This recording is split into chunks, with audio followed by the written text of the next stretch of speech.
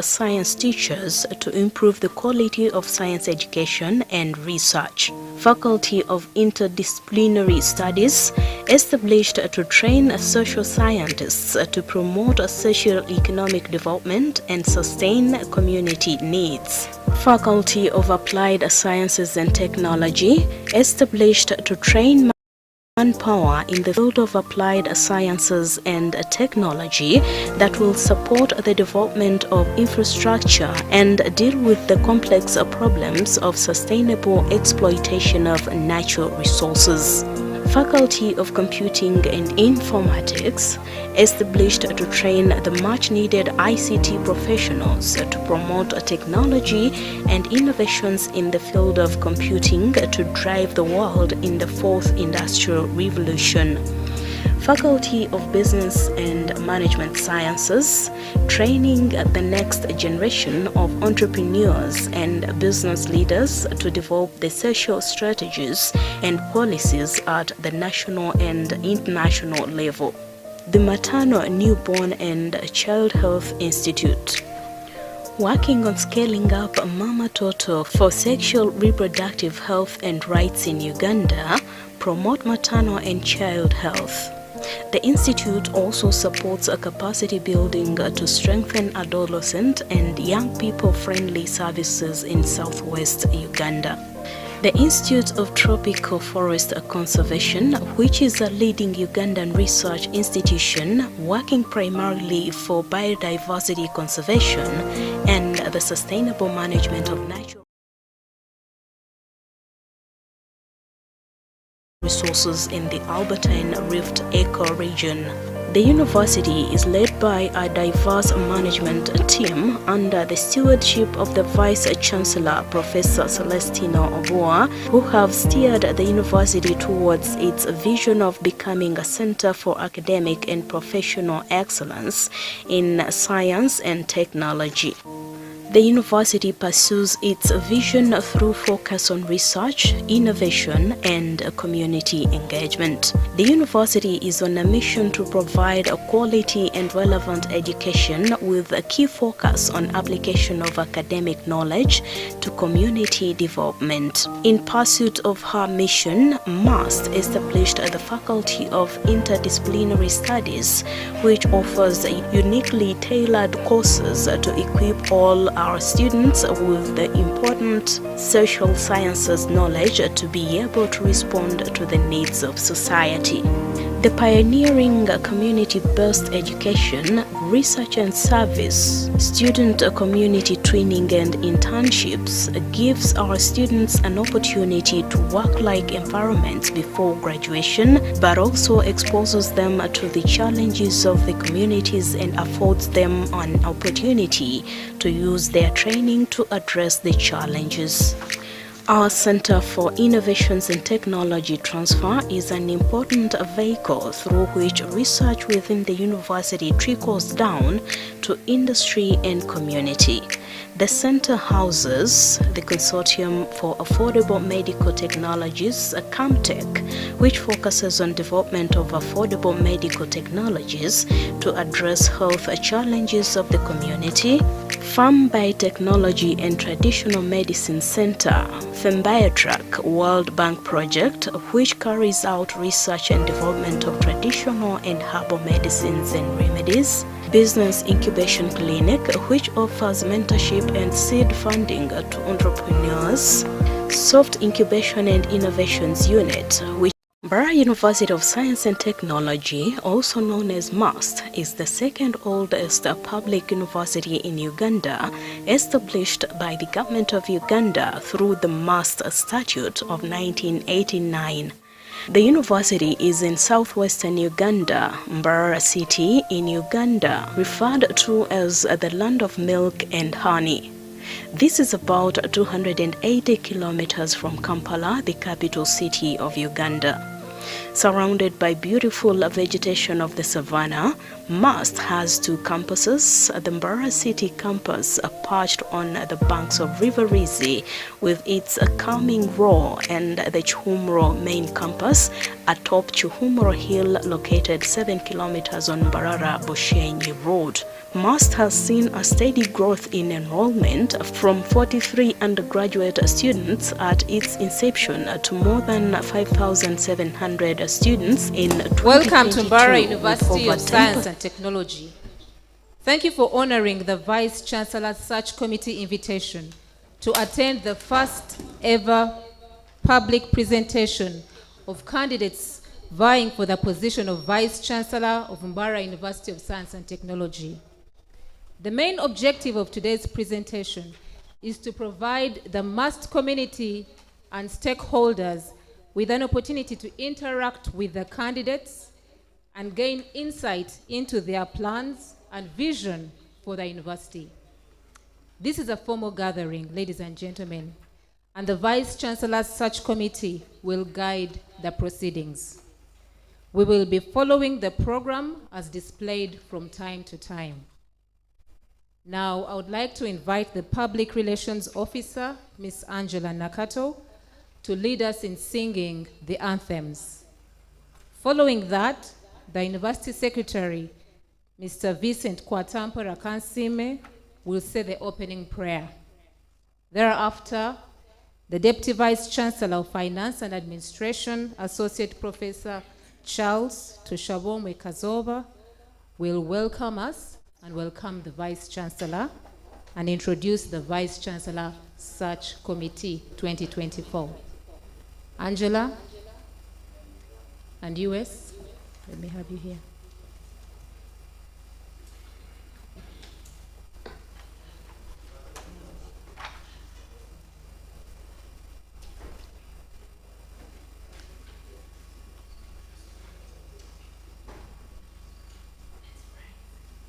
Let us rise.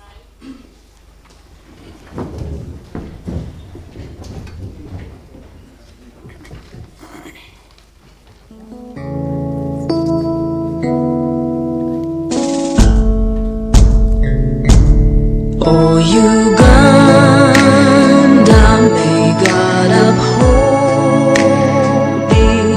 We lay our future in thy hand. United, free, for liberty, together we'll always stand.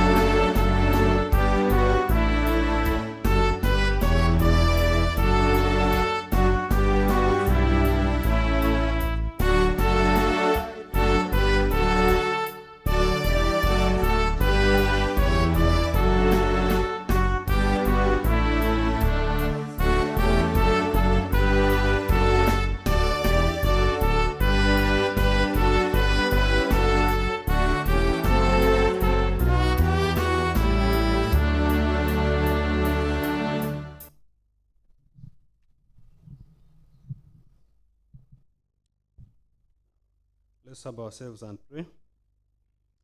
Almighty God, we thank you for today. and for the gift of life. We thank you for our institution, Mbarara University of Science and Technology, for which you have called us to serve. We humbly ask that you guide our program today, that we are about to begin, and help us navigate our path. More specifically, our thoughts, words, and action. Let your blessings descend upon us and our candidates in particular as they make their presentations before this congregation. We know and believe that leadership comes from you alone, and we pray that you bless us with the leader chosen by you. In God's name we pray. Amen. You may take your seat. Associate Professor, Deputy Vice Chancellor, Finance and Administration.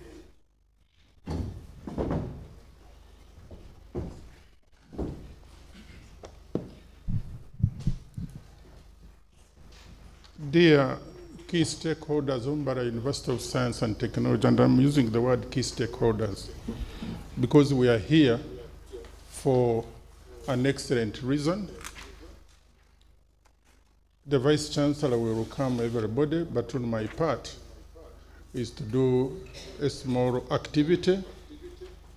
It's just to welcome the search committee to your university, to Mbarara University of Science and Technology, the university of the future, the university that is well known as the best university in this country and known for science and technology.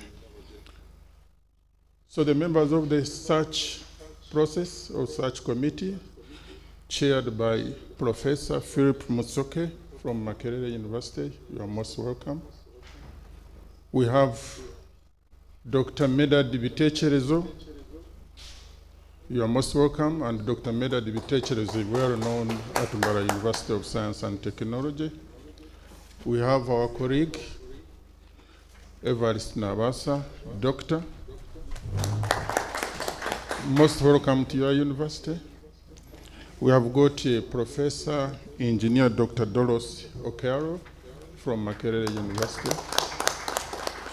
We have got Dr. Stephen Chisaka, a member of council and the chairperson for appointments board. To everybody on Mbarara University of Science and Technology, you are most welcome, and thank you for making Mbarara University of Science and Technology what it is and what is going to be.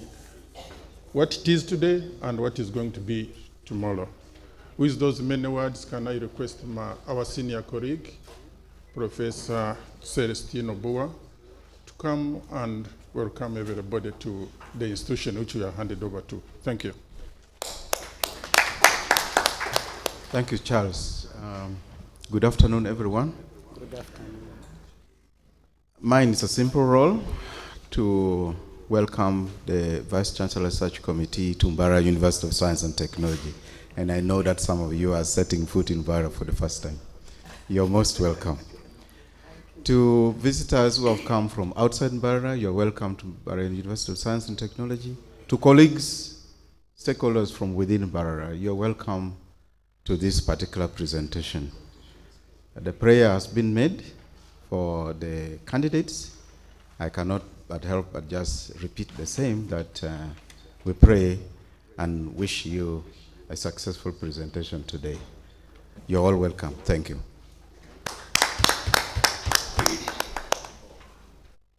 Just to say that the chairperson of council is here. His role will be to give the final remarks after today. Thank you.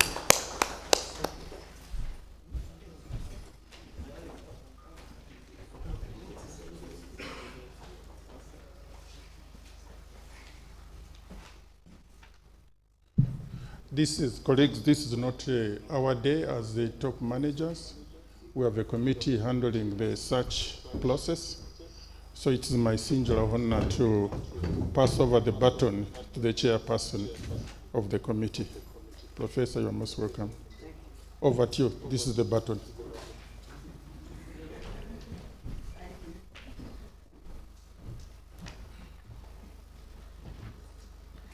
Good afternoon, everybody. Good afternoon. Mbarara University Science and Technology, Chair of the Council, Dr. Namara, Council members, the Vice Chancellor, Senate members, top management, members of Parliament who are present, ladies and gentlemen, it's a great honor and privilege to have served as the chair of the Vice Chancellor Search Committee. We've all been introduced, so I won't repeat it, but just to say that the Search Committee consists of 2 council members and 3 Senate members of must. We were selected, and I was chosen unanimously to chair the committee following the guidelines of Mbarara University of Science and Technology. The process was very transparent. It consisted of 3 phases. The first phase was an advertisement where everybody was open to apply if they were eligible.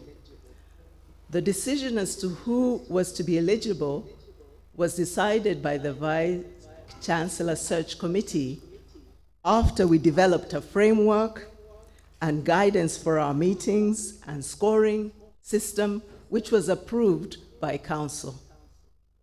The first phase after the advertisements was shortlisting of candidates to ensure they fulfill the criteria. After the shortlisting, we had an open interview process, face-to-face.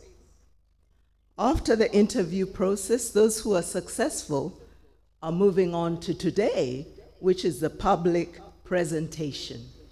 We will be scoring on all these phases, and then the most successful candidates will be handed over to Council to make the final decision, because the Vice Chancellor Search Committee will have done its part. So today is a very important part. It's part of the scoring system to ensure that our candidates present to the public what future they have for MUST. Thank you very much.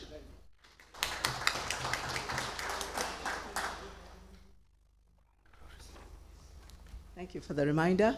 We have some ground rules to make sure that all of us are on the same page. I'm going to ask Dr. Nabasa to come and give the ground rules. Thank you.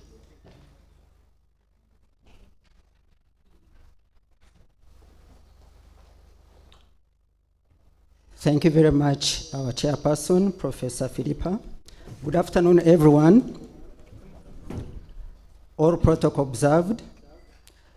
These are the ground rules that our committee has come up with for today. 1, we expect the presenters of today to manage their time. 20 minutes of presentation and 20 minutes of interacting with the public. Number 2, we expect all our phones to be in silence, together with us here and for the candidates. Number 3, we request that there shouldn't be any taking of pictures and recordings other than the press and the officials that are required. Number 4, the right to speak will be given by our chairperson. So we don't expect someone to just rise up and begin speaking. Please go through our chairperson.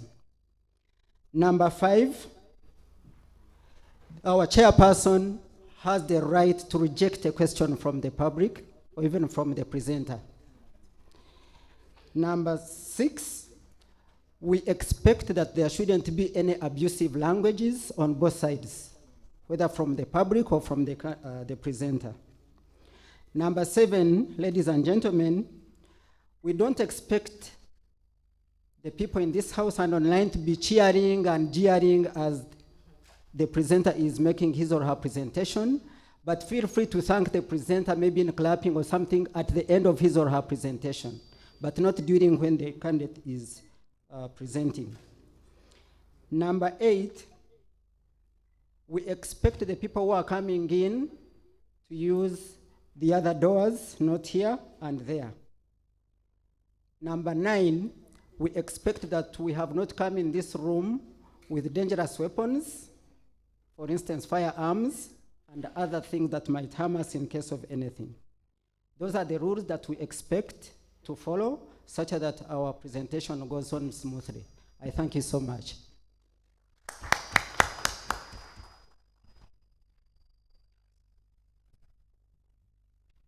Thank you very much, Dr. Nabasa. We're now going to have the presentations. Okay, thank you very much. Just for everybody to know, there are 5 presentations. We'll have 3 in succession, and then we'll have a break. But please do not leave until the last presenter has presented. It will not be nice to have him or her presenting to one person. So the first presenter will be Associate Professor Juliet Mwanga Amompaide, Director of the Mbarara Epicenter.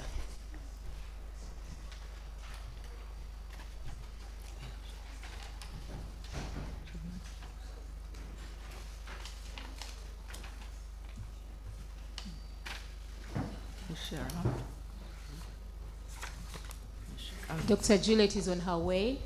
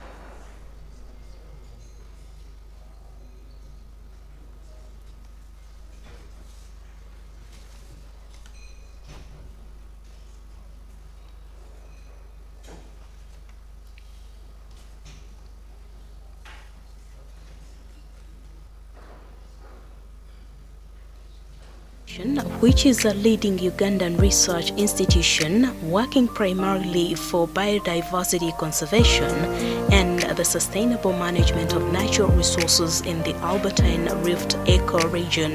The university is led by a diverse management team under the stewardship of the Vice-Chancellor, Professor Celestino Obua, who have steered the university towards its vision of becoming a center for academic and professional excellence in science and technology.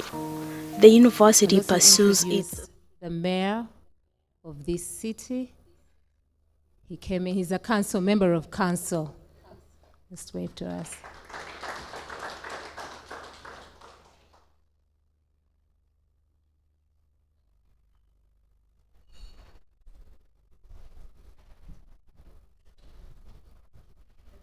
Vision through focus on research, innovation, and community engagement. University pursues its vision through... Mbarara University of Science and Technology, also known as MUST, is the second oldest public university in Uganda, established by the government of Uganda through the MUST Statute of 1989.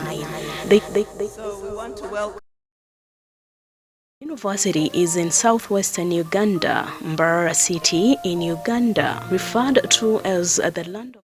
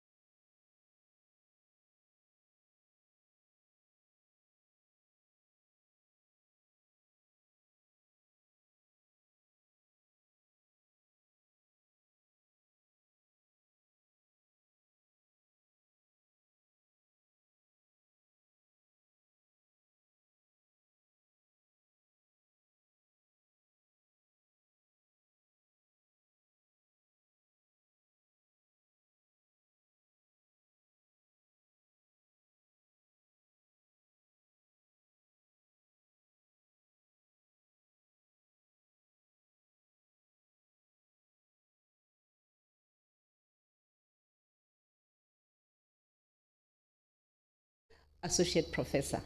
I was then appointed as the director of the Epicenter Research Base, where I continue to serve Mbarara University of Science and Technology. In addition to that, I have been a board member of various committees, government, non-government, and even Mbarara University of Science and Technology, where I took the knowledge that I have for leadership, but also gained immense knowledge while serving these different roles. So my proposed vision for Mbarara University of Science and Technology and mission are anchored on the Mbarara University and Science of Technology vision of a center of excellence in academics and professionalism, the Uganda Vision 2040 of taking Uganda from a mainly poverty-stricken country to a modern and prosperous country, and the African Union Agenda of 2063 of the Africa we all want, where Africa will be united, prosperous, and peaceful. But also the mandate of all universities globally, where a university is supposed to teach, carry out research, and contribute to community development. So my vision, therefore, is for Mbarara University to be a center of academic excellence, research, and thought leadership, where thought leadership is knowledge generation and sharing the knowledge. And my mission is to produce highly skilled, empathetic, innovative, and transformational science and technology professionals dedicated to driving sustainable development at a regional, national, and international level.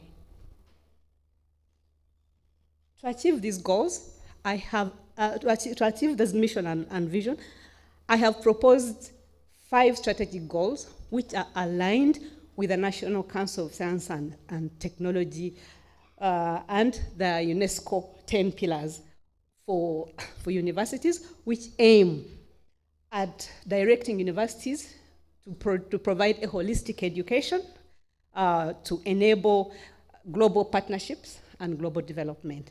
So the first goal is to achieve academic excellence, to strengthen research, thoughtful leadership and innovation and knowledge transfer, to nurture partnerships and community engagement and enhance university visibility, to ensure efficient and accountable management team and human resources, and to enhance resource mobilization, utilization, and financial sustainability. And I'll give the details of how to achieve this very soon. So I have proposed these strategic goals to help me achieve this goal. Number 1, we shall lean on what Mbarara University has already. As a public institution, Mbarara University receives funding from the government. Mbarara University already has infrastructure and a skilled human resource that will help in achieving the goals. Mbarara University already has partnerships. Thanks to our predecessors, we already have partnerships that we shall build on and create more partnerships. It's important that we involve other key stakeholders, such as ministries, departments, and agencies, to involve private partners, to involve other sister universities, both nationally and internationally, to involve important stakeholders like the National Council of Higher Education and the National Planning Authority, just to mention a few. It's also important that all staff take up this business plan and participate in implementing it and own it. And then, of course, it has to be data-driven. We have to have evidence by analyzing data. So our decisions have to be data-driven. And by all means, we have to seek and rely on the guidance and supervision of top management, the Senate, and the University Council. So, to achieve academic excellence by enhancing teaching and learning, I propose to promote an enabling environment for training and learning. We have to leverage on ICT. I know we already have some ICT, but we have to make it stronger. We have to go, digital like everyone else. We have to start using artificial intelligence. We have to, by using e-learning. Excuse me, but there's a lot of covering my screen. Can it be worked on, please?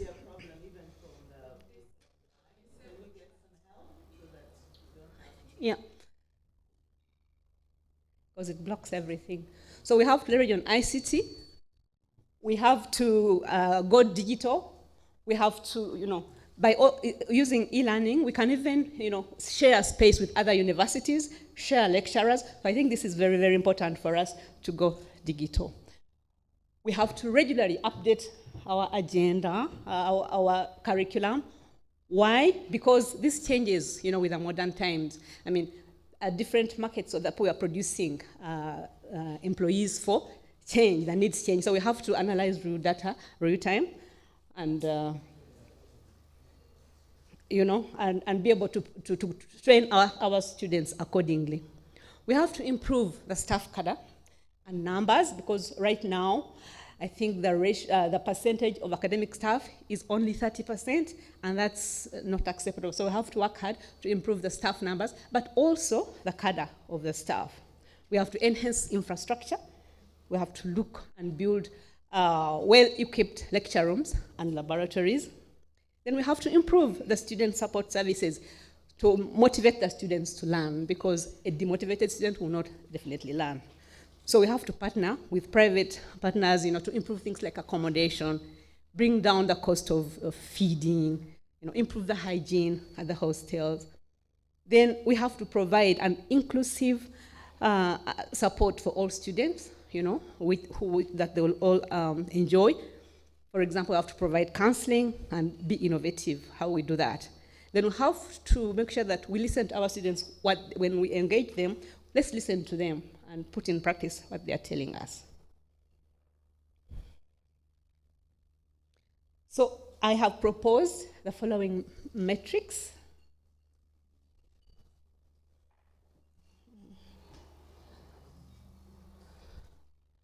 Okay, to assess that what we are teaching is working. The slides are not moving.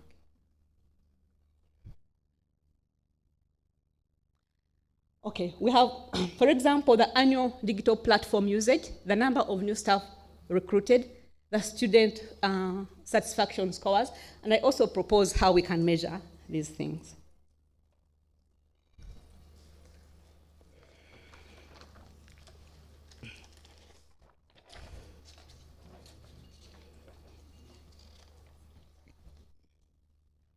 So to strengthen research, thought leadership and innovation, I propose consolidating and broadening our research ecosystem.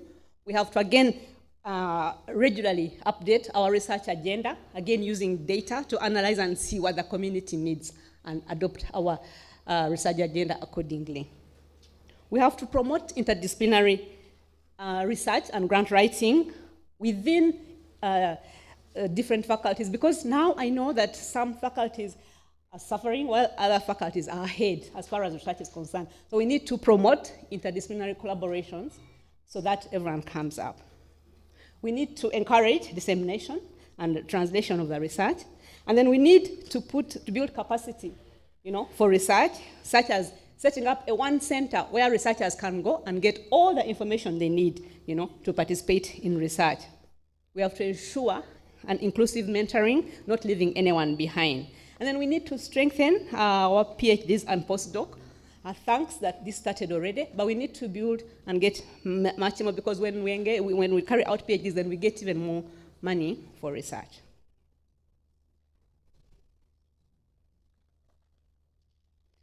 So how can we measure this? For example, an updated research agenda, amount of money that we get for research, the number, because when our university becomes a leader in thought, we have to see how many people are being invited to speak, at different areas. Next, please. So to strengthen partnership and community engagement and to enhance university visibility, we need to strengthen the existing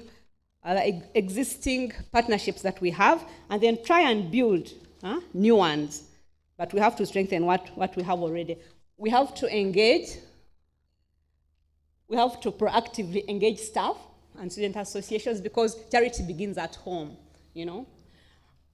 and we have to be intentional to work with alumni to do this. Then we have to enhance the university image by strengthening our public and international relations office. In fact, I propose if we can start a university advancement office under which all these two offices will lie. Then we have to enhance diversity, equity, and inclusiveness, and this has to begin at home. So we have to work as one. We should not have them and us. We are one university. We have to be one. We have to tolerate each other. We have to work as one. And then when we are like that, we can attract others also, And then we have to be intentional, talk about this diversity, no segregation. We have, of course, to promote a culture of publishing in high-impact journals. And we can manage this by setting money aside. When a researcher is successful in producing a paper, let's support them to publish in high-impact journals, because this then will raise our metrics. Next, please. Yeah, so I propose some metrics. For example, the number of external partnerships that have been formed, the number of collaborative activities with stakeholders, the number of disseminations carried out annually, and I also propose how to evaluate simple things like annual partnership records, research dissemination records, and so on. Next, please.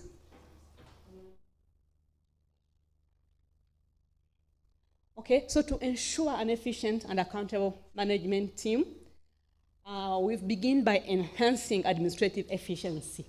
It's very important that the top management and the university council work synergistically. If there's a division in these two organs, then the university will not work well.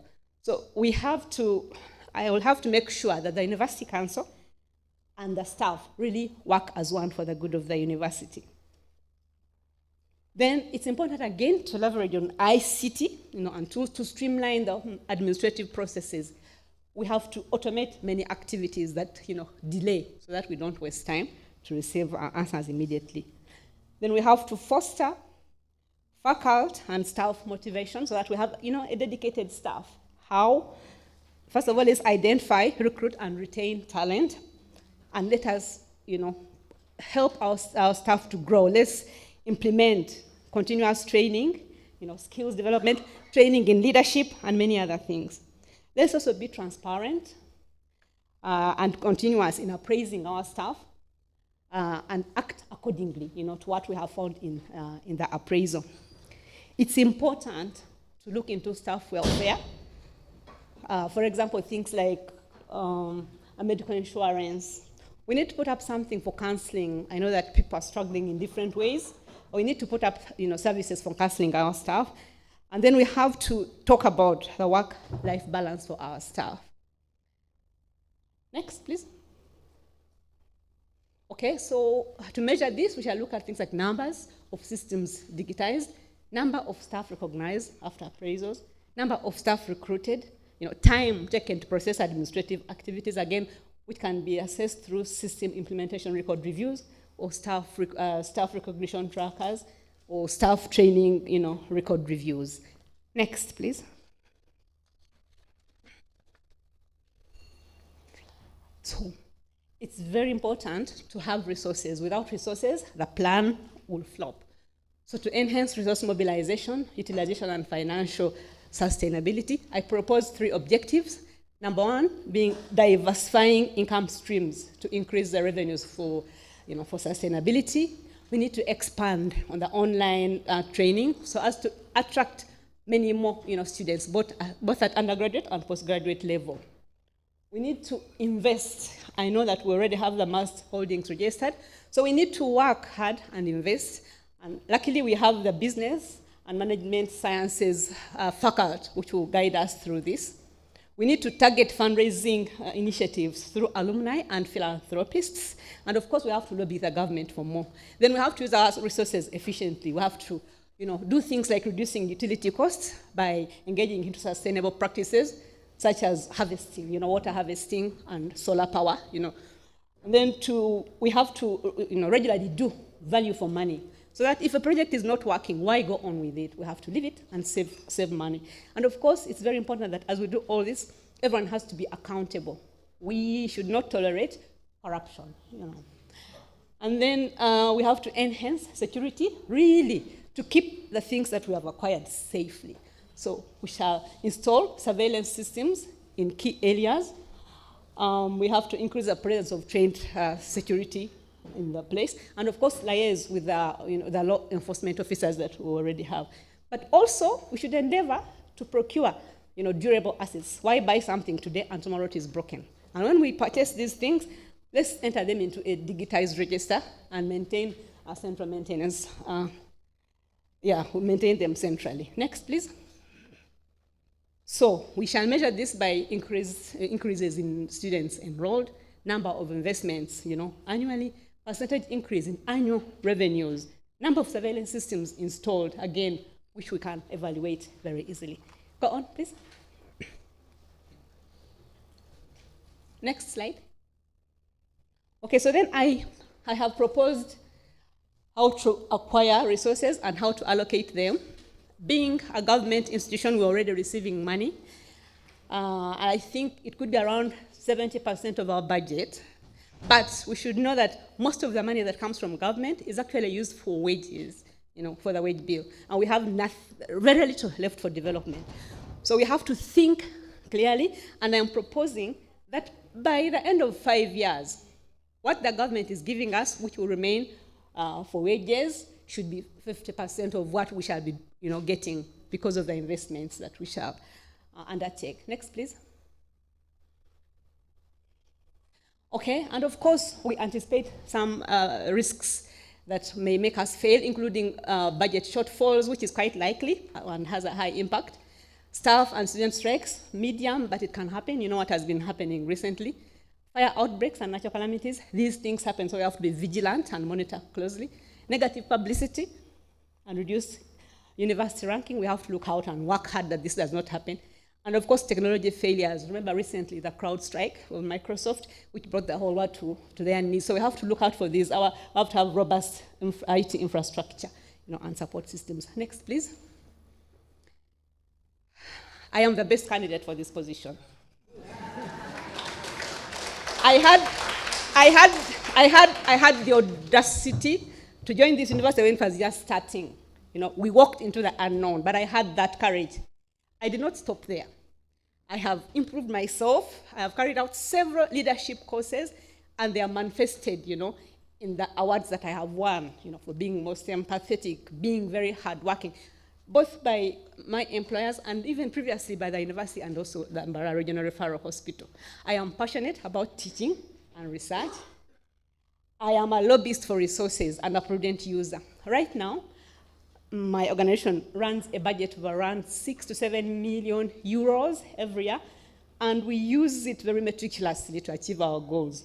I am a believer in stakeholder engagement and creating a vibrant ecosystem. Ladies and gentlemen, the courage with which I had to join this institute as a pioneer, the courage which I had for joining the unknown is the same courage I'm bringing to take Mbarara University to the next level.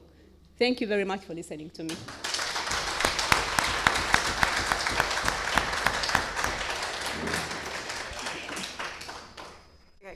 Thank you very, very much, Professor Juliet Mwanga. We appreciate your presentation and also for keeping time. We're now having 20 minutes for questions. We welcome the people online. You're also very welcome. We appreciate your attendance to this presentation. Apologies for some of the challenges at the beginning. I hope they're sorted out now. And we'll welcome your questions as well. So we'll start off in the room, and we're on to ask first questions from Senate or Council members first, and then we'll have academic staff, and then we'll open it up to the whole room. So if there are any questions, this is the time for our professor.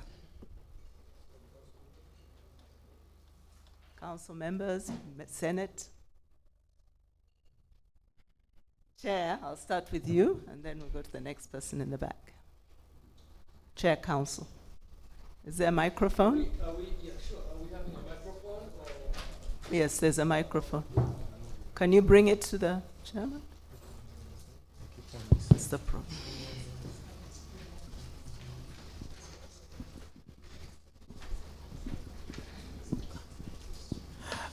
Thank you very much, Juliet. I really appreciate and I enjoyed your presentation. Thank you, Chair. Once again, I think the university should apologize for the instability of the internet and the rest of it. I'm sure those are the things that you'll solve as soon as you take the reins of power. I have a question for you. In your presentation, I know you mentioned the stakeholders. Did you consider twinning of this university with the, and how would you do it, and how valuable is it, and what are the risks of twinning, if it is useful at all? And on resource mobilization, I noticed that you are fully aware of the different income streams and the rest of it, but how can you be more innovative than the general acceptable generic ways of raising funds? What are you bringing in new on resource mobilization? Thank you very much. Professor, please go ahead and answer, and then we'll take the next question.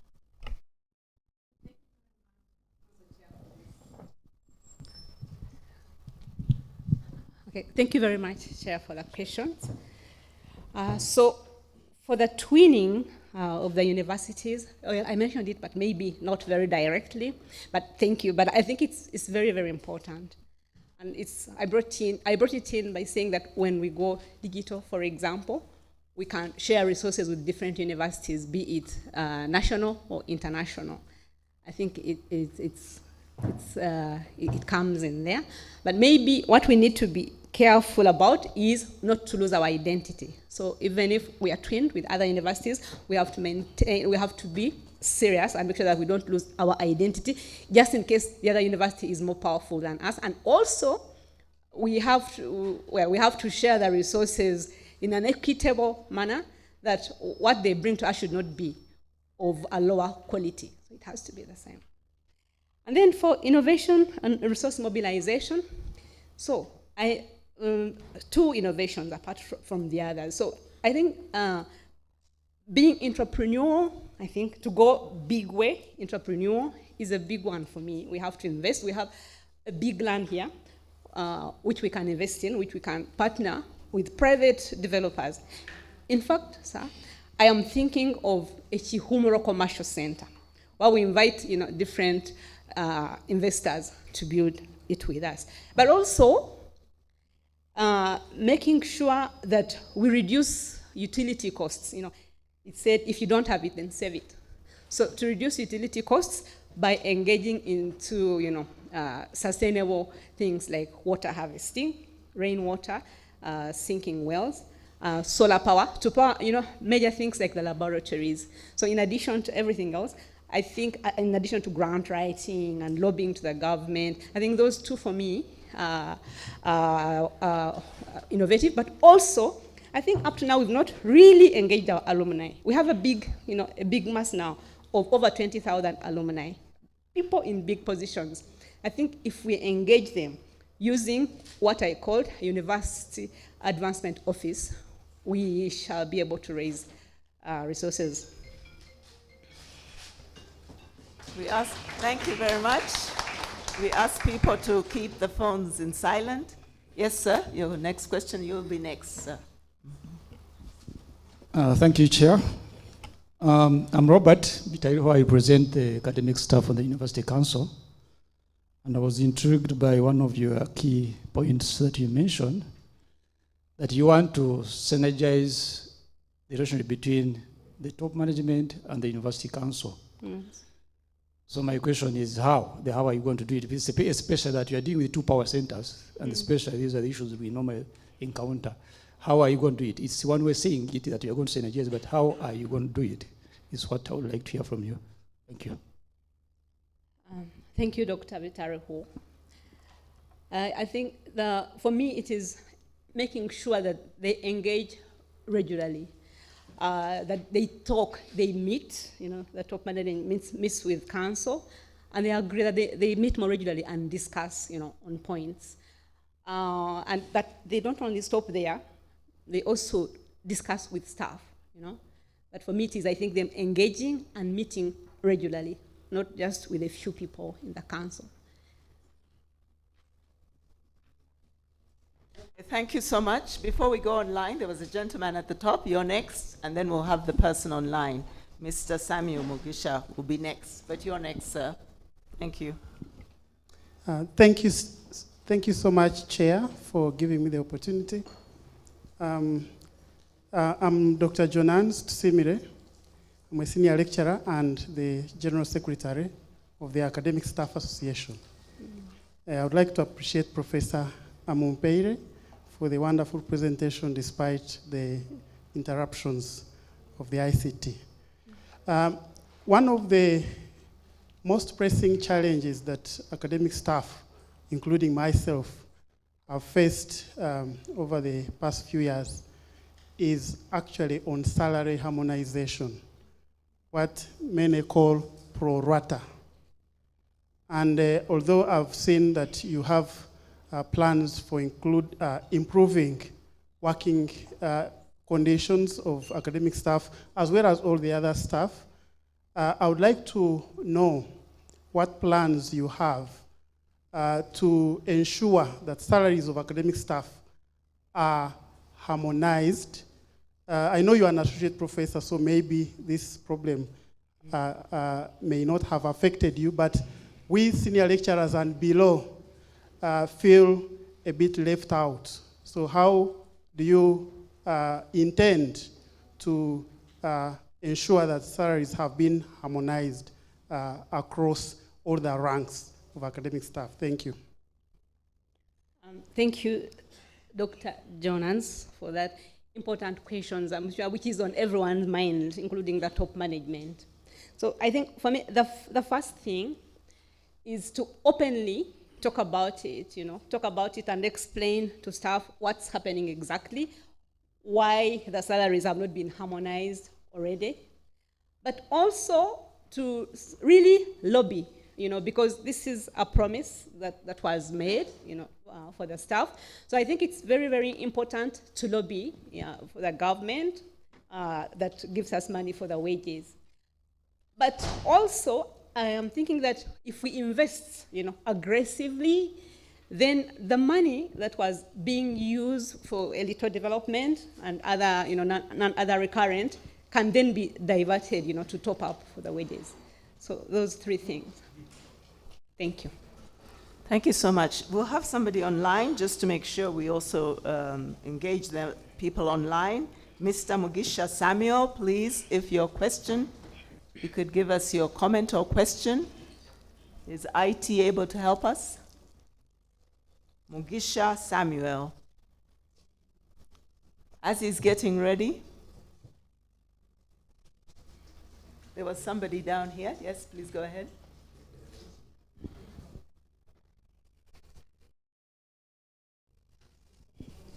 Thank you, Chair. I'm Dr. John Sobungoloch. I'm the Dean of Applied Sciences and Technology. Thank you so much, Juliet, for your presentation. Very inspiring. I expected to see some statistics when we talk about publications. I would expect to see how many do we publish now, where do we want to go. When we talk about increasing grants, how much do we generate now, how much do we want to generate. But I'll pick one on staff recruitment, which you also mentioned. And this is one of the challenges, again, that really affect us as a university.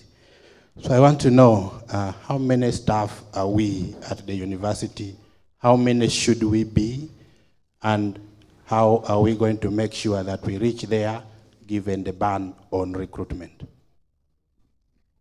Thank you very much, Dr. Wangolot.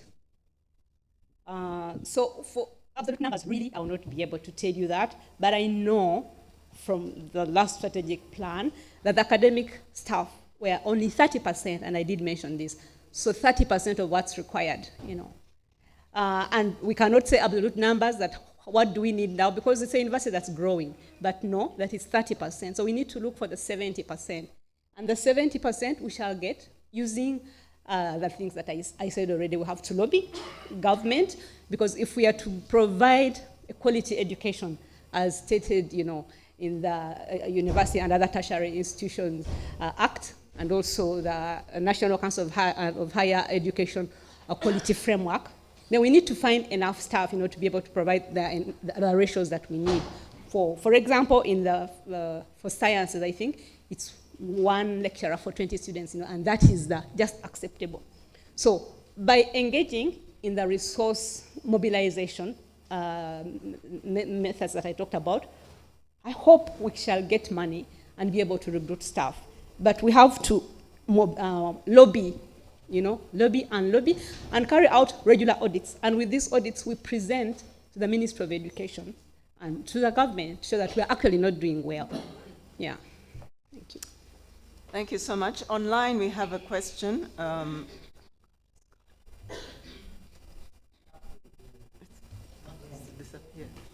Sorry, we just Thank you very much. Yes, good. Go ahead, Mr. Mugisha. Yes, hope you can hear me. Very clearly. Yeah, thank you for Professor for a wonderful presentation. My name is Samuel Mugisha, a staff in the Faculty of Computing and Informatics. And I have a quick observation from the metrics, the performance indicators that you presented. I note that most of them are mostly looking at the number of achievements done. And I don't know whether you intend to talk about this, but what about the quality? I feel like we get it wrong when we focus on the numbers. The quality is not being looked at so much. So what about quality metrics embedded in those numbers, so that it's not just counting the numbers, but the quality at each level? Yeah. Second comment is on the IT infrastructure. Professor, I don't know if you're aware of the ratio of computing infrastructure to students. For instance, how many students can realistically access ECO from the university resources? You mentioned about heading to artificial intelligence, but before we even reach there, what's the plan really so that the ratio is brought to 1-to-1, at least for every student to access resources, computing infrastructure when they need them? Thank you very much. Thank you very much, Mr. Mugisha, Samuel. Those are very, very important questions. So for the qualitative, so actually the metrics I showed are just a few, but there are many more, and they are in my detailed business plan, which I hope you'll see very soon. But I do mention some qualitative ones. For example, I can mention the quality of the graduates that come out, over, for example, for academic excellence. And then for digitalization, how well, okay, first of all, how well is the internet staying, for example? How often is internet on or off? And then for the IT infrastructure, yes, I know that it's bad, and that's why I also mentioned that we have to improve infrastructure, including IT.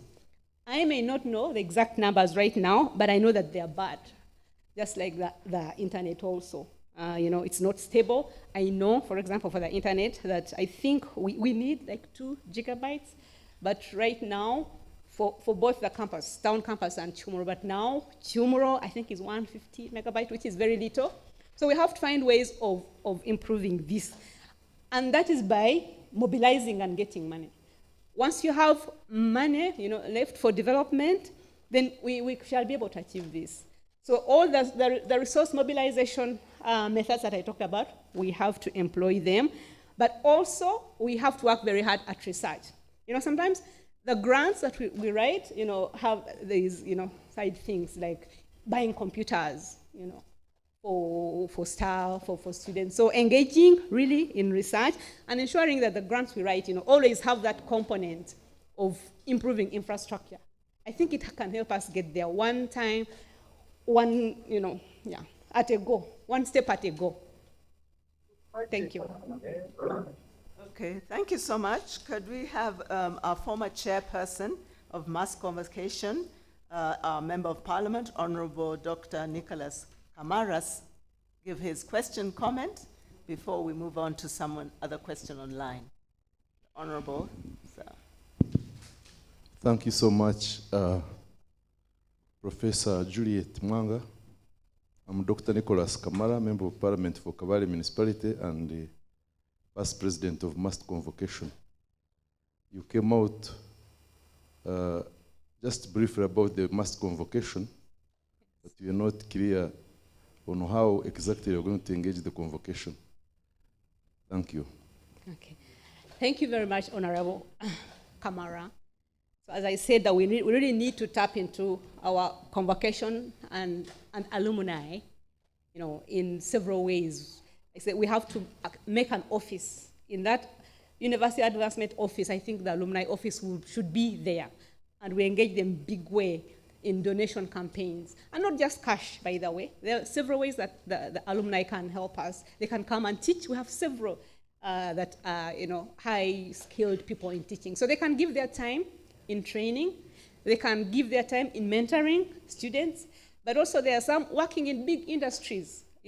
They can help us for placements, not only for students, but also for staff, many industries. And they can also help us lobby for money. There are those who are in government. We really, really have to engage them. Thank you. Okay, we are running out of time, but we have another question from online, from Mr. Patrick Okello.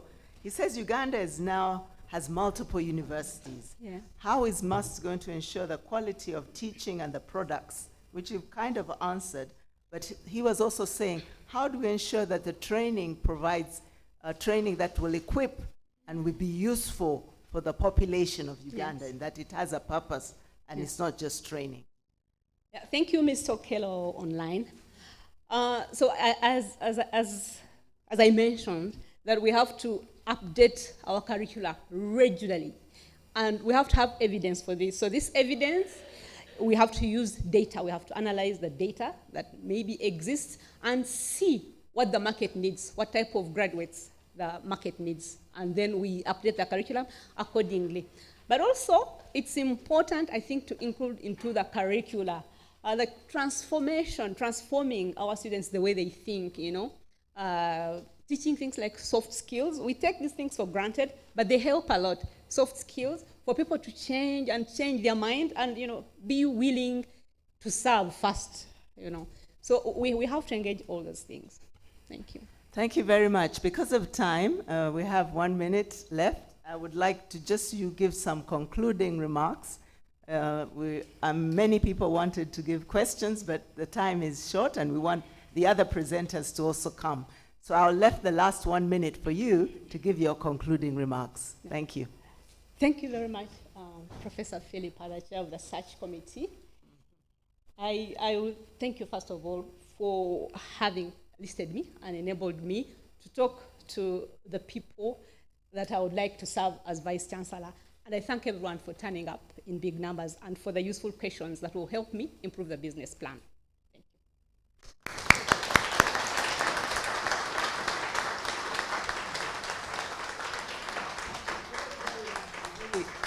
Thank you very, very much. We really appreciate your enthusiasm, your time and commitment and willingness to serve, and your presentation today.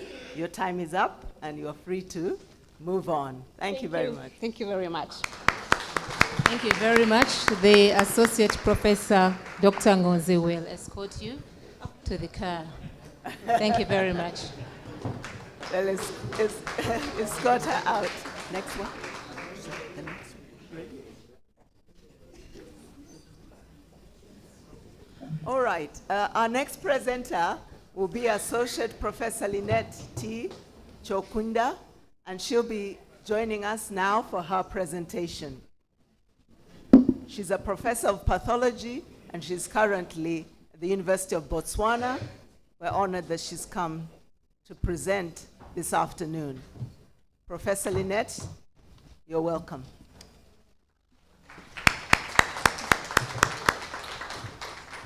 Thank you very much, ladies and gentlemen. Good afternoon. All protocol observed. I want to thank you for this opportunity. Thank you. So I'll go straight to my presentation.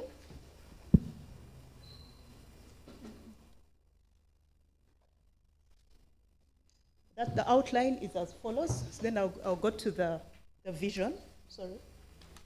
That's the outline. I'll go to the vision. Yeah, it looks like it's lower this side. So the vision as Vice Chancellor must, my vision is as follows.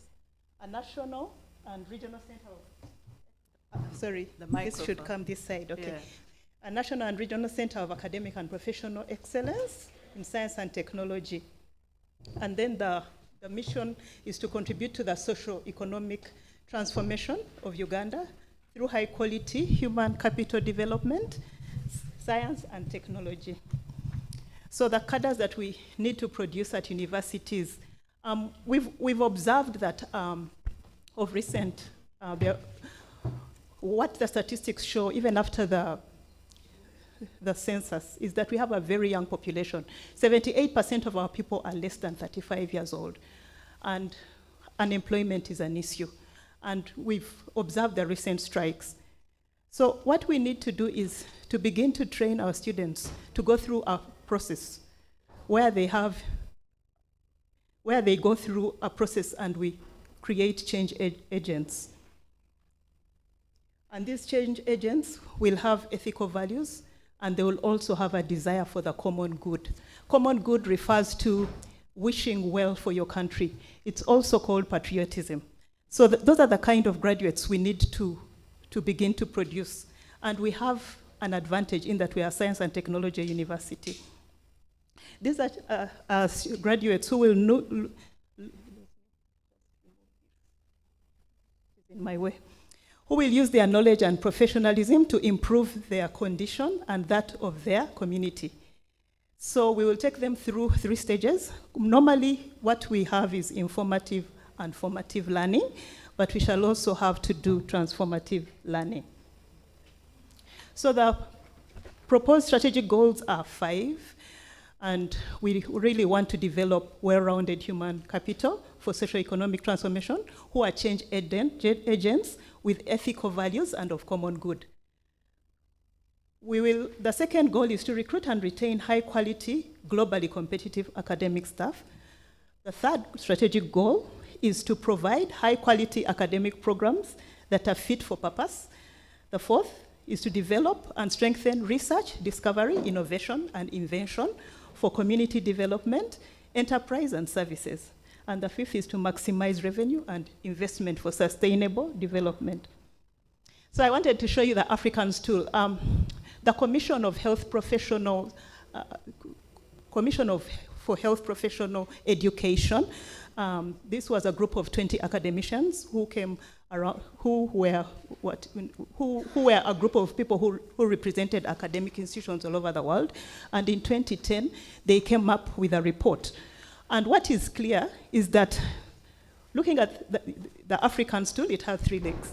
And what we actually do at universities is we provide service. As a doctor, I'm more conversant with seeing patients. As we see our patients and treat our patients, we are able to teach our students. When we teach our students, we come across questions with no answers, and hence these answers are important for research. So the African stool is so important, the 3-legged stool. When one leg is broken, the stool will fall down. So in the implementation strategies, therefore, we need to begin to look at things differently. So I'm going to talk about the 4 C's, the criteria for admission. What is the criteria for admission? Did you just come to medical school because your parents wanted you to do medicine? Did you come to engineering because your parents wanted you to do engineering? You are not really interested. Have you been prepared as you come into university for the program that you're going to take? I'm familiar, I know in Uganda we refer to them as courses, but I'll be referring them as academic programs. So then we have to think about pre-entry examinations. We have to think about competencies of our graduates, the channels through which they have to go through for them to get to the level of transformative learning, where we expect them to be change agents, and also look at career pathways.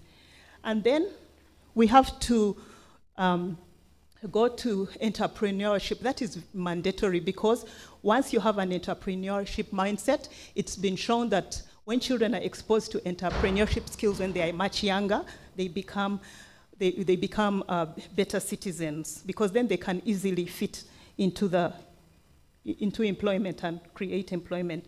And then we also need to do quality assurance and system-based curricula. This refers to what exactly are the systems out there? How is the health system? And what are the needs of the health system? Not just to produce graduates but to meet the needs of what is the need of the system, whether it's engineering or it is health. We want to see our graduates go out and be change agents. Where there is a road that needs to be fixed, they can find ways of doing that rather than complain. So those are the three levels: informative, formative, and transformative. Informative, we give our students knowledge and skills to become experts. Formative, they socialize and they develop values, they become professionals. And then transformative, they gain leadership attributes. Leadership attributes are key in getting them to be enlightened change agents. So what are the required attributes and competencies? These students will be required to work where services are most needed, and so the selection process is key. Attitudes, and they should be socially accountable. And then they should be able to respond to health and social needs, training in real-life situations in the community. Like when we are doing community development, it's about the community. What is the need of the community? Is there a very high level of malnutrition? Is there stunting? We need to respond to those and see how we contribute to that effectively. And then we should also be able to deliver quality care with available limited resources, achieving the most out of the little that you have, because we know we have constraints in our health systems. And then they should be clinical excellence as a foundation for teaching and research, and the learners they should be leaders and change agents as well as mentors, and they should be interested in continuous self-directed learning, and also become effective communicators with team. So we shall use team-based learning practices. So I want to talk about the triangle that moves the mountain. At the top of the mountain is knowledge creation, that is the university. And then the community comes in at the bottom, social mobilization and their involvement. And that involvement should be at political. Political involvement is key in trying to make this mountain move. Thank you. So in regard to the performance matrices, the well-rounded human capital who will be developed for socio-economic transformation, the number of well-rounded graduates, we should take into account of that. And then for high-quality academic staff, we shall look at number of high-quality staff recruited. And then, of course, in regard to graduates, we have to look at how many of our graduates are going out to the rural and the peri-urban areas to work there, because the tendency is for all of us to go into the areas which are urban. And then high-quality research, high-quality academic programs which are fit for purpose will be developed. And then, of course, high-quality research, innovation, community development, enterprise, and will be strengthened. And then, of course, the matrices are those in terms of research is publications, patents, and innovations, new grants won, awards given. And then, of course, for university revenue, that one needs to be maximized. And then, of course, community engagement. I'm talking about community engagement rather than development, because it has to be a two-way. We can't go and develop the community without engaging them. So then for financial resource acquisition and allocation, traditionally we know that universities, they get their traditional income from government subsidy, tuition fees, and industry research funds. And these are usually allocated to research projects, and those who are investigators on the projects are able to get a time effort either of 20 to 20%. So what I am proposing is that MUST needs to excel. We need to succeed. We need to build a reputation for attracting funding, and that reputation is of being an accountable institution. We have to be accountable. And then, of course, we have to have strong community-based programs, because the problems, the health problems and all the other problems are faced by the community. And then, of course, the key responsibility of the Vice-Chancellor will be to raise philanthropic and corporate social responsibility donations, which will be done locally and internationally. And my university mobility from Makerere University now to University of Botswana has given me advantage in that I have been able to source those kind of collaborations.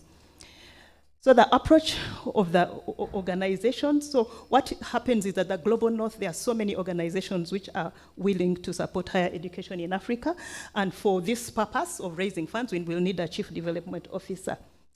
So for risk management and contingency planning, for human capital development, usually we are relying on government sourcing, and so the risk will be mitigated by implementation of a strategic program and qualification metrics, which is aligned with external accreditation and comprehensive internship and learnership. Then for high quality academic programs, the National Council of Higher Education will check this because it has to do the accreditation. And then when there is failure to develop that the risk is failure to develop high quality research and innovation, it will be mitigated by having a research strategy, a new research strategy, which will be used to strengthen research management structures and to improve research skills, resources, monitoring and evaluation. And that will be, then the last one on community engagement will be mitigated by a community engagement strategy. So furthermore, on the risks, the failure to stabilize, organize, and strengthen the university's financial base, what happens is that usually the controls are weak because we depend largely on government. However, we shall need a highly prescriptive and an incremental approach to budgeting and a poor record of, usually we don't keep good records of generating third and fourth stream income. And then for failure to establish, that's the risk, failure to establish university-wide quality management. That risk will be mitigated by monitoring of a university-wide quality management system. And then, of course, failure to recruit globally competitive academic staff who have a good mix. We need to have a good mix of senior and junior staff. That is so important because we need to do mentoring and development, career development. So that risk will be mitigated by ensuring development, implementation, and monitoring of academic recruitment plans, which ensures a good mix of senior and junior. So I just wanted to tell you that as I conclude that I began my career as a doctor at the Uganda Cancer Institute, and one of the challenges that I faced being a young doctor and almost working alone on a cancer ward was that the patients did not have drugs for medicine. And when they bought them on the black market, they were very costly. So what happened was that I was able to reach out to joint medical stores and get these medicines for the patients on a retail basis. That was Uganda Cancer Institute. At Makerere University, I was able to set up a core laboratory, and this core laboratory has been instrumental in providing ancillary pathology laboratory services. Since then, many other labs have been built around Mulago Hospital and Makerere University. At University of Botswana, I was given a department to head where there was hardly any progress in training for Masters of Medicine Anatomical Pathology. When I joined in 2018, we didn't have any citizen pathologists, all pathologists expatriates. So the task was we train. So in 2018, this program had been running for 5 years. There were no graduates. So I set in place collaborative engagements with partners within Africa and internationally, and now these students are able to graduate within 4 to 5 years, yet initially they took 9 to 10 years. So I am clear about what I'm expected to do as a VC. I'm open-minded, decisive, collaborative, results-oriented, and I'm prepared for this job, and this is what I'll do. Thank you very much.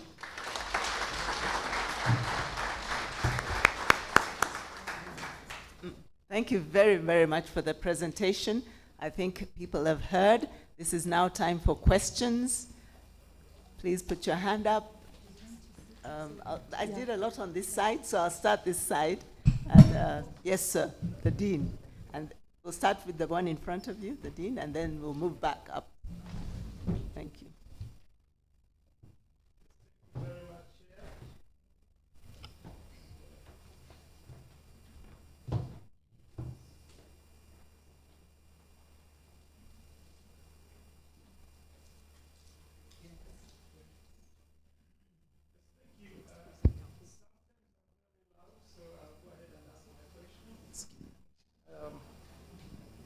Your presentation was great.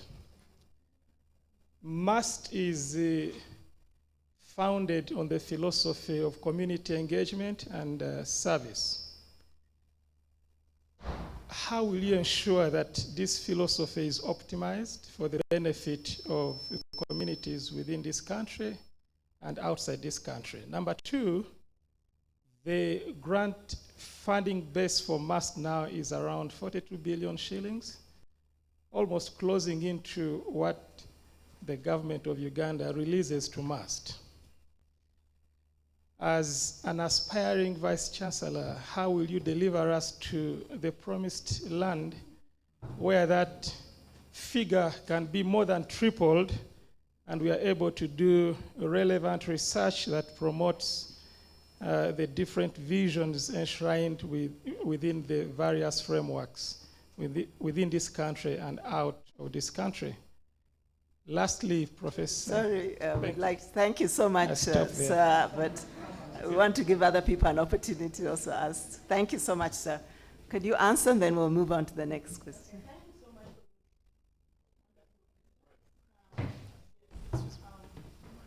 Incidentally, I am MUST alumni, 1990 cohort. So I am very conversant with the mandate of MUST to engage in community engagement. I think when I was presenting, I emphasized the fact that we have to train within the community.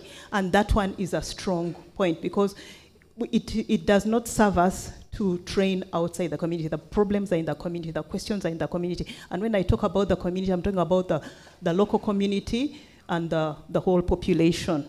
So you asked how will it be benefited? The philosophy on community engagement, that one is strong at MUST, and it has to be upheld. And we have to train our students within the community. I talked about problem-based and team-based learning. What has happened over time is we are moving from problem-based to system-based learning. What exactly within the community are the problems? We know that, for example, if I talk about engineering, we know we have so many feeder roads that need attention. How are our engineering students being trained within that community to ensure that they contribute to bettering that community? So they will actually be within the community. So for that one, I think, yeah, that's the way I answered it. And then for the amount of money that comes to the university, that needs to be tripled. And this is something that I'm going to lobby for to make sure that we triple these funds. And I will be persistent on that. I'm also determined to reach out to other sources of funding, which include philanthropy, which include looking out for all partners that we can convince to get us these funds. And alumni is one of the constituencies that I'll definitely look into, as well as the international partnerships that I've developed over time, which have helped me in my work at the University of Botswana in making sure that the programs run. So I promise to bring those collaborations to MUST. Yeah, so, yeah, that is the answer to that one. Thank you. Thank you so much. Can we have the hand up, the gentleman, yes, you, and then we'll have somebody online. These two will be next. Thank you, the chair, and thank you, Professor Linet, for the wonderful presentation. In your presentation, there were so many nice things. However, I didn't see much on student engagement and support. So, Professor, I would like to know your plans for student engagement and support. Yeah. Thank you.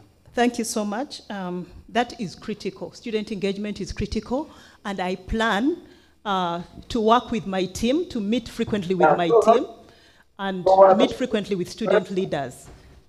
Sorry, there's a feedback. Meet frequently with student leaders to understand students' problems. Yes. I am a team player. I know how to create teams, and I have always worked well with teams. And I know students' issues are crucial at university. And students' issues have to be listened to and addressed in a timely manner. So that one I am committed to doing. I am committed to ensuring that I keep in close relationship with student leaders at the university. Thank you so much. Okay, we'll go online before the lady and then you. We have Vincent Mwesije. Can he ask his question or provide a comment? Thank you, Chair. Thank you, Chair. Thank you, Prof. Linet, for the presentation.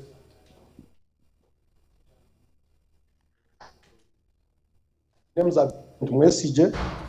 I'm a collaborationist from the Department of Collab Science, Faculty of Medicine. We appreciate your presentation, but we hardly talk about the activities of special staff and other support staff. We appreciate that we usually see students graduate, especially in the Faculty of Medicine and Faculty of Applied Sciences, where we have for staff teaching,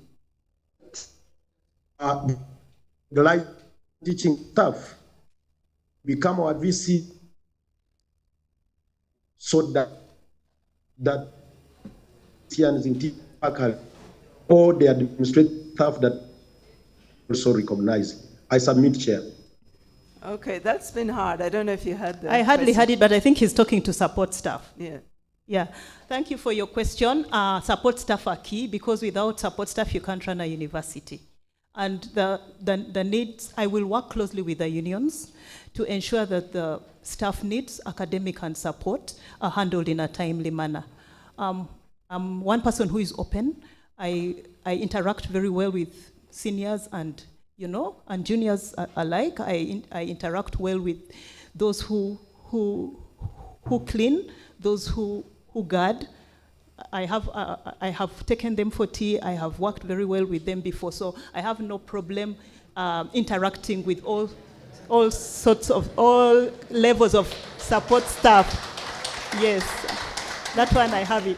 I don't have a problem. So for support staff, don't worry. I will take care of your concerns, because I'll keep an open line with all the support staff at all levels. Thank you so much. All right, thank you. I have the lady before you. The lady, you had your hand up.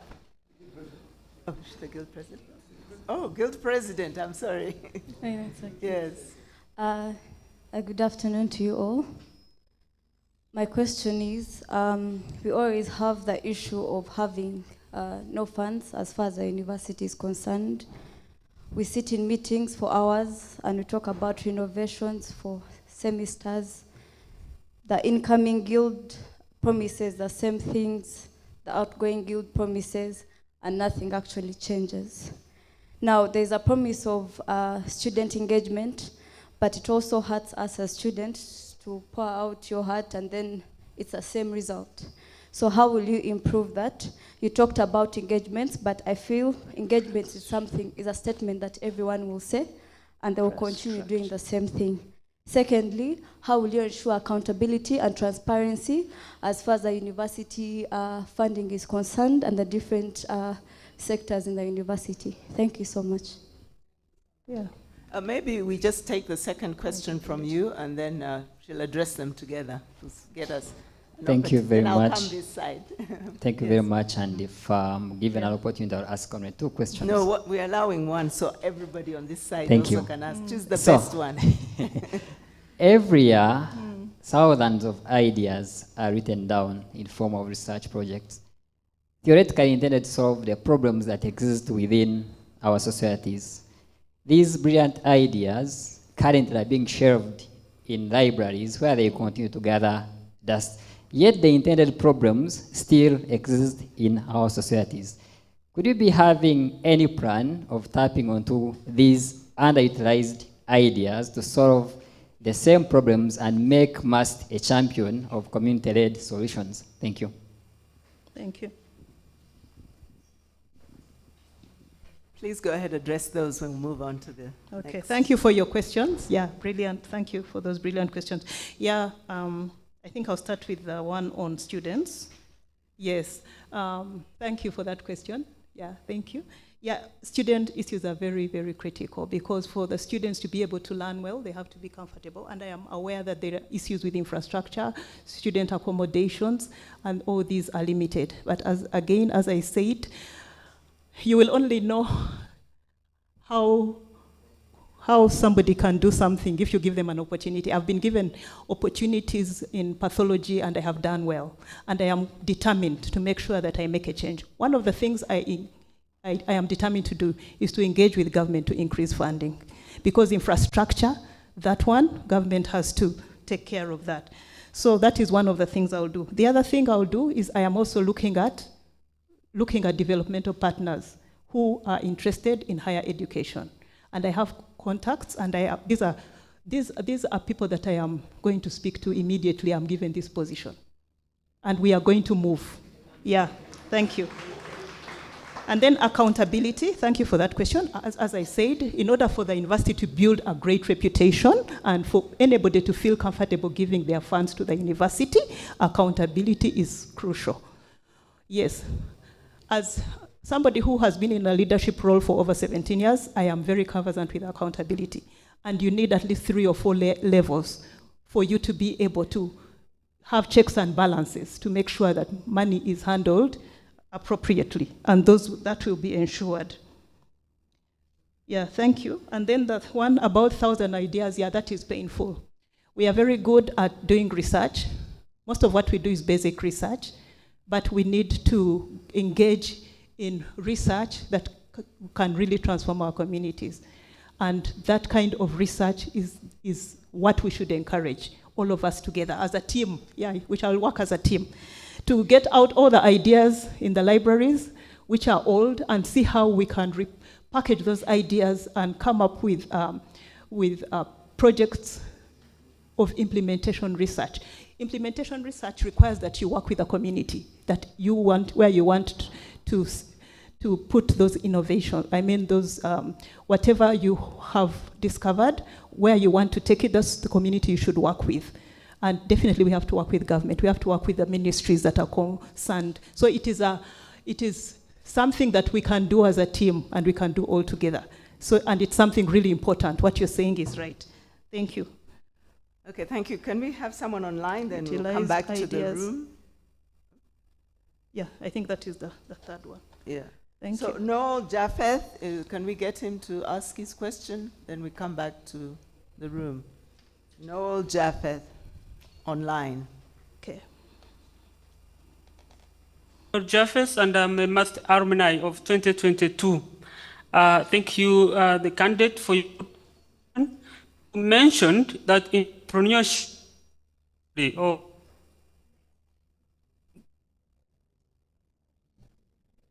Okay.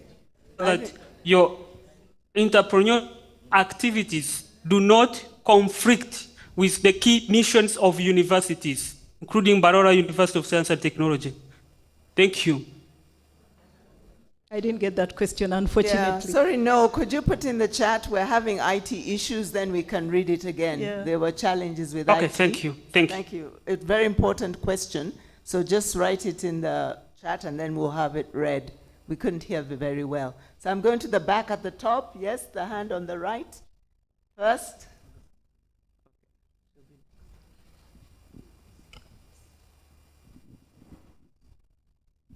Thank you so much, Chair, Professor. My name is Dr. Stephen Asimwe. I direct the Global Health Collaborative, which is a 22-year-old partnership between Massachusetts General Hospital and Harvard with MAST and MRH. Thank you, Professor Lynette, for coming all the way from the University of Botswana. You've made very nice prescriptions in your presentation, but to deliver them, you will need a team of players. And I don't know the structure of the University of Botswana, but you obviously know the structure we have here at MAST, which is a public university. So do you see them, the structure, the team here, implementing your vision seamlessly? If yes, why? And if not, what are you going to change because yes, you might be at the top, like Professor Boa has been for years, but to implement these things, you need people. So what are your comments on the team? Thank you. Okay. First question about implementation. Okay, please answer, then we'll get the next. Okay, thank you for those. That's a lovely question. Yeah, definitely, in order for you to implement, you need a team. And I have a great record of team building. I work with teams. I work very well with teams. And I will definitely make sure that I have a team that I meet frequently. You have to be able to sell your vision to your team. And that is what I will do. I will sell my vision to my team. And I know it takes time. One thing I know about teams and why I've been able to work well with teams is I am able to pull out people's strength, and I work with their strength. I try not to change people. So I believe with time, it may not happen immediately, but I believe with time, as I continue to sell my vision to my team, the executive team and the rest of the university, we shall get the vision. Because this is the vision. This is the vision of our country. This is our national vision is that we should become an upper middle income country by which year? 2040. So we have to live the vision of the nation. We have to live it within the university, and we shall work together. You are all my team, and I'll work with each one of you. And I'm excited to do that. Thank you. Thank you so much. There's a lady in the, in the black. Oh, you're next, sorry. Okay, you're next, then the lady. Thank you so much, Chair and Professor. My name is Jonan Simire, a senior lecturer and the General Secretary of the Academic Staff Association of MAST. Yes. Academic Staff Association. Yes, I've listened intently to your presentation, and I was actually touched somehow because you tackled things from first principles. I noted two statements. One is that MAST needs to excel. And I think that was a very strong point.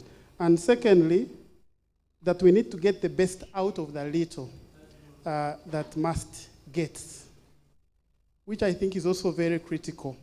So I would like you to tell us how you're going to improve those efficiencies, especially within the staff, to ensure that despite the little pay, the slow promotions, the enhanced, the delayed enhancements, you will be able to communicate a message to the staff that they can still perform to their best. Thank you. Thank you very much. Thank you. Let's just get the ladies' question and you answer them together. So we finish that line, that row. Thank you very much, Dr. Chokunda, for your fascinating presentation. I'm Dr. Cleophas Karoma Kansime, Deputy Dean, Faculty of Interdisciplinary Studies. I don't know whether I missed the question of gender inclusiveness in your presentation, because MAST is an institution that needs to focus more on that, looking at issues of gender mainstreaming, and I see also different funders that fund different projects here. The question of gender is a hot cake. Without explaining how you are going to include gender, you may not get any funds. So we need to see how you are going to ensure the question of gender in MAST, and that leads to the question of the interdisciplinarity, because MAST is an interdisciplinary institution with different programs and different faculties, and I see you're so well versed with health, but we also have other programs. So I would like to know how you're going to address the question of interdisciplinarity and to ensure that staff from different programs or from different disciplines work together successfully. Thank you. Thank you so much for those questions. Should I answer? Yes, please take those and we'll go to Yeah, thank you. council. Those are very crucial. Little pay, how do you motivate? Yeah. Incidentally, this is a problem for many universities in Africa. Not only MAST, even University of Botswana, we are very short-staffed. But how do we get motivated? That's an interesting question. One of the methods that I practically have used for motivating staff, especially those that those that are, you'll always have a range of problems. It's low pay. Some people are really not motivated. But what we do is that we try as much as possible to, actually we need a stakeholders engagement. Even for all these problems, we need to have a stakeholders engagement and understand what the issues are. How can we motivate these people? One of the ways that we motivate people is by ensuring academic freedom. This is for people to be able to think and, research what they think they need to research. So we need to give them academic freedom, that's one. Two, we can motivate people in many ways. We can applaud them. When they do well, we applaud them, and I know how to do that very well. I know how to applaud people when they do well. Yes, I also know how to state my mind. When you do not do well, I will expect you to do better. But what I encourage most is to motivate people and to push them and to give them opportunities. Throughout my career, I've actually done lots of mentorship and created opportunities for many to go through their training and get to PhD level, and they've got job satisfaction that way. So there are many ways you can motivate. Yes, we shall also have to meet frequently as a university so that I can listen to you, because I don't believe in not meeting. When you meet more often, you are able to understand what the issues are, and together we can solve those issues. And as I said, I am going to push for increased government expenditure, especially on the wage bill. We have 1 minute to go. Oh, thank you. Yeah. So I don't know if there are more questions. Okay.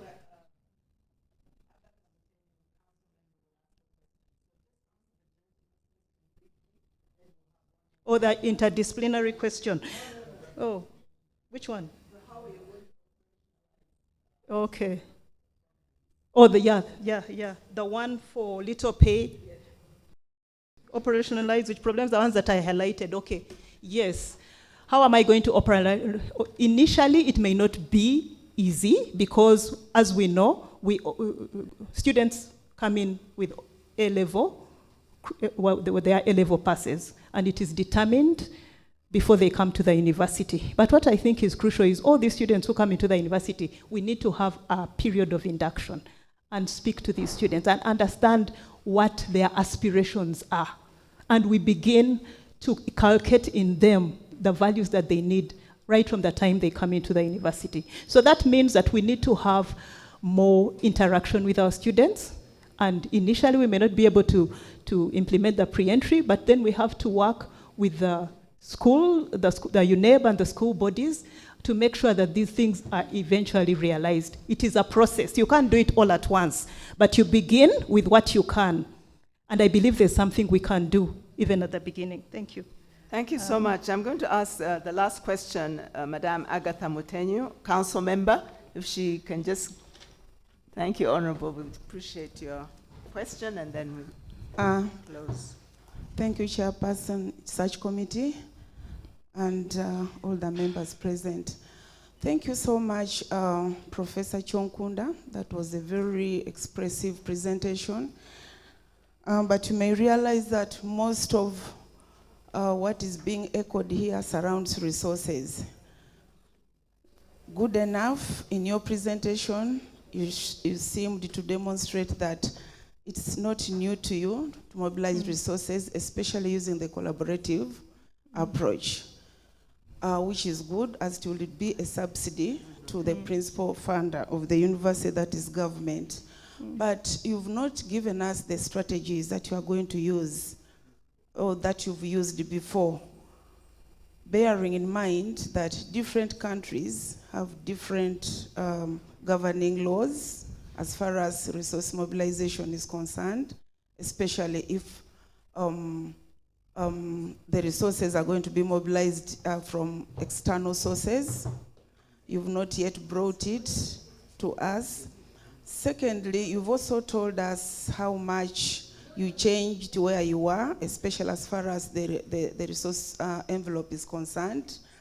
But maybe from 2018, if you could just give us the figures, the real statistics. You found what was the status at the time of taking over office, what is the current status, and what avenues did you use? Thank you. Thank you very much. Any other question? No, I think that's the last question. Our time is up. So That's if a you great make question. it a brief response, and then we'll wind up. That's Thank a you. great question. And the way I will answer it is this way. I am proposing that we train our graduates to be leaders. Why? Because I learned leadership on the job, and it's not the best way to learn leadership. So what happens when I get into this job? It's a head of department job. I actually did not get a position as a professor. I got a head of department job, and what they wanted me to do was to make a change. Students who joined the program in 2013, 6 years later, 2018, no graduates. The program was designed in such a way that they trained 2 years in Botswana, trained 2 years in South Africa. So what happened was that because they were not progressing, because they had to do the South African exams, and they had not had enough exposure to anatomical pathology because the population in Botswana is only 2 million. So there is so much you can do. You need more, and most of their surgery was being done in South Africa, so we were losing most of the tissue to South Africa. So what happened was I needed to establish training memoranda of understanding. So I did contact Aga Khan University in Nairobi, Kenya, and they were willing to train. Their lab is CAP accredited, so Ministry of Health Botswana, which funds the students, was very eager to train there. So in 2 years, the students graduated. Then the University of Witwatersrand in South Africa also took on our students and they trained. Then we also established other memorandum of understanding for elective exchange training. So our students were able to go within the region and train and get exposure to different diseases where they had more specialist surgeons, subspecialist surgeons, because our profession depends on what the surgeon sends to the lab.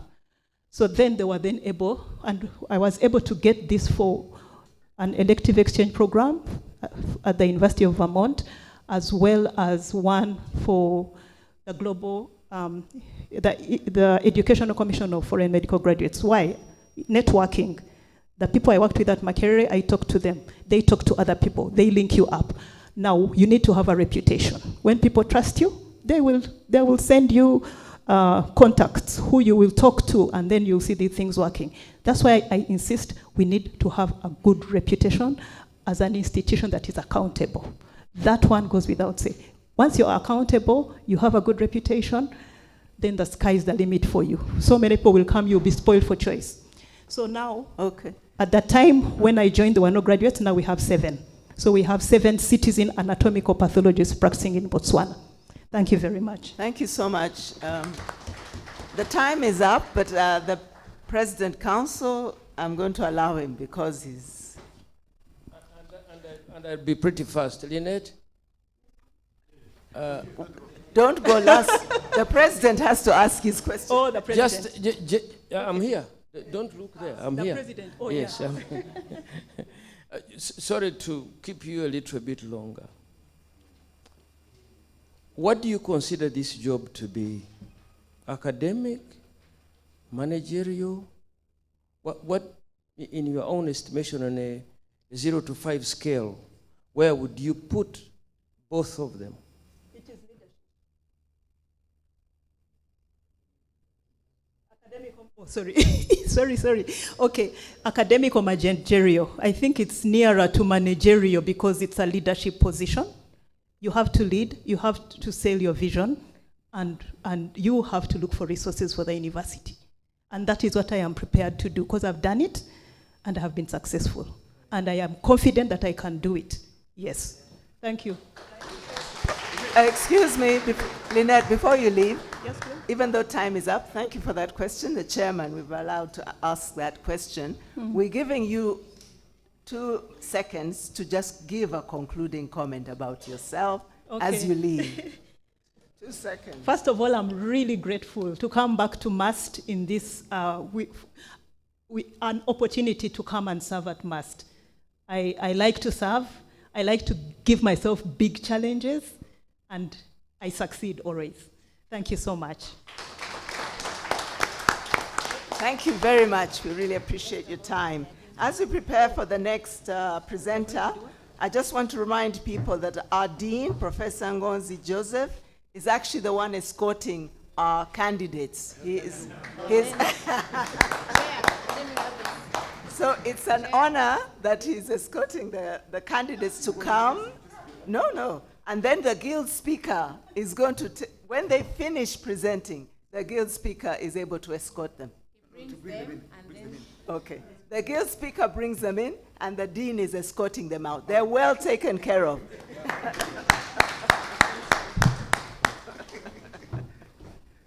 Okay. All right. She's gone. Our next presenter, I hope he's there. Agaba, what's his other name?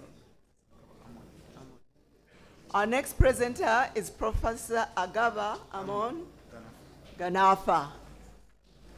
Ganafa? Yes. Professor Ganafa, you're welcome.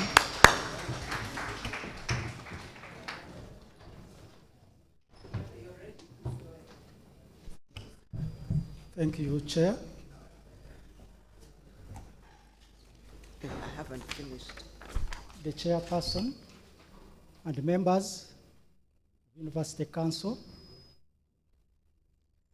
the chairperson and members of the search committee, the vice chancellor and members of top management present here, distinguished guests from different institutions across the country who have been invited to attend this public presentation, members of staff of Mbarara University, students of Mbarara University, all those who have been invited and are following us online, and those present here. Ladies and gentlemen, I think it's good afternoon. My name, Amon Agaba, and I stand before you to present my suitability for the position of the Vice Chancellor of Mbarara University. The role of the Vice Chancellor, specifically for MAST, and also the vision and the strategy which I have in place for this university, if given the mandate. I am a professor of pharmacology and therapeutics. I hold a Doctor of Philosophy of Biomedical Sciences attained from the Morehouse School of Medicine in Atlanta, Georgia, in the US. And I hold a Bachelor of Medicine and Bachelor of Surgery attained from Makerere University. Through this exposure, I have also subscribed to different professional bodies, including the Uganda Pharmacological Society. I'm a Fulbright scholar, a member of the American Heart Association and Stroke Association, and a practicing physician.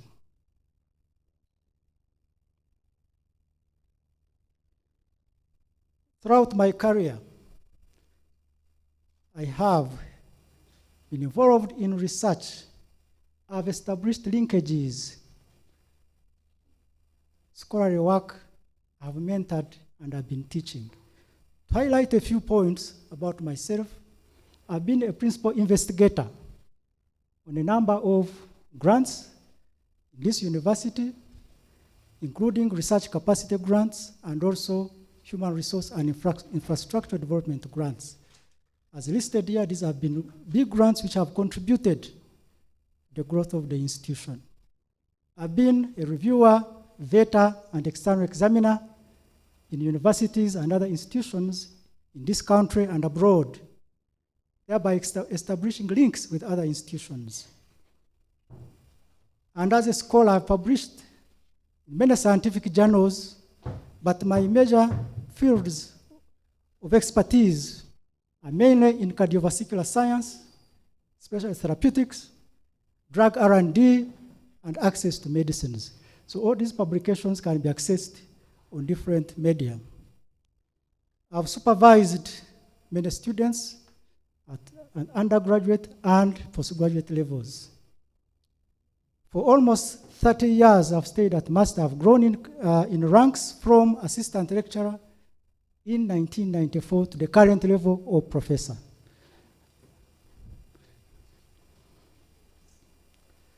I've also experienced in university governance, having been a member of University Council, member of University Senate, having been chair board of Directorate of Research and Graduate Training, Associate Dean, Faculty of Medicine, Head of Department of Pharmacology, and have served on different university committees.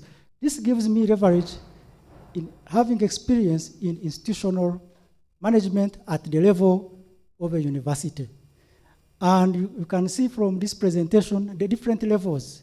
The Directorate of Research, which includes all faculties within the university, and as Associate Dean, the Faculty of Medicine, 25 departments, holding a budget which is about 30% of the university budget.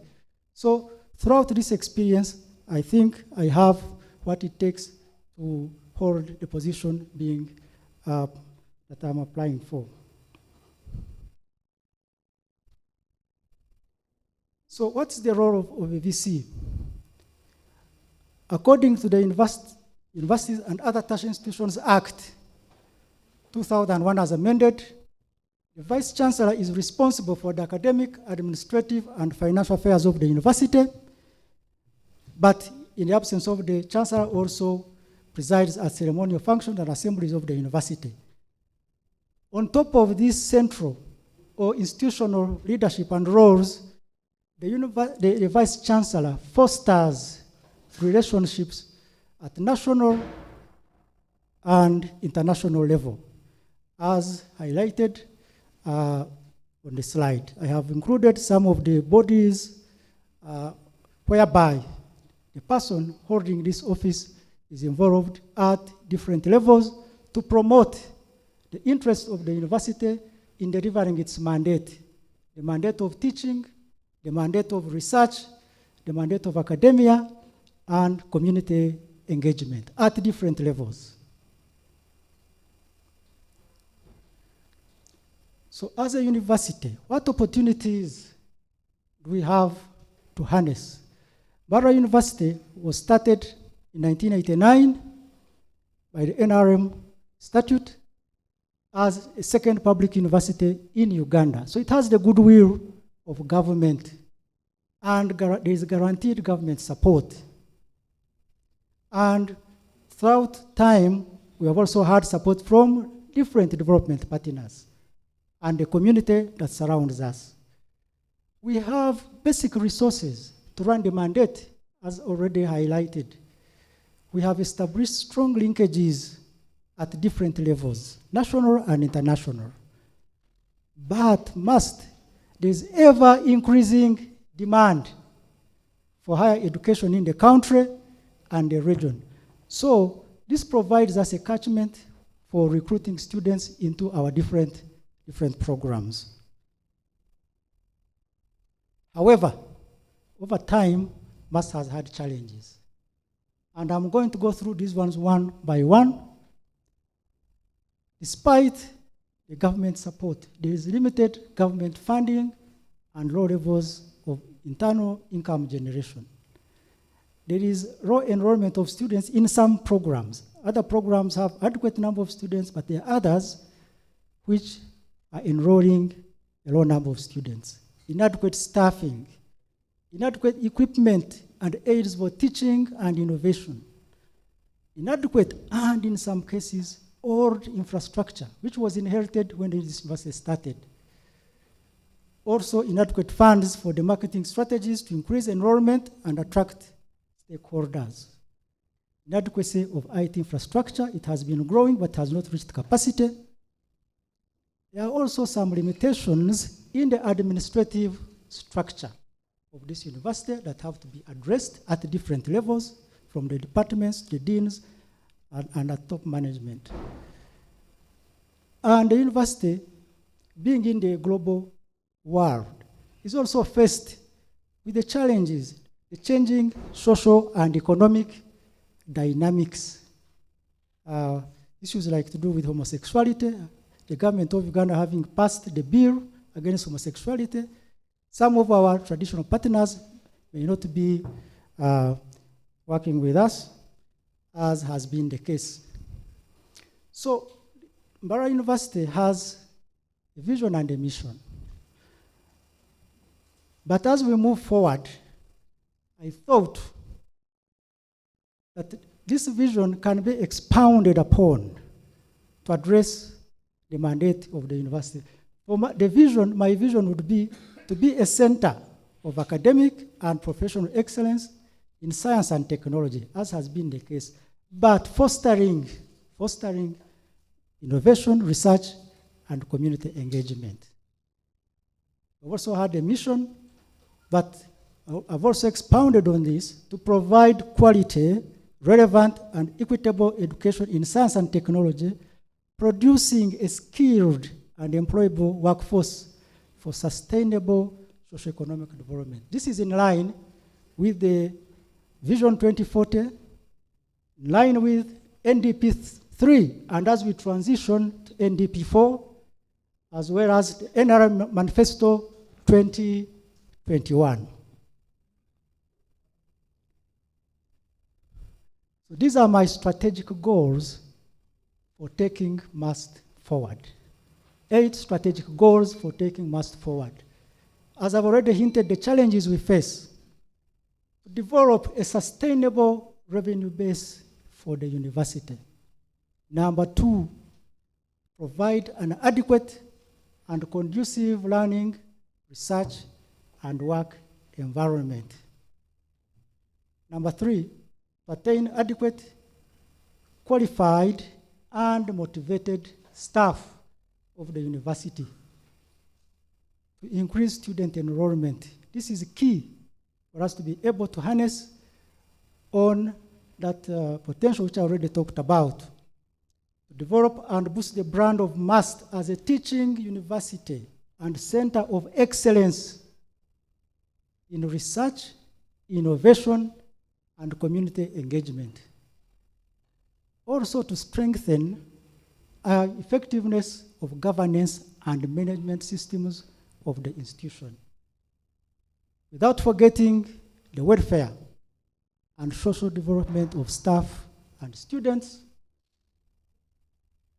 But in the current changing dynamics, I think the role of ICT in delivering what I've talked about in trying to achieve these goals, the role of ICT has to be emphasized in improving the teaching, research, innovation, and governance functions of the university.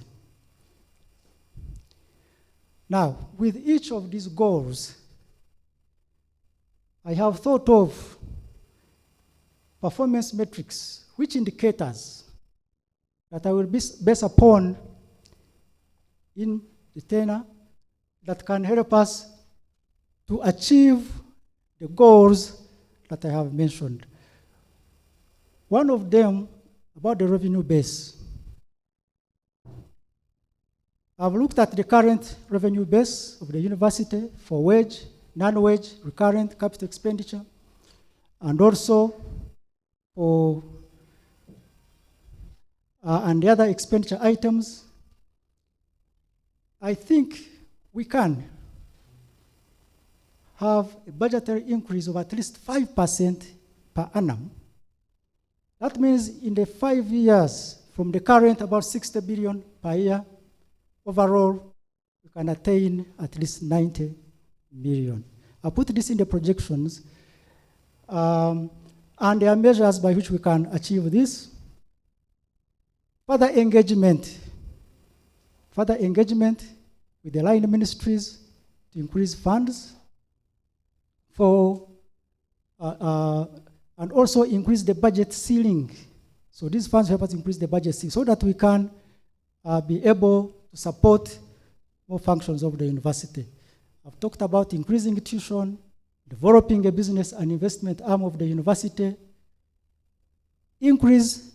advocate for increasing the Master Research Innovation Fund, mobilize more money from other ministries and departments and agencies. For instance, the Ministry of Health, Ministry of Local Government, Ministry of Gender. There are other ministries and agencies with which we are closely related as a sector in higher education. And also secure more grants, involve alumni. We can organize alumni fundraising events and also implement a donor platform. For the an adequate and conducive learning environment, here I'm looking at increasing the number.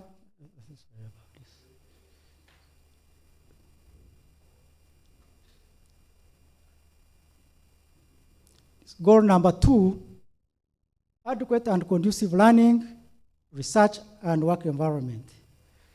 Attain at least 80% facility utilization levels.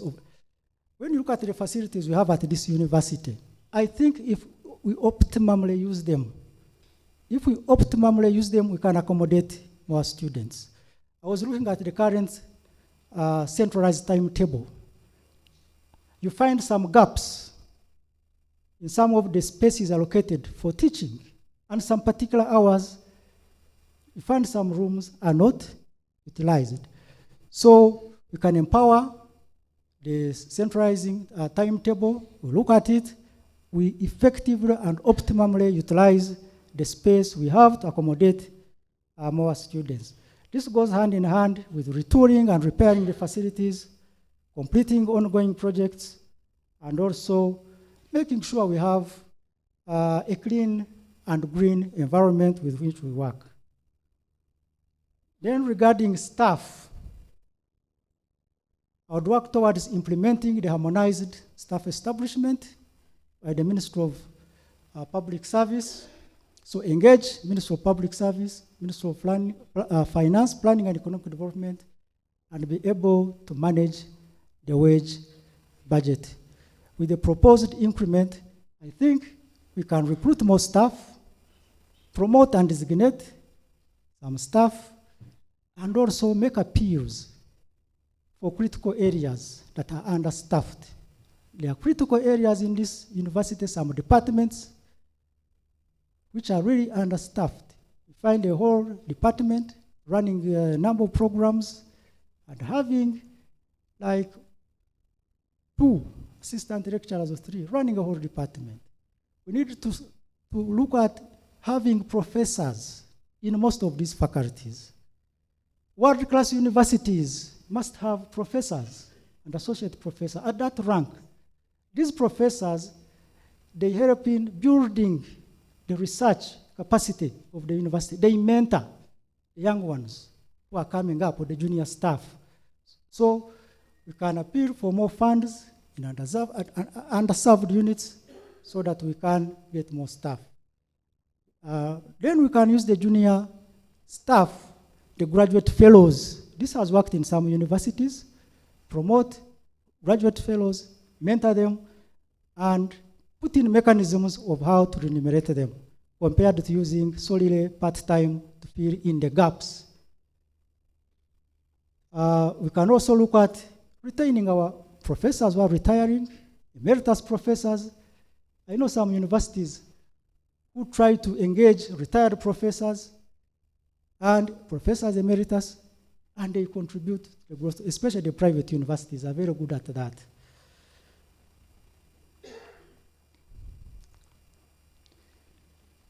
I also propose for increasing number of students admitted, mainly in science, technology, and innovation, by at least 20%.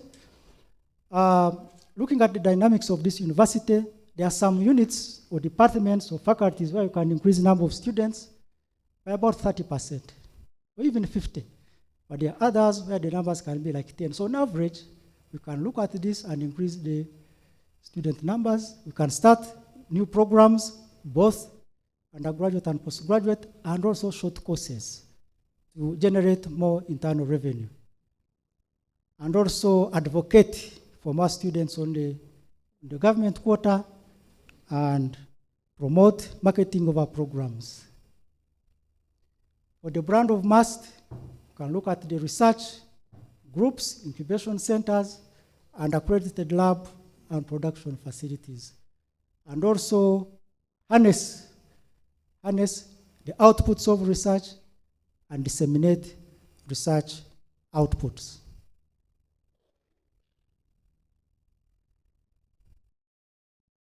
Regarding the efficiency and effectiveness of governance and management systems and processes, of course, this one is done through memos, circulars, and so on, but also strategically hold at least 4 meetings with the government to increase time allocations of MUST. Quarterly have these meetings, and also timely submission of reports, reducing on underspending of funds, and also increased participation of managers and staff at the different institution levels and decision making. I think if we could engage our guild and students, and also staff, and also managers at the different levels in a collective decision-making mechanism, it can also help in strengthening the management of and also inculcate values of staff, among staff. Last but not least, goal number 7, enhancing the welfare and social development of staff and students. Look at the gender issues, make sure in the staff numbers and also in the student numbers, ensure we increase by 5 the female to male ratio, and also assess the progress in the implementation of a decent work and learning environment of this university. Routine periodic assessments so that the environment of this university can change in some aspects, in some areas where there are deficiencies. And also fund student activities and also recognize those who. Lastly, it is to strengthen ICT and have proposed mechanisms for increasing ICT. Thank you very much. Your time is up.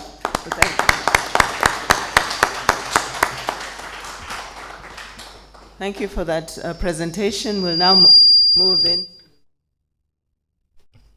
into question time. So the hands are up.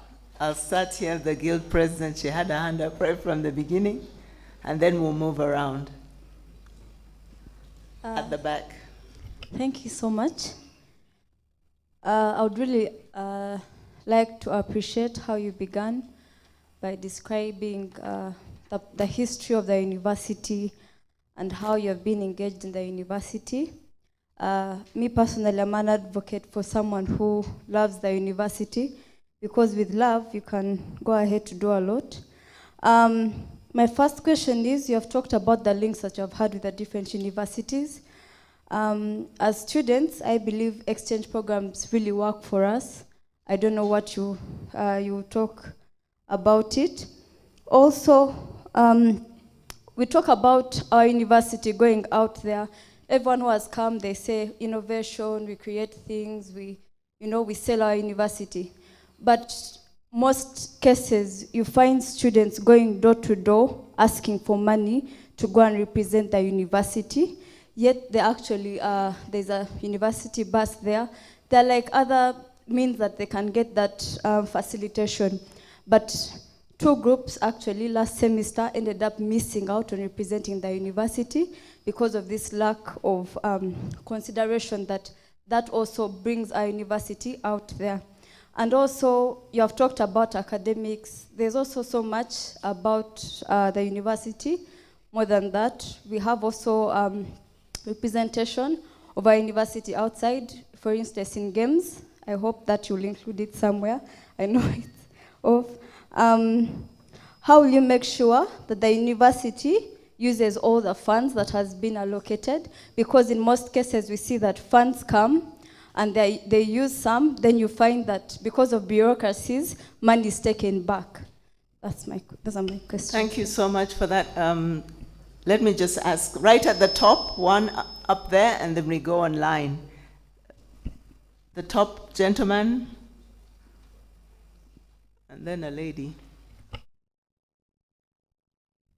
Thank you very much. My name is Beda Witness. Professor, you're aspiring to become the Vice Chancellor of Mbarara University in an age of artificial intelligence, in an age where technology is taking over. But also, we noticed when the job was being advertised, we were only limited, the applicants were only limited to being from the clinical background. I think that is coming from the fact that there is a big difference between the Faculty of Medicine and the other faculties. So, Professor, I thought I would get it from you what affirmative action you intend to extend to the faculties that are lagging behind, so that they may catch up in energy and so that they may afford that equity and may also come up to level up with the legendary Faculty of Medicine in this university. And thank you. One question allowed because of time. Can I finish it, please? No, also, that is not a correct statement about only clinicians must. Vice Chancellor, the advert was clear, so I don't want us to spend a lot of time debating. I would withdraw it and then maybe complete my question. Professor, where do you see the other faculties that are currently lagging by the time you get to the end of your 4-year tenure? I thank you very much. Thank you. Thank you. For those who have asked the questions, the Guild President, you asked about exchange programs of students. And I think these programs can be arranged if they are brought to the attention of the university administration, but also some of them can be actually initiated by the institution per se. And myself, I've been a beneficiary of an exchange program, the Fulbright program. And how I got this program is that the university receives calls from different partners, different stakeholders, and these calls are usually disseminated. So we would communicate all these calls for exchange programs so that students or staff who qualify and are interested in these programs are taken through the processes of application, are taken through the processes of admission into those different programs. But also, as if in that position, I would also look out for some of these programs and disseminate them. The issue of innovations. Innovations go hand in hand with research, but I'm glad this university already has a center of innovations and technology transfer. This center is functional, it is manned by staff, and also most of the activities to do with innovation are handled at that level. I'm aware that students' projects, staff projects, which are innovative, are being incubated, are being grown, are being managed in that center. Then engaging students on their needs. I think the approach to this would be to periodically engage students. Even if there is no cause for alarm, say periodically, the top management, the VC, meets the guild find out what is happening in their constituency. Do they have any concerns? If there are concerns that were set, like in the previous semester, have these concerns been addressed? If they are not addressed, what were the issues? If there are limitations, these limitations are communicated to the students so that they understand, instead of waiting for fire to erupt. I think that would be my approach. I think those were the issues you raised, Guild President. Then the gentleman who talked about artificial intelligence. Good enough. Recently, I had a discussion with some staff in the Faculty of Computing and Informatics, and they are looking at new programs to include for teaching, like a new program in data science, artificial intelligence, but also to incorporate use of artificial intelligence and other such ICT innovations in the functional role of the university in delivering its mandate, in teaching, in research, even in management. You can have online meeting using search fora, even search for information, ChatGPT, AI, they easily generate information. So we can use those and increase our use of ICT in the functioning of the university. It will even save us funds. Use online meetings instead of traveling. You save funds which can be allocated to another activity of the university.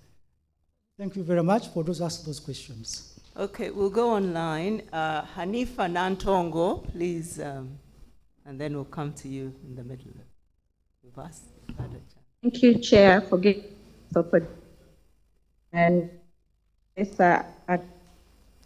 for the elaborative prospects you have the institution. I have questions regarding innovation research. I beg your pardon. I beg your pardon, Chair. You said you are? I have two questions. No, I have two questions. Excuse Sorry, me, Chair. just choose one question because we're having IT challenges. Just ask one question. I beg your pardon, Chair. You started by introducing yourself. May I know your name once again? Yes, I'll go with your experience in research and innovation. I mean research, implementation and management. I'm an academic staff, and for my constituency, there are issues concerning equitable sharing of benefits arising from innovations made. What are your plans in ensuring that the innovators get and other stakeholders get equitable sharing of the benefits that arise from the research and innovations that staff and students make? Thank you. Thank you very much for that question. The good thing, I've been involved in handling research as a PI at different levels. At the Faculty of Medicine, we had a big research portfolio. At DRGT, when you are chair board of DRGT, you oversee the functioning of the Master Grants Office. While I was at DRGT, I was involved actually in formulating and finally approval of the Master Overheads policy. And that policy spells out what goes to who in a particular research portfolio. It has percentages, what goes to the central establishment of the university. It has a percentage that goes to the department from which that grant was generated, and a percentage that goes to the researcher. So I think there is a framework and a policy in place which can address that. Should there be any deficiencies in that policy, they can be brought to the attention of the university or the management, and they can be looked at. And of course, most of these policies are not cast in stone. They can be amended accordingly. Thank you very much. Thank you so much. Those online, we're having challenges with IT, so just write it on the chat and we'll get it back. Sir, your hand is up, you're next, and then we'll move to this side. Thank you, Chair. I'm called Arubaku. I'm from the Faculty of Medicine. Our prospective VC proposed about 8 strategic areas, and one of them was about the teaching, learning, and work environment. My concern is, what are you going to do about the teaching, learning, and work environment? What plans have you got? Thank you. Go ahead. Thank you very much, Dr. Arubaku, for that question. Indeed, there are challenges regarding the teaching and learning environment of this university. The university inherited all the structures from the midwifery school. For the last 30 years, we are still using some of those facilities. We have not abandoned them. We are using them even 30 years. And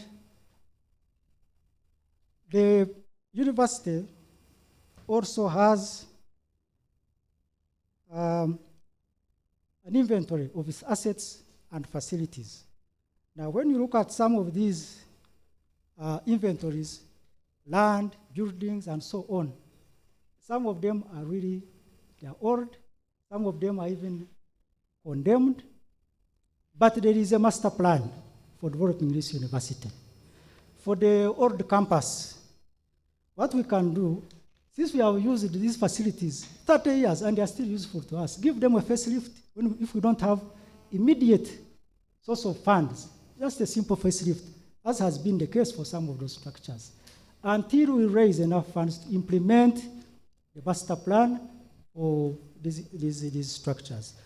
And even this campus on this side has a master plan. Of course, implementing it depends on the availability of funds. And as I have proposed, if we increase our funds, we can even put up like a structure, 1 in 3 years, depending on the funds we save. So that is my thinking. I don't know if I've addressed your concern very well. Thank you. This side, I think at the top, we'll start at the top, the gentleman in the blue shirt, sir, and then we'll come down.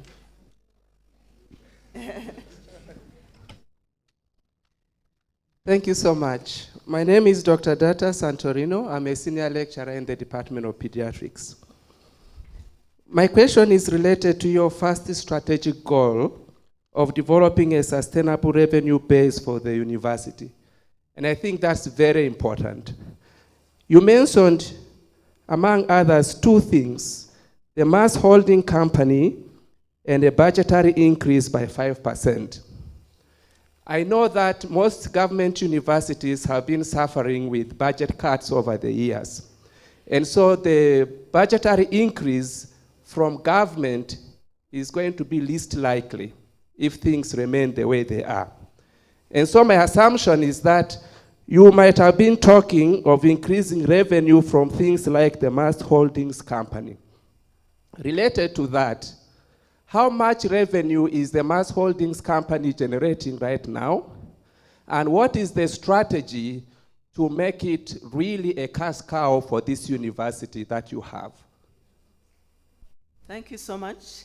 We'll have one more question and then we can... Thank you very much. Excuse me, Professor, just wait. Let's get a question from Professor Grace Kagoro, member of the council, and then you'll answer them together.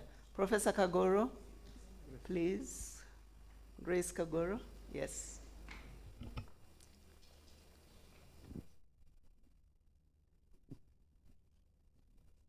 Thank you, Chair. Looks like Dr. Data read my mind, but I could add, because my question was about the same, the sustainable revenue base for the university. You have presented very many goals, but I lack strategies and procedures that will use different from the norm, from what has been going on. You told us you are a former member of council. If I go back to revenue base, we know that the bigger chunk of whatever we collect goes back to government through URA, and then government decides what again to give us. You talked about lobbying engagement. This has been the song. It's been years, but government continues to cut the budget. Do you have a new strategy? Thank you. Thank you. Please go ahead, sir. Thank you, Chair. Dr. Data, the revenue base of the university and increasing it by 5%. I think it is possible because I've engaged managers of other universities.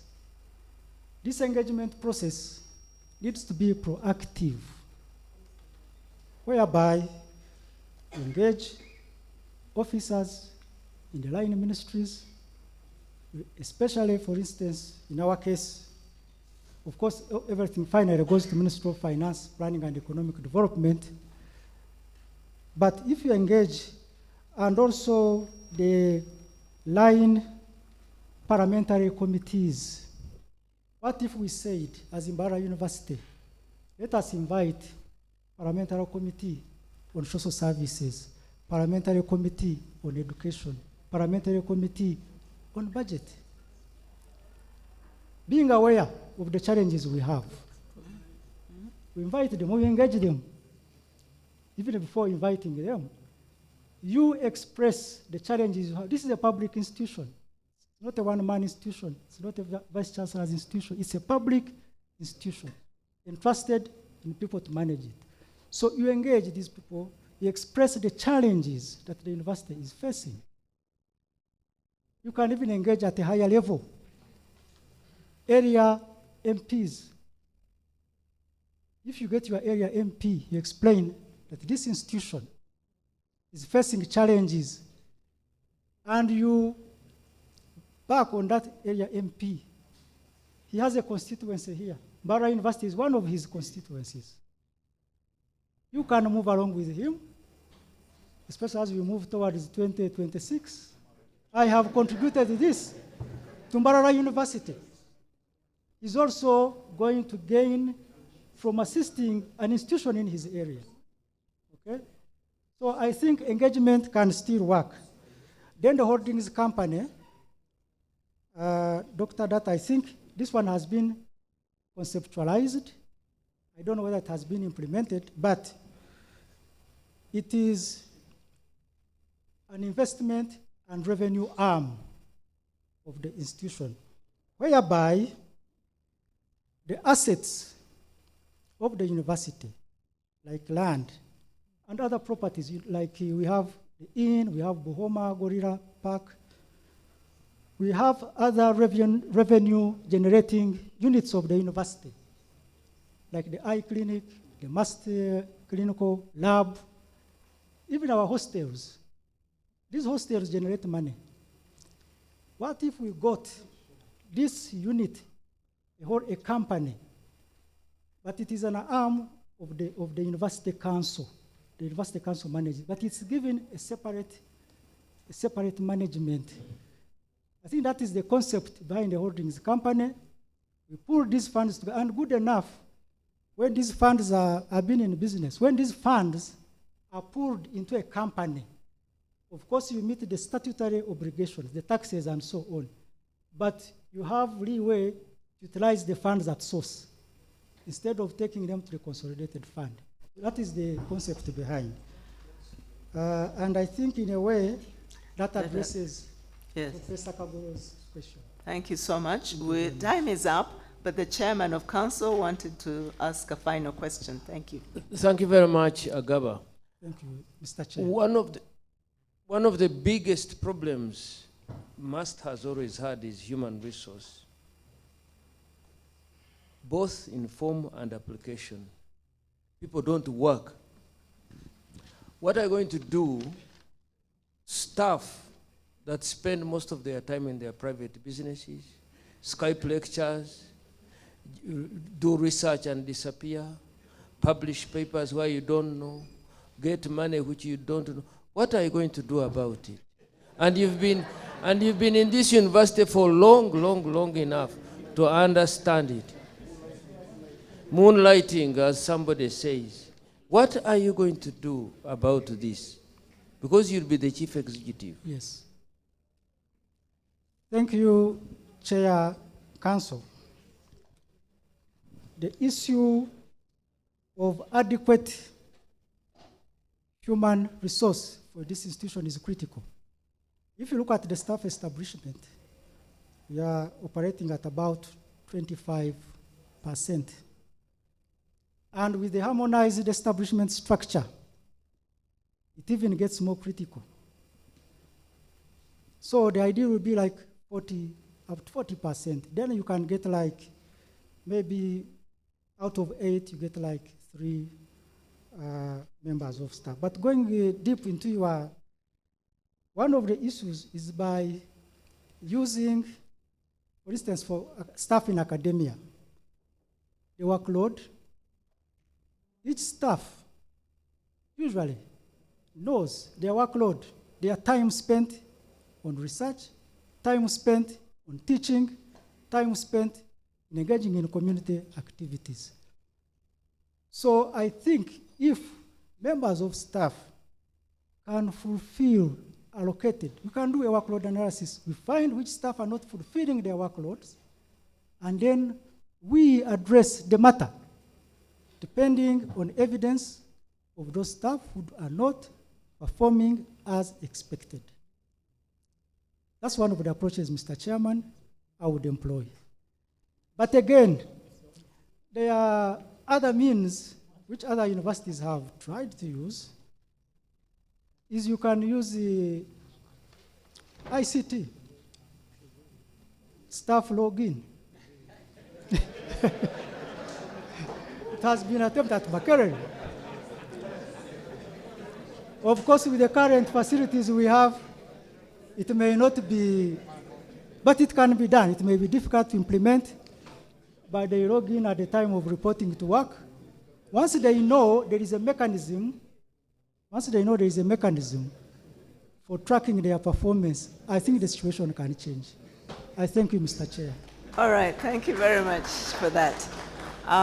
Our time is up, but we're going to ask you, Professor Agaba, to just give 2 seconds concluding comment as your time is up.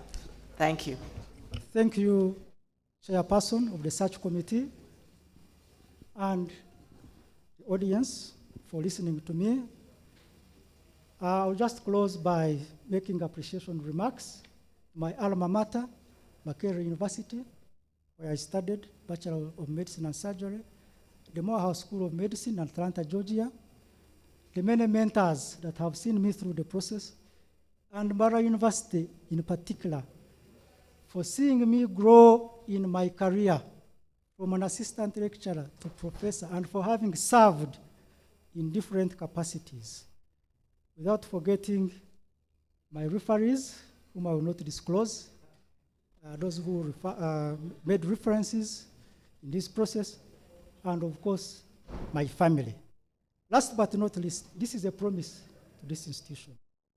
Once entrusted, I promise to be a transformational and servant leader and promote the mission and vision of MUST in the interest of all the stakeholders and our country. Succeed we must for good and my country.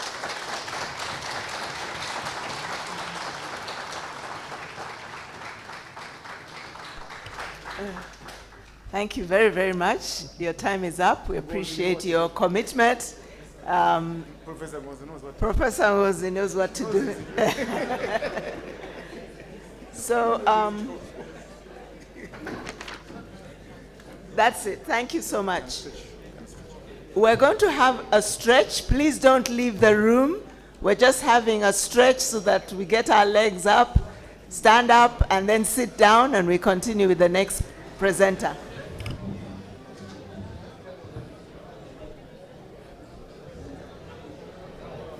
This is about 280 kilometers from Kampala, the capital city of Uganda. Surrounded by beautiful vegetation of the savannah, MUST has two campuses, the Mbarara City campus perched on the banks of River Rizi with its calming roar, and the Chuhumro main campus atop Chuhumro Hill located 7 kilometers on Mbarara-Boshenyi Road.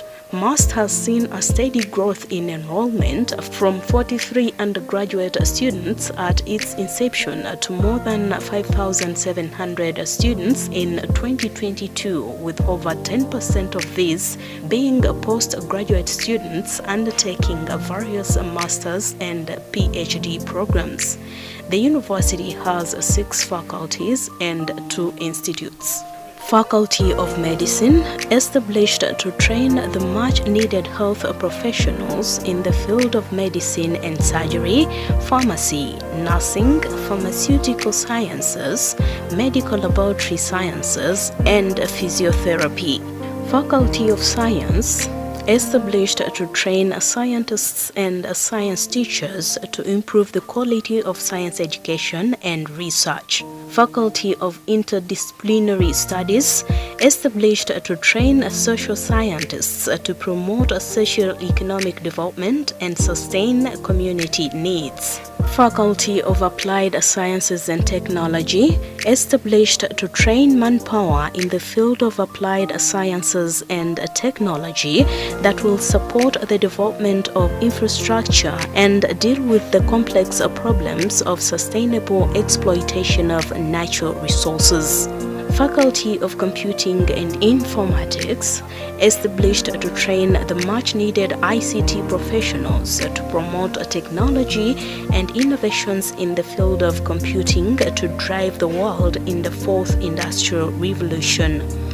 Faculty of Business and Management Sciences, training the next generation of entrepreneurs and business leaders to develop the social strategies and policies at the national and international level.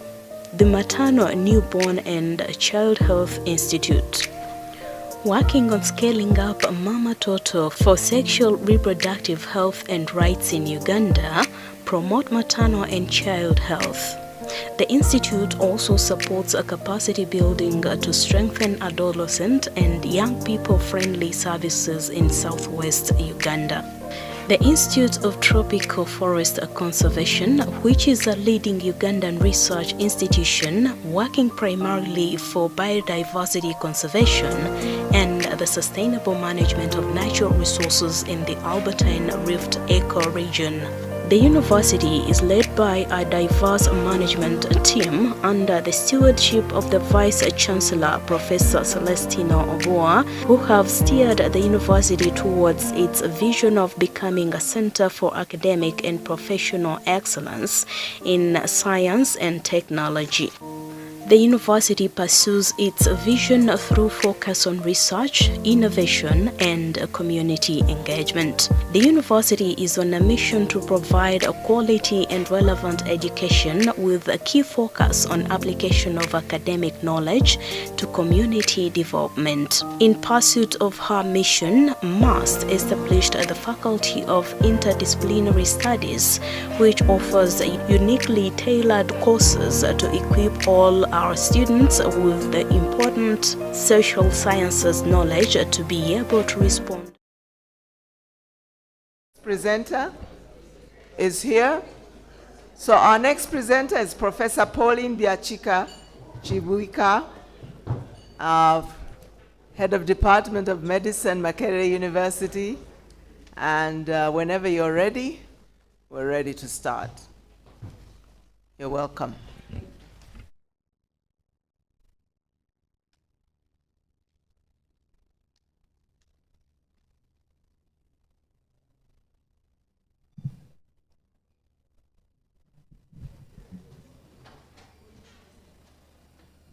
Good afternoon, everyone.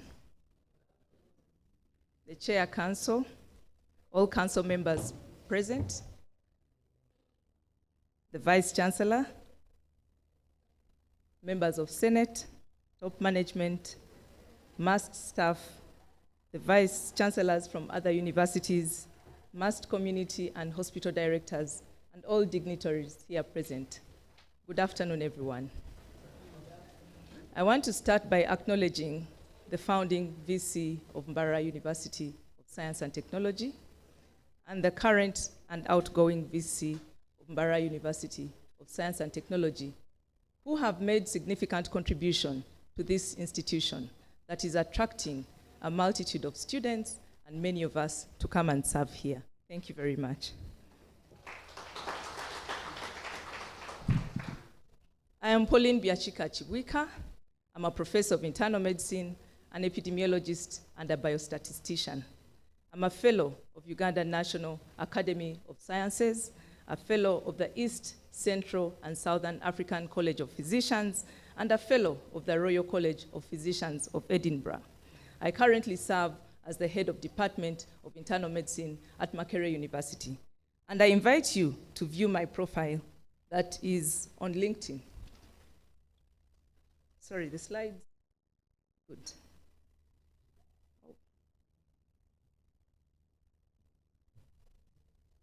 Mr. Controller, the slides, my slides seem to have been disorganized by the flash that I was given to save on. Okay, I'll follow from here. Thank you very much. This is a brief background of my presentation, but it's not showing on the screen. Please show my slides. I will talk about the outline of my presentation includes a brief background, the position of Vice Chancellor, my motivation to come and serve MAST, the vision and business plan from my perspective for MAST, and I will talk about my suitability for this position. So over and above the traditional expectations of university education, in the 5th year of the 2020s decade, we have additional expectations of university education. These include capability and employability, prioritizing and awarding teaching, integrated online and on-campus learning environments, as well as a unique chance for change, as highlighted in Vision 2040 for our country, to transform Uganda into a modern and prosperous country. Having said that, university education in Uganda is facing significant challenges. And these have been grouped, I've grouped them into 4. Challenges with academic staffing, inadequate numbers of staff, morale, motivation is low, challenges of low research output and poor infrastructure, skill gaps and constraints, and lack of STEMI accreditation in many universities. And these are all hinged on a deficit budget. We see that there's been many upcoming universities in the last few years, with 54 current number of universities in Uganda. Out of these, 10 are public universities. And I must thank the government of Uganda that has put effort in establishing regional universities to meet the demand for higher education. However, we see that majority of private universities are not emphasizing STEM, which we think should drive our community into socio-economic transformation. These are additional challenges of higher education in our country. I'll speak about just a few. They include inadequate funding for staff, insufficient remuneration, delayed promotion, causing demotivation and moonlighting and brain drain. There is declining quality of graduates. Some of the teachers are not present because of the challenges that I've highlighted, and this has a negative impact on the graduates that we produce. We as a country cannot afford to produce half-baked scientists as graduates. We cannot afford to produce half-baked doctors as graduates. And this is why I come to serve at a high level at the university to be able to influence and cause change. This is the legal and governance framework for public universities in Uganda, starting with the Constitution of the Republic of Uganda and the Universities and Other Tertiary Institutions Act. I will not go through the full list, as you can see. It is a full slide, but you can go through it at a later time. I will now focus on Mbarara University of Science and Technology, established in 1989 by the MAST Statute with a vision to be a center of academic and professional excellence in science and technology, and the mission to provide quality, relevant education at the national and international level, with particular emphasis on science and technology, and its application to community development. So I will just give you a few highlights of MAST to date. It has been in existence and will make 35 years in October this year. MAST has had significant output and significant contribution to science, with 77 accredited programs to date, 6 faculties, and 3 institutes, with over 5,000 students and over 500 staff.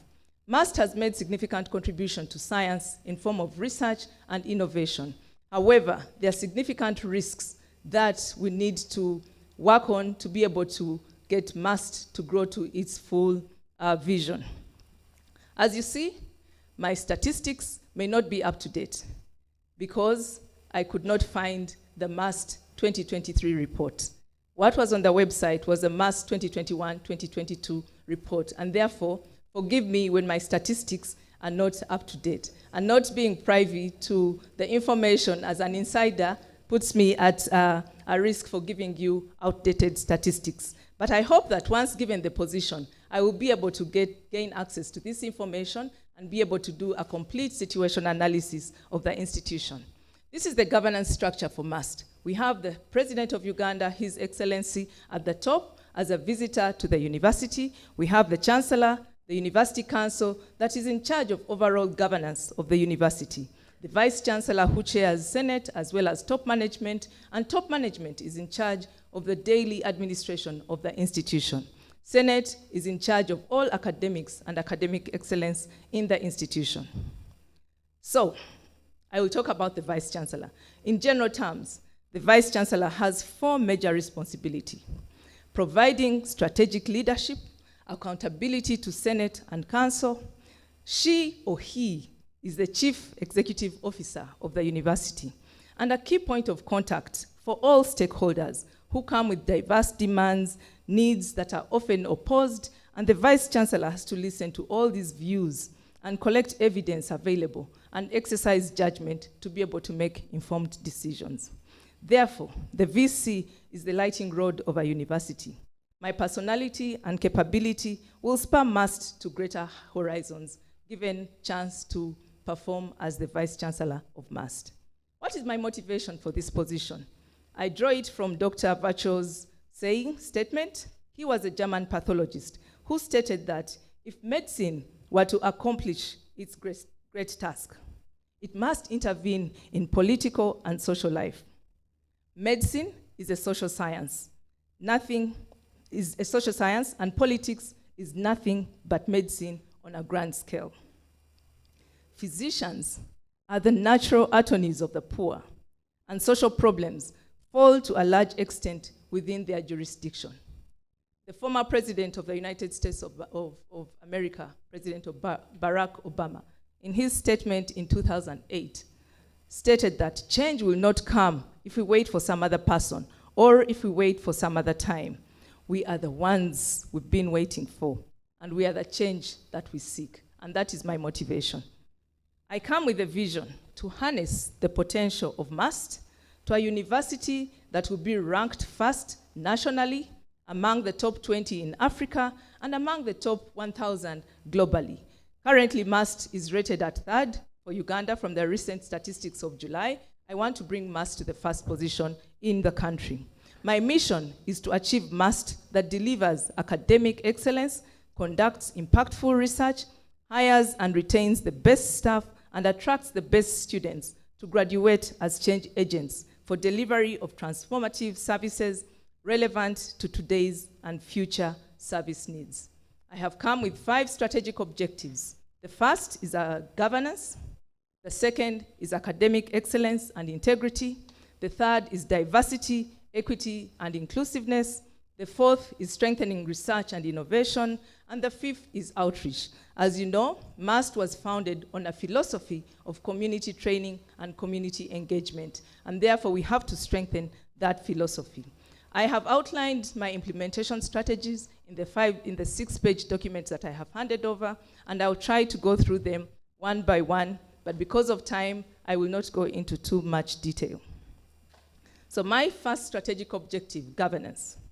I pledge to hold stakeholder engagement and listening sessions in form of town hall meetings to be able to understand the challenges at hand, to be able to understand the situation of the institution.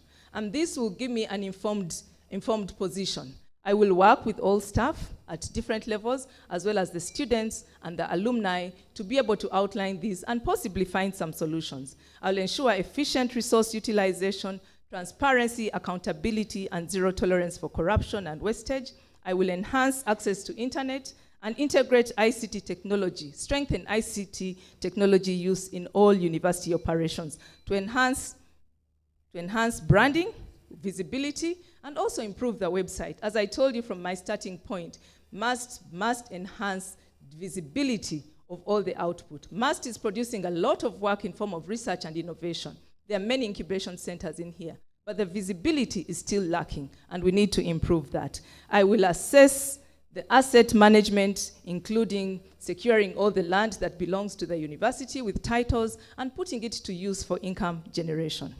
My second strategic goal is academic excellence.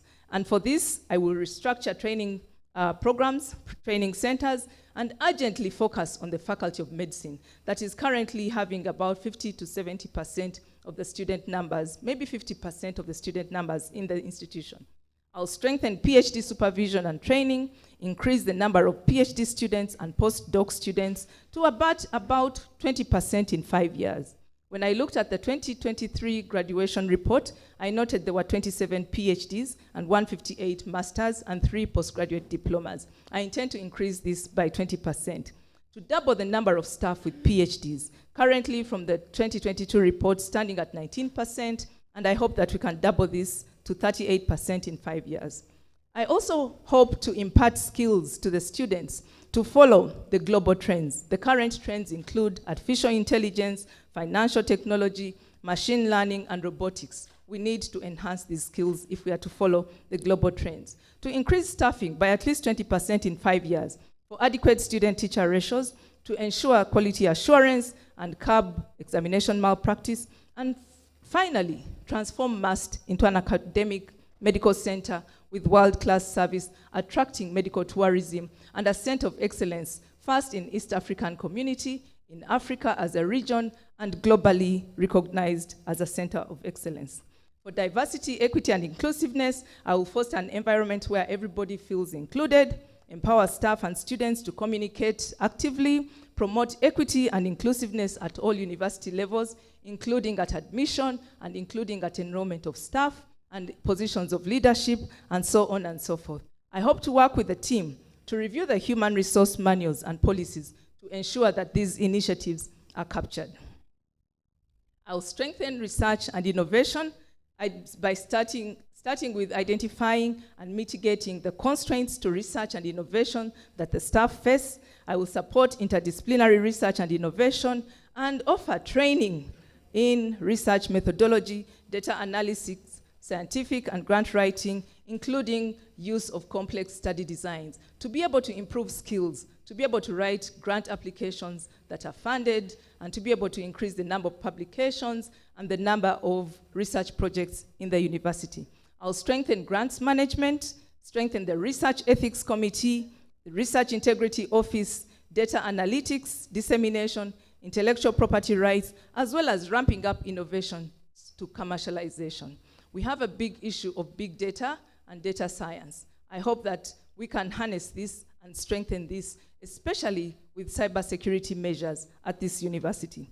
I'll challenge the staff, having established the levels of training, to increase the publication to at least 2 per staff per year, and the grant submissions to at least 1 grant submitted per year.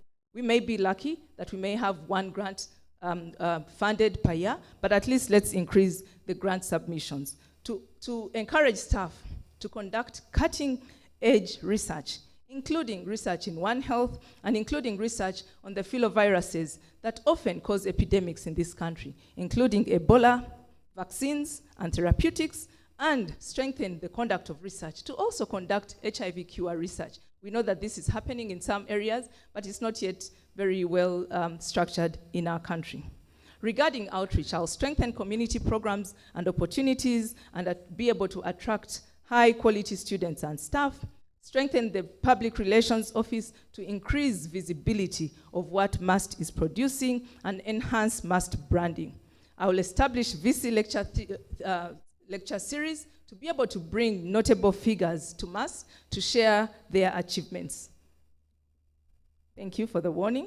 Regarding the work environment is a priority for achieving excellence. I hope to prioritize infrastructure development by seeking a one-time funding grant from the government of Uganda to improve the structure, the infrastructure at MUST. MUST has a lot of space. We need to expand the infrastructure with the state-of-the-art teaching facilities, with equipment, with reviewing human resource manuals, to be able to find opportunities to restructure, recruit, and promote staff, to enhance the offices where people work with equipment, with fast internet access, and with waste management, sanitation, and hygiene, as well as environment, health, safety, and security. I dream of a work environment that looks like this, with students' lecture theaters, having state-of-the-art video conferencing facilities. Regarding welfare, I bring inspiration and charisma. I will ramp up council, senate, and staff and university committees to ensure their welfare is catered for so that they can execute their mandate. Staff welfare is key. I will look into issues of medical insurance, health and well-being, timely promotion, and housing issues. I'll prioritize mentorship and student support, including issues to do with mental health. We know there's a big problem with substance abuse and mental health. I will look into these issues and also build confidence amongst our students. I have outlined some key deliverables to measure performance. Because of time, I'll just highlight a few. For example, number and quality of PhDs, number and quality of research grants won, and number and quality of the outreach programs. Because of time, I'll not go into my balanced scorecard. This is my proposed plan for financing.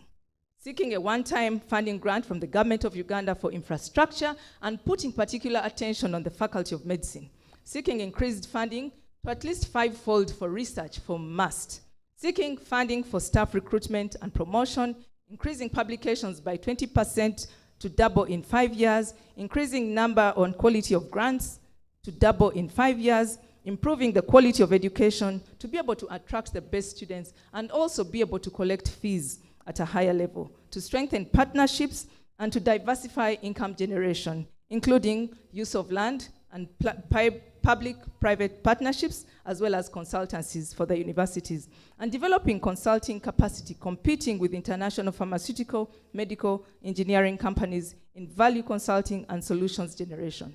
I have outlined some risks, which I'll not go to, because I have talked about many of them. I'll only talk about the risk of closure of the Faculty of Medicine due to dilapidated buildings, and I've told you how I will look at that.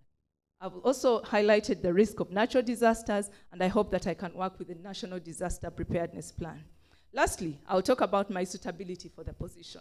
I come with a corporate philosophy of honesty, integrity, sustainable growth, performance-oriented culture, caring, and a people person. My personal attributes include possessing technical and professional knowledge and experience, authority of rank as a professor. I act with high-level integrity, both socially and professionally. I'm visionary and a strategic thinker, a natural leader and a motivator. And I bring transformative and democratic leadership to MUST. My academic background has been reviewed by the search committee. I'll not go into it. My professional background is also there on the slide. And I'll talk a little about my academic and administrative leadership. As head of department of one of the largest departments of Makerere University, I've gained extensive experience with university functions, and I have good understanding of how a university should perform its core functions. I have served on the Quality Assurance Committee, the Examination Irregularities and Malpractice Committee, the College Finance Committee, the Academic and Library Programs Committee, so I have good understanding of university functions. I'm also having the students at heart. I chair the mentorship and support committee at Makerere for over 10 years, and I understand students' programs. I also have extensive experience with universities, including MUST, Nairobi University, and Busitema University, and many others. In terms of resource mobilization, as you can see on the slide, I've been able to mobilize a lot of funding that has facilitated my contribution to science, and I welcome you to view my page on Google Scholar as well as PubMed so that you're able to read some of my publications. This is dissemination at international conferences where I disseminate findings from my research. I have also served nationally. I led the cutting-edge research to close the gaps on COVID-19 treatment, where we had many questions on COVID-19 treatment with hydroxyurea and convalescent plasma, and I was the lead principal investigator to close these gaps. I have served on several committees of the Ministry of Health and other ministries. Yeah, the time is up. Good. Should I stop or complete? Finish one slide. Okay, good. I have extensive experience leading on professional organizations. I've been the past president of Uganda Society for Health Scientists, the vice president of Uganda Medical Association, the vice president, the vice president of the Association of Uganda, and I have provided leadership and experience gained on serving on several boards, including being chair on 2 of these boards. Regarding regional and international experience, I have vast experience serving on the East African Health Research Commission as a commissioner for the last over 10 years, where we developed the research agenda for the community, and I was able to participate in training PhDs and mentoring these PhDs. I'm currently running a large project training research ethics committees in the 6 partner states. Internationally, I have participated in research under WHO, the Clinton Health Access Foundation, the oil and gas industry, and I have extensive experience working with the oil and gas company, that is Tullow Oil and Total E&P. I'm also a reviewer of several scientific journals. What has been my success factors? Mentorships, networks, and collaborations. And this is what I come with to MAST. I'm a team builder. I'm a family person with great support from my family, from the spouse and children. They know that I value my work, and they give me time to work. I would like to introduce my husband over there. Mr. Chiwika, please stand up. He's here to support me.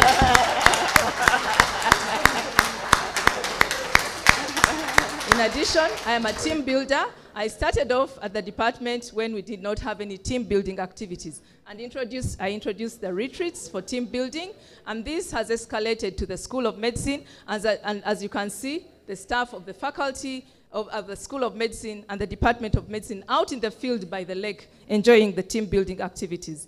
Lastly, as Nelson Mandela put it, it always seems impossible until it's done. I equate this journey to climbing a mountain. I did this early this year in March, climbed Mount Elgon. I had to lay a strategic objective. My objective was to climb that mountain and come down. And this is the same objective I bring here. I know that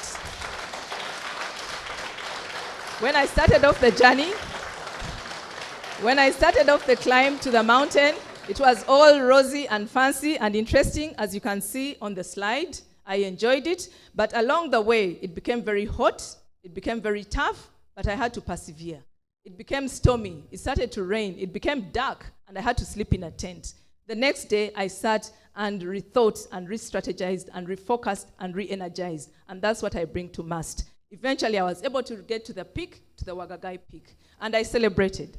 Coming down was another hurdle with several challenges, jumping rivers and crossing bridges that I thought could not support my weight, but I was able to come down and achieved that certificate. I bring this to MAST. I want to thank the support staff. They were able to support me. Without the support staff, I could have stayed up on that mountain, and that is what I bring to MAST. Everybody as a member of the team is very important. This taught me humility and taught me to appreciate every member of the team, because with a team, you can achieve whatever you want. As an individual, you may not be able to achieve.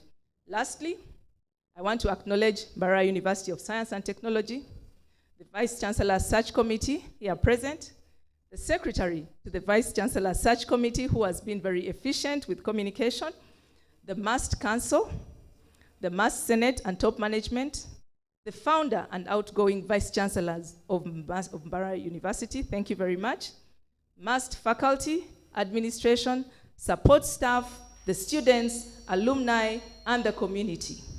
I also acknowledge my mentors, teachers, and referees, colleagues at Makerere University, Makerere College of Health Sciences, and the Department of Medicine, who have given me the chance to serve and learn as I serve. My family, both the nuclear and extended family, all friends and well-wishers out there. Thank you very much. Succeed we must. Thank you.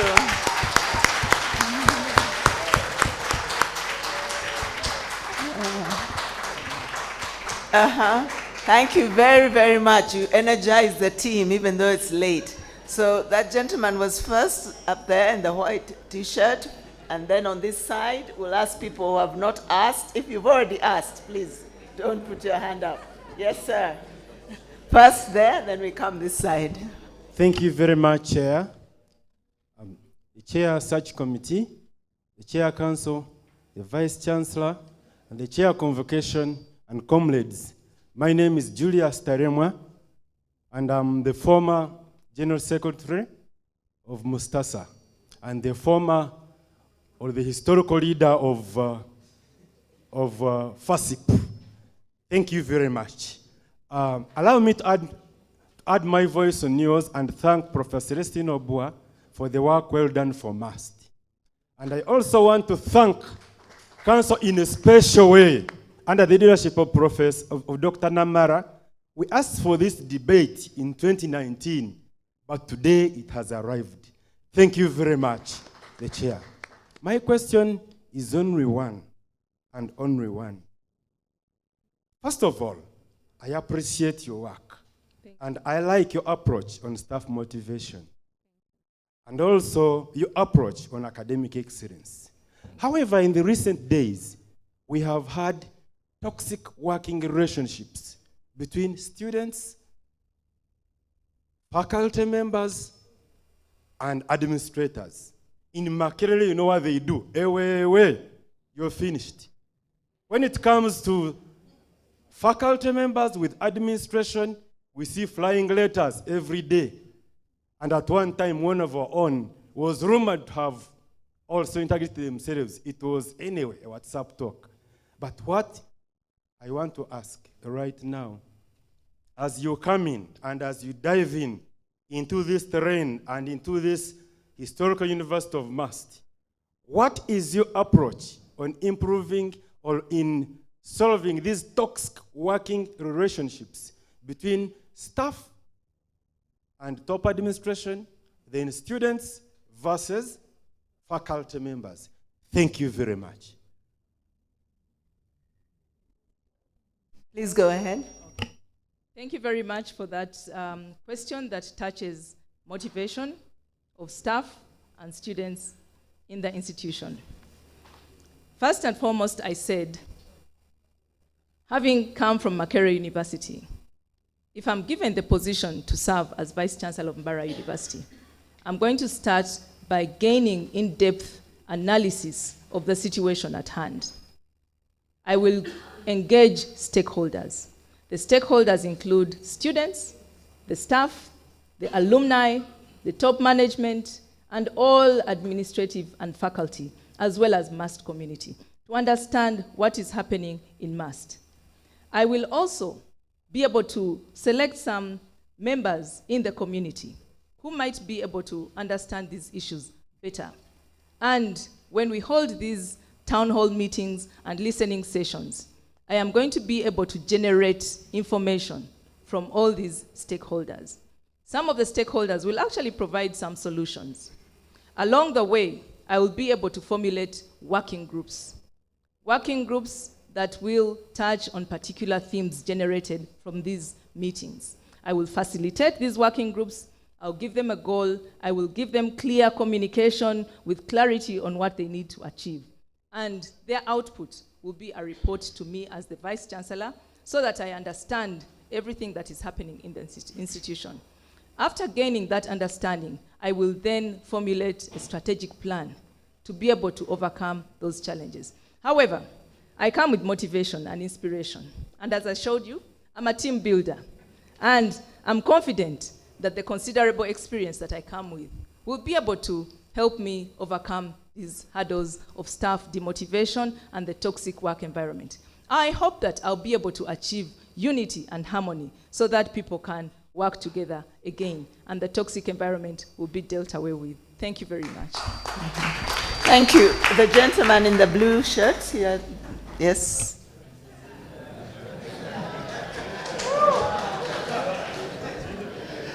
Thank you, Chair of this session, and all protocol observed.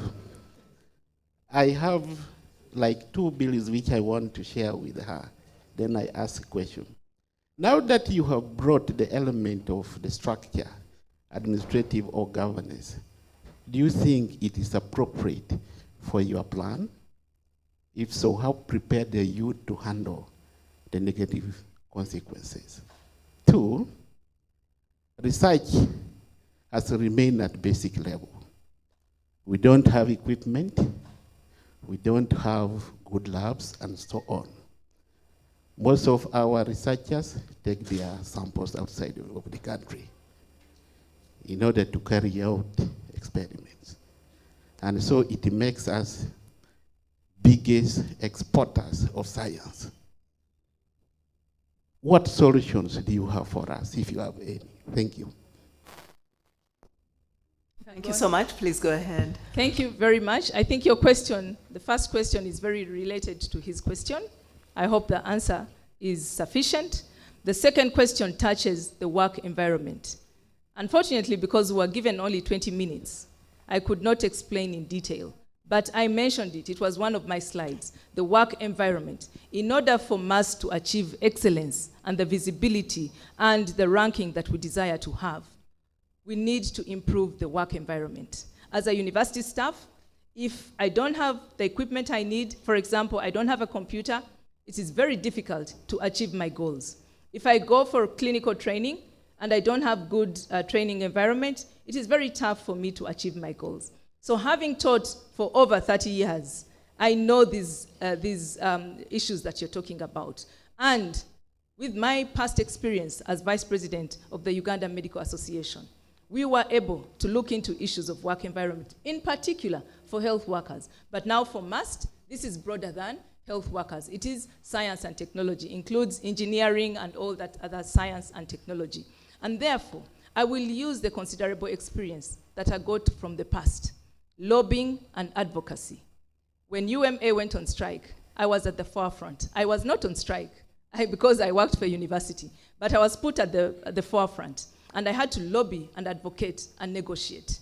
And we were able to reach all the ministers concerned and to reach the highest office in this country. And I must say, as I speak now, the salaries were enhanced by more than 100%, and we are seeing improvement in the work environment. We want to thank the government of Uganda for doing that. So I'll use the same skill that I have achieved over time to lobby and advocate for additional funding to improve the work environment, improve the internet access, because in this 5th year of the 2020s decade, we cannot afford to have slow internet, we cannot afford to work without equipment if we are to meet global standards and bring MAST to the ranking that we want to bring it to. Thank you very much. Thank you. At the top, the lady up there, please. You're next. Yes. No. Yes. Thank you very much. My name is Enid Mbarara.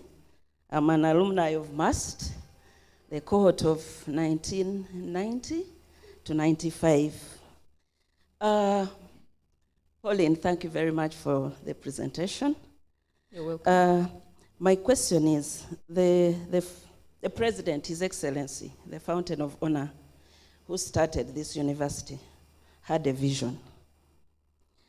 And there's a saying that if it's not fixed, if it is not broken, then do not fix it.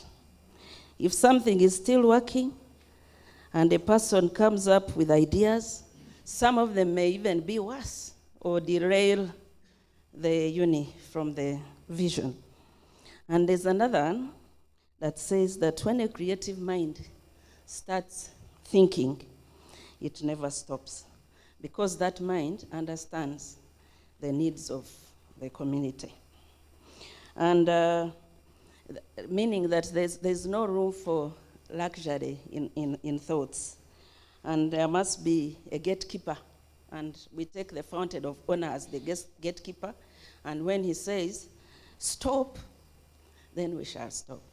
Now my question is, how do you intend to make sure that you remain aligned to his vision, especially given the ever-changing global, national, and local context in terms of priorities, funding needs, and other things? Thank you very much.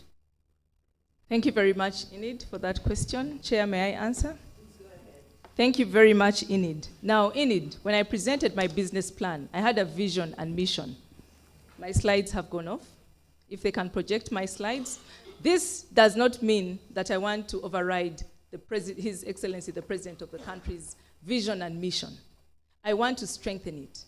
This is my vision. When I come into office as Vice Chancellor of Mbarara University, where do I want to see the university 5 years from today for my term of office?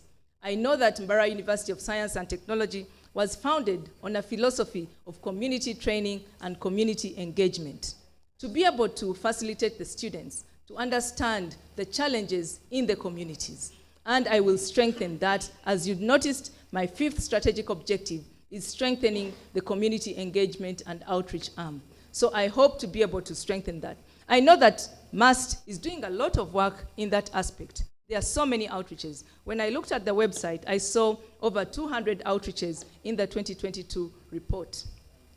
What I'm saying is that the visibility is not enough. The world out there is not yet seeing what MAST is delivering, and yet MAST is delivering a lot of output. We need to increase that visibility.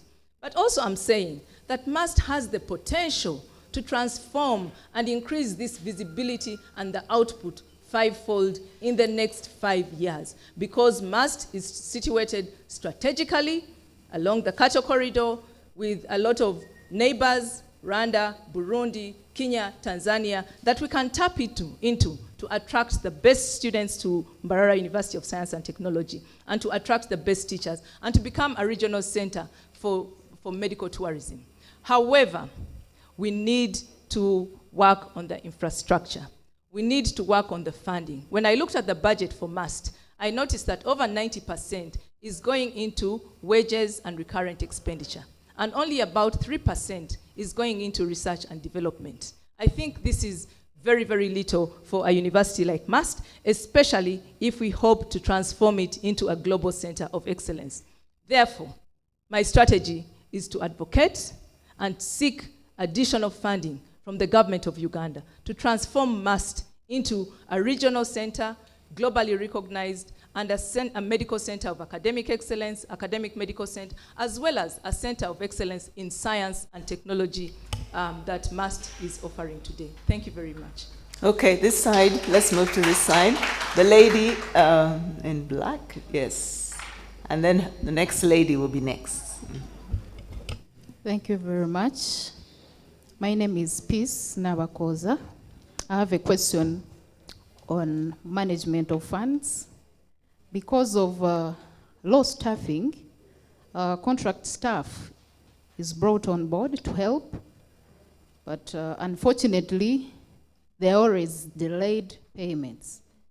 One of the reasons could be maybe the budget shortfalls, or maybe funds are there is misuse or misallocation. We've also seen our postgraduate students moving to other institutions to do their practicals there and experiments. So there is basically an issue on funds. My question is, how do you intend to address the issue of misuse and misallocation? Because we've heard that some of the money is actually taken back.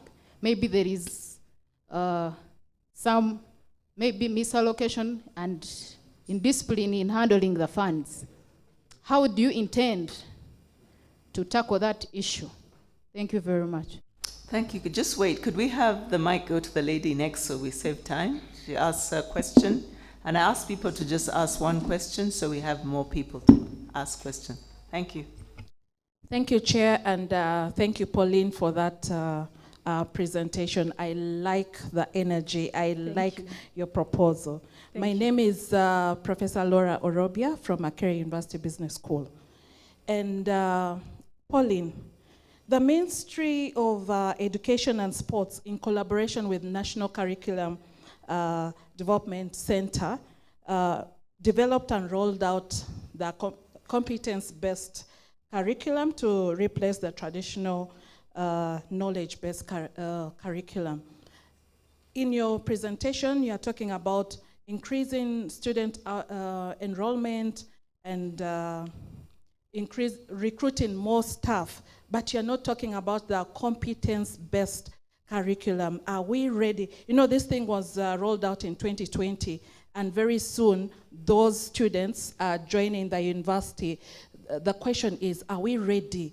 And if we are not ready, what strategies can you propose for us to embrace this so that we don't do things the way we've been doing? Thank you. Thank you. Please go ahead and answer those. Thank you very much. I will start with the last question. And I want to apologize that we were given very limited time. However, all your answers are on my slides. I hope that you will receive my slides so that you can read through. Regarding the question you're asking about gaining practical hands-on skills, I am trying to project my slides. Please, can you please enable me to project the slides? Okay, so if you look at the last bullet, I intend to increase short and long-term partnerships with governments, ministries, departments, and agencies, universities, both locally and industry, okay? For students to be able to gain these practical hands-on skills. Over here, I have a picture that I couldn't talk about much because of time. This is the National Science, Technology, Engineering, and Skills Enhancement Project in Rebitete, Kiruhura District. This is an incubation center for engineering, innovation, incubation, manufacturing. It is being implemented by UNCST under the Ministry of Science, Technology, and Innovation. This is just one example. I will focus on such incubation centers to increase partnerships with industry. I also told you I have extensive experience working with the oil and gas industry, and that is on the side of technology and engineering. I intend to form networks and partnerships with industry so that our students can gain practical, hands-on experience through elective practicum at these industry placements. It is not a problem for a student from MUST to be sent over to Korea or to Japan or to Germany or to Rebitete in Chirukura to spend a semester, as long as you identify that there's a supervisor who is going to teach the student, and at the end of the day, be able to give you assessment for what the student learned and what the student performed. So that is in my plan. I hope I have answered your question. Okay? The other question was regarding funds.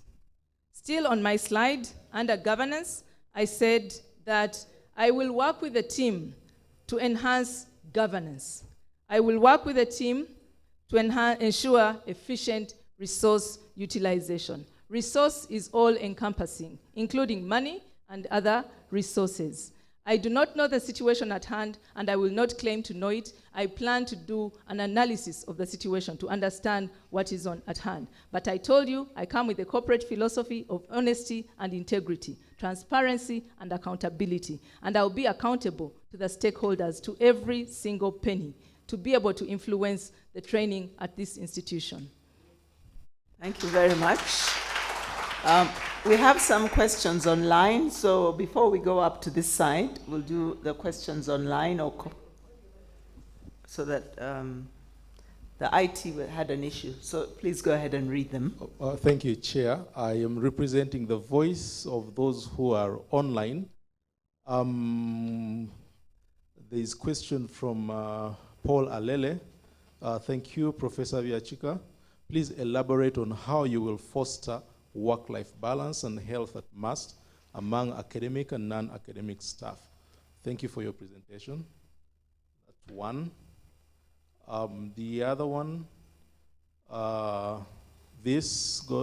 thank you, Professor Viachika, speaking very well and fast.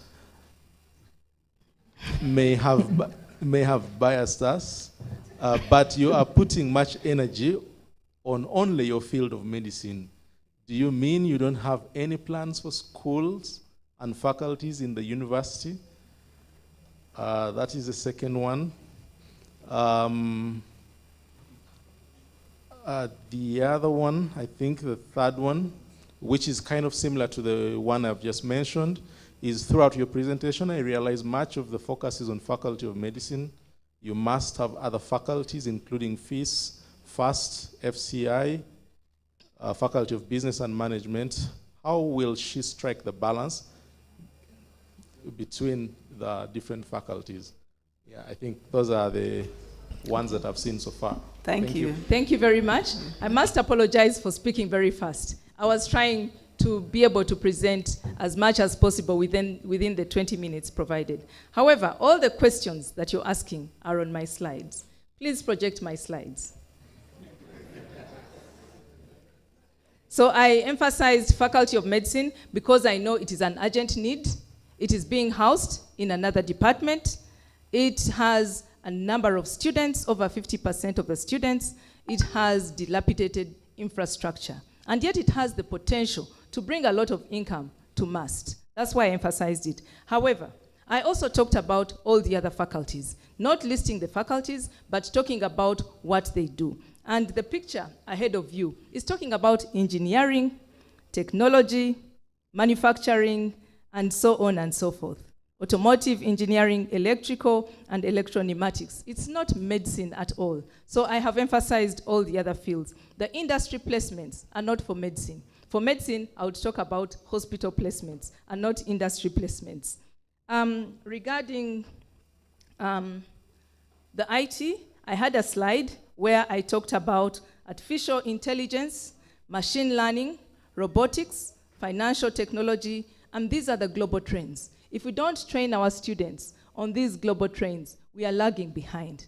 Mister, I wish I can find the slide to convince you that I actually included this in my presentation. There it is. If you look at the fourth bullet, to enhance skills in line with global trends, financial technology, machine learning, robotics, and artificial intelligence. So I am not only concentrating on medicine. Of course, being a medical doctor, you might think that I only talk about medicine, but the position of the Vice Chancellor is more than one faculty. And as I highlighted on the slide, the Vice Chancellor roles are providing strategic leadership to the whole university. It's not only to one faculty. Thank you very much. Thank you very much. This side. There was a question on work-life balance. Oh, sure. Please go ahead. Thank you for that question. I am an advocate of work-life balance. As I told you, on my personal attributes, let me show you the slide. Every information you're asking for is on my slides. So when you look at this slide, the last bullet, please show my slides.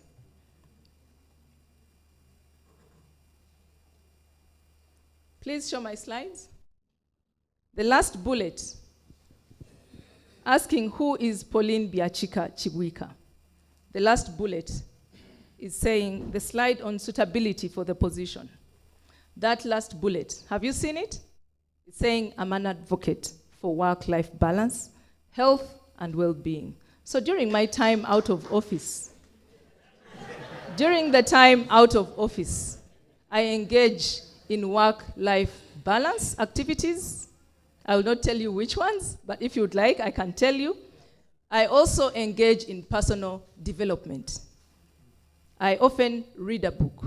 The most recent book that I read was on leadership because I was coming here and because I was preparing for the position of Vice Chancellor. And I read this book just yesterday. Sorry? Which book? The book is on leadership styles. I have always known my leadership style as transformational and democratic. And the book emphasized my leadership style through analysis of what I do. Regarding what I will do for welfare and well-being for the staff, I had a slide on welfare, and let me project it. And this slide... The time is up, so please wind up the... Okay, good, thank you. So this slide is talking about welfare for staff and students. And I talk about sports. I know that MUST, as a university, has limited facilities for sports. I saw that in the 2021-2022 report, saying the field is at a ratio of 1 field to 2,500 students. But we have over 5,000 students, and therefore, I need to enhance facilities for sports. Dr. Bitecherezo was at SMAC, And he told everybody at SMAC the advantages of sports. It is important that the students participate in sports. I also want to encourage the staff. Sometimes the staff think they're too old to participate in sports. It's important. If you want to live long, you need to participate in work-life balance, including sports and leisure activities. And how will I do this? I will look into possibilities of getting some gym placements for staff around Mbarara University, if possible. Thank you very much. Within the budget of the university. But also on campus, without having to go to the gym, on campus, there are fields, and staff can have a field day. They can have a sports day. Professor There's nothing wrong with that. Biachika, Thank we'll you very have to much. stop you just now. Thank you so much. Apologies. The chair of the council has a question. Otherwise, we were finishing already. Time is up. Over to you, Thank sir. you, Pauline. You've been a manager in a number of respects. I want you to tell me one single most challenging challenge that you had to deal with. And what was it? How did you solve it? A challenge, not success. The success is here. I want a challenge. Thank you very much. And at the back of your mind, since you've done a lot of research on Mbarara University, if you, in one form or another, if you can relate that example to Mbarara University. Thank you very much, Dr. Namara. If you would allow me, I can give you two. No, I'll start Professor with one. Biachika, he asked I'll for start one. with one. The time is up, so we're just going over time for you. I will start with one. And the two are very related. So in 2017, I walked into a hall like this, into a meeting of Uganda Medical Association. I was interested in the activities of the association. I did not know what they had discussed previously. And then it came to time for the AGM. And somebody nominated me as the vice president of Uganda Medical Association. I know that the Medical Association mostly caters for welfare of doctors employed under the Ministry of Health. But I knew that I could advocate. I knew that I was interested in the doctors as colleagues. So I accepted the position. And I was voted in. I got 98% of the votes. The next day, the medical doctors declared a strike. I did not know about it. And I was caught unaware. And I went into panic mode.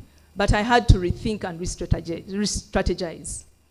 The media came for me to speak about the strike. The government of Uganda decided that they were going to negotiate with me as the vice president for some reason.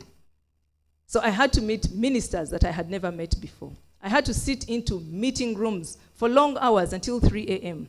And all they were telling me, call off that strike. Professor Biachika, go call off that strike. And my answer was, I did not call this strike. I cannot call it off. If you give me something to take back, tomorrow I will call off the strike. So I was able to negotiate. I was able to lobby. I was able to attend meetings that I had never attended. At one point, one minister called me and said, Professor Biachika, you need to appear at the Prime Minister's office in the next 2 minutes. I was more than 10 kilometers away. She told me, if you can get onto a boda, you need to appear here. Otherwise, you're going behind the bars. I had to jump on the boda to get there. Yes. So that was a big challenge of medical doctors. I had to put in place, work with a team to ensure emergency care for emergencies in the hospitals. I had to negotiate. I had to meet the president. I had never met the president. That was my first time. But over the years, I've met him several times during the COVID pandemic because I was on the scientific committee. But that time was my first time to meet him. He asked me a number of questions, and I was able to answer. He sent us to the ministers. The Minister of Security told us, you know what, you might be put behind bars. But we were able to hang on and negotiate. And I must say, the result was more than 100% enhancement of medical workers' salaries. We also see there was improvement in the work environment. And when I speak about this, I am not advocating for strikes. And you can see one of my slides highlighted strikes as a risk strikes from students, strikes from staff. But I also put a mitigation measure that I will run an open door policy with effective communication, holding town hall meetings, listening sessions, so that I am able to understand issues as they happen, and I'm able to provide solutions and generate solutions from staff before a situation of crisis. And in that way, we'll be able to avert strikes happening in this institution. Thank you very much. Your time is up, but we give you 2 seconds to give your closing sentences. Thank you very much for listening to me. I want to thank the VC Search Committee. My last sentence, in a nutshell, what am I bringing to MUST? I am bringing energy. As you can see, I have energy. I'm bringing motivation. I'm bringing inspiration. When I was promoted to the level of professor, I was still young. And many people asked, how can she be promoted to professor at this age? That is what I'm bringing to MUST. If somebody has achieved and they meet all the criteria, they need to be looked into. Their promotion needs to be looked into. Okay? So I'm bringing energy, I'm bringing motivation, I'm bringing team building, and I'm bringing efficiency. And above all, we together will work together to transform MUST. Of course, with the support from the government of Uganda, with the support from Council, the support from Senate, we shall be able to transform MUST into a global center of excellence. Thank you very much. Thank you very much.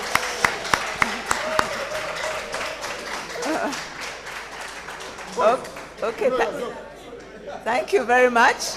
Professor Agos was mesmerized, but he's we'll escort our candidate. Thank you very much. Thank you for your time, Professor. Then thank you everybody for waiting. Our last candidate, we want to thank, excuse me.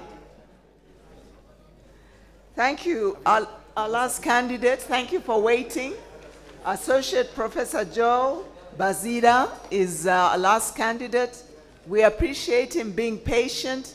Please be patient and listen to him and give him the courtesy of listening to his presentation. He's the head of Department of Microbiology at MUST. Whenever you're ready, Professor Bazira, you go ahead. Good afternoon, everyone. Maybe good evening. Thank you so much for giving me this opportunity to come and present this vision for Mbarara University of Science and Technology for the next 5 years. This is the outline of my presentation. Oh, sorry. Yes, this is Joel Bazira. I'm a graduate of Mbarara University of Science and Technology. I have a PhD also from MUST. I've been a manager here at MUST. I've been a manager here at MUST for the last 10 years as a head of department, a coordinator of postgraduate studies at the Faculty of Medicine, a Senate member, and a chair of the board of DRGT. I've also been an academic here for the last 23 years, rising from the level of an assistant lecturer to a level of an associate professor. I'm a member of several organizations in Uganda, in Africa, and across the world. I'm a country ambassador of the American Society for Microbiology. I have been an adjunct assistant professor at the University of Minnesota. I'm a fellow of the Uganda National Academy of Sciences, a Fleming Fund Fellow, and a Fulbright Fellow. MUST is a growing, I see things here which I don't see there. Okay, MUST is a university that is growing, established 35 years ago, and is growing really, really, in terms of students, in terms of teachers, in terms of buildings, and even academic programs. Even its web rankings have also grown. We are now the 3rd in Uganda and 104 in Africa. And this growth is attributed to people here. I'm sure you recognize Professor Kayanja and Professor Obua, who deserves a hand clap. And my task will be to accelerate this growth to the next level. The thing is moving very fast. According to the Universities and Other Tertiary Institutions Act, a Vice-Chancellor is responsible for the management of academic affairs, financial affairs of a university. And in the absence of the Chancellor, is responsible for presiding over ceremonial functions and is actually also the chief spokesperson for the university. Yes, Mbarara University is an institution of higher learning, and universities of higher learning in Uganda are regulated by the following: the Constitution of Uganda, the Universities and Other Tertiary Institutions Act that establishes the National Council for Higher Education that is responsible for regulating and registering universities and accrediting courses, National Council for Science and Technology that actually regulates research, and because we're a public institution, we are also governed by the Public Finance Management Act, PPDA, Employment Act, and Public Service Standing Orders. We have done a SWOT of Mbarara University of Science and Technology and managed to identify strength of this university. One is that this university has almost a square mile of land, which gives room for expansion, infrastructure, qualified staff, and also focuses on STEM. And also has weaknesses that need to be worked on to make Mbarara University a better place. The greatest of these weaknesses is funding. This funding affects staff, recruitment and promotion. This funding affects infrastructure development. The opportunities that face MUST are immense. We are a public university, so we are guaranteed to receive money from the government of Uganda. There's an increase in demand for higher education in Uganda, and we're also located in a region, that's the expanded East African region, with a population of over 343 million. The threats, of course, go back to inadequate funding, which affects our student recruitment, affects our advertisements, and there's also competition from the many universities that we have. What do I bring with on board? This is my business plan. This is the vision. I see MUST as a leading center of research, innovation, and transformative education in science and technology. And we exist to deliver quality, affordable, equitable, accessible, and inclusive education, pioneering research, and focusing and fostering innovation in science and technology with a strong commitment to addressing community needs and promoting sustainable development. What are my goals? I've actually called this Joel's 10-point program. Thank you very much. Goal number 1 is increasing the number of students, but without decreasing quality, increasing research and innovation outputs at MUST, optimizing the impact of community outreach programs, improving the visibility of MUST locally and globally, improving the infrastructure at MUST, improving the welfare of staff and students, establishing a strategic partnership forum, setting up an artificial intelligence hub at MUST, increasing university funding, and ensuring optimum utilization of human finance and material resources. These goals are in line with national and international development frameworks. The SDGs, the Uganda Vision 2040, NDP 3 and 4, and our beloved NRM Manifesto 2021. How do I plan to implement this 10-point program? I plan to increase numbers, but without decreasing quality. And this is how I'm going to do it. Working with the AR's department, we'll implement the marketing plan. We'll diversify the courses that we offer, including animal science courses, artificial intelligence, oil and gas. And we will utilize the digital space and e-learning platforms to offer online programs. We will functionalize the Quality Assurance Directorate in line with the East African Universities Quality Assurance Framework. And working with the leaders in the Faculty of Medicine, we will restructure this faculty to improve its efficiency and service delivery. I intend to increase research outputs from MUST by recruiting research fellows. These are people that concentrate on research without taking a wage from Mbarara University of Science and Technology. They actually bring in money. Their work will be to concentrate on doing research. They don't even have to be in Mbarara. They can be anywhere across the world as long as their grants are going to come through Mbarara University, and we will gain from IDCs that come from their grants. We'll diversify the type of grants that we win on top of the other grants that we have been winning for research and capacity building. We will apply for grants for infrastructure development. We will conduct research that is responsive to our challenges locally. Recently, you all know the statistics of HIV in Mbarara. We are ranking very badly. But Mbarara University is here. We need to respond. There are issues of drought. There are issues of tick resistance. There are issues of antimicrobial resistance that are very close to my heart. Mbarara University will respond. And as you see in this picture, I was hosting a team of MPs from the STI committee as part of my response to the AMR challenge. What innovations am I doing? I'm developing drugs, I'm developing models to respond to the AMR challenge in Uganda. I will strengthen the grants office so that it performs better. We will automate the services in the grants office, and we will strengthen the incubation hubs at MUST. Farm Biotrack, the one in business, software, CamTech, we'll strengthen them so as to strengthen CITT. And also, we'll strengthen the linkages with industry so that when we have our prototypes, they're able to take them on.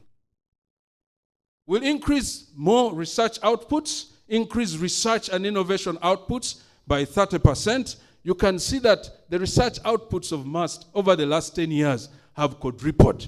And I am glad to say I've been among the people that have contributed to this growth. As you can see in that picture, and the chair of council is here, he was giving me, together with the Honorable Minister, Muyingo, an award for an outstanding researcher at Mbarara University of Science and Technology.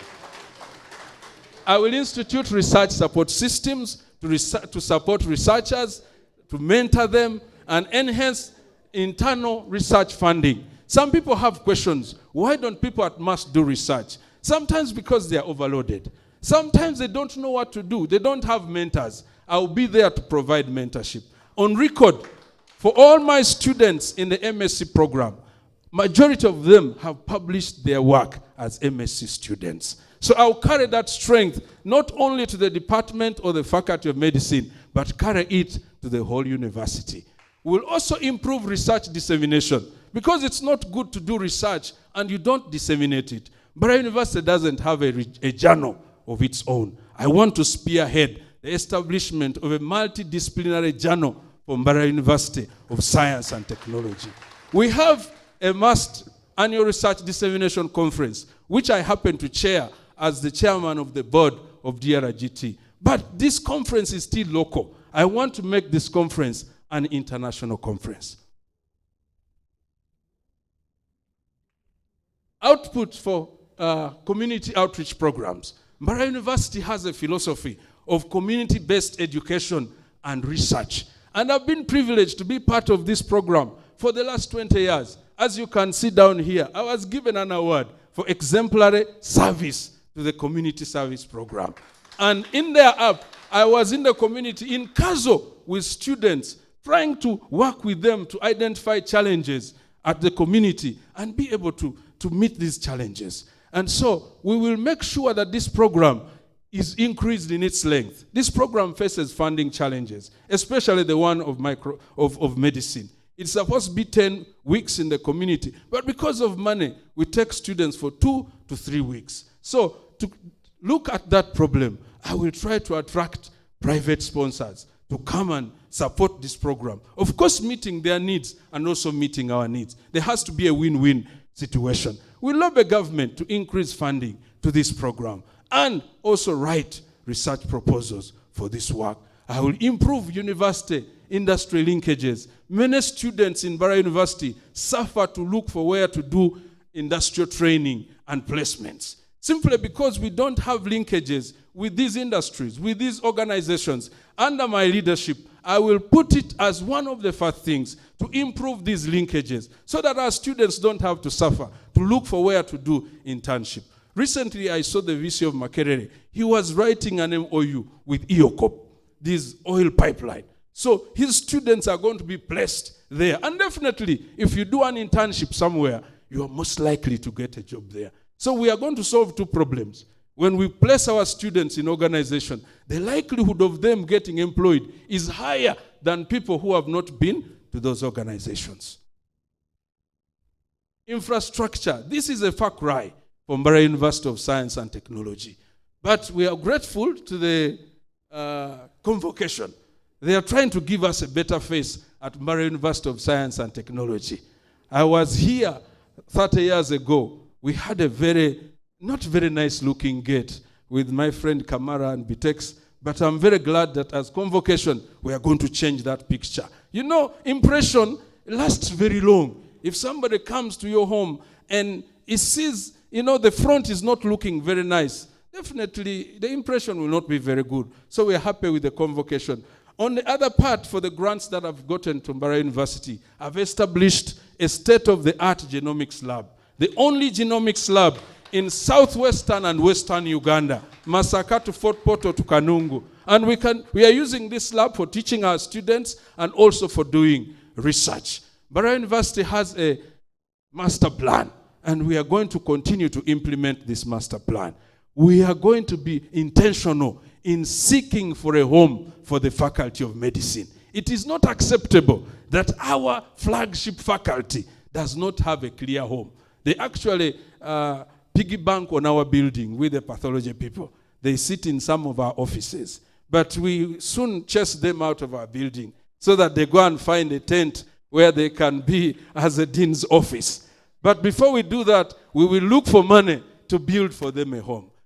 The other problem we have is that we have nice buildings. Even this one, if you walk around, it's very nice, but there are issues of maintenance. The mortuary building or pathology building, if I may use that word, I've sat in that building for 23 years. But it's only about 2 years ago when the inside had some paint. But unfortunately, the outside, for 23 years, has not seen some paint.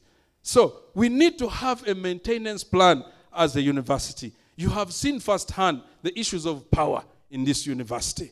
I believe that I can lobby UMEME to reduce the issues of load shedding. I will conduct power audits on this power to know exactly how much power we need. And above all, the use of green energy. We need to survey the green energy, solar power for building, solar power for lighting, solar power for street lighting, so that MUST does not have to suffer this frequent load shedding that actually affects a lot of our programs. Visibility. MUST must be visible locally and internationally. MUST has improved in its rankings. From last year, we were 162. Now we are 114. I will ensure that this visibility continues to rise by focusing on the parameters that are used for ranking, such as web presence, deliberate focus on internationalization, increasing, as I've said, research outputs and impact, and ensuring diversity and inclusivity, because that's one of the marks that are used to gauge universities. The other thing is that I will establish an open day for MUST. We don't have an open day as MUST. Yet we have a day like 28th of October, where MUST started. I will start from there. Make that day an open day to be able to bring the community to MUST. Many people in our community still think that MUST offers only medicine. Yet there are many, many courses that MUST offers. Many people don't know the innovations that we have here at MUST. They were only shocked that there was COVID-X at MUST. I'm sure they will be more shocked when they see the many other, innovations that are there in MUST. We have Dr. Obongloch here, who is working on a low-cost MRI that will save people's lives, that will save a lot of money, but nobody knows about it. So we will bring the community to Mbarara University and we will show them what we have for them. Welfare of staff and students. I have colleagues here. I'm sure this is very nice music to your ears. I'm going to lobby. Okay? Trust me, I am going to lobby. Wherever we can lobby, we will lobby for promotions, salary enhancement, pro rata, okay? pro rata. Hey, we'll lobby for that one. We'll improve your welfare as staff, your working environment, lacking computers, desks. That will be history under my vice chancellorship. I will establish wellness programs. Because of COVID, many staff are worn out. We run 3 semesters, teaching end-to-end.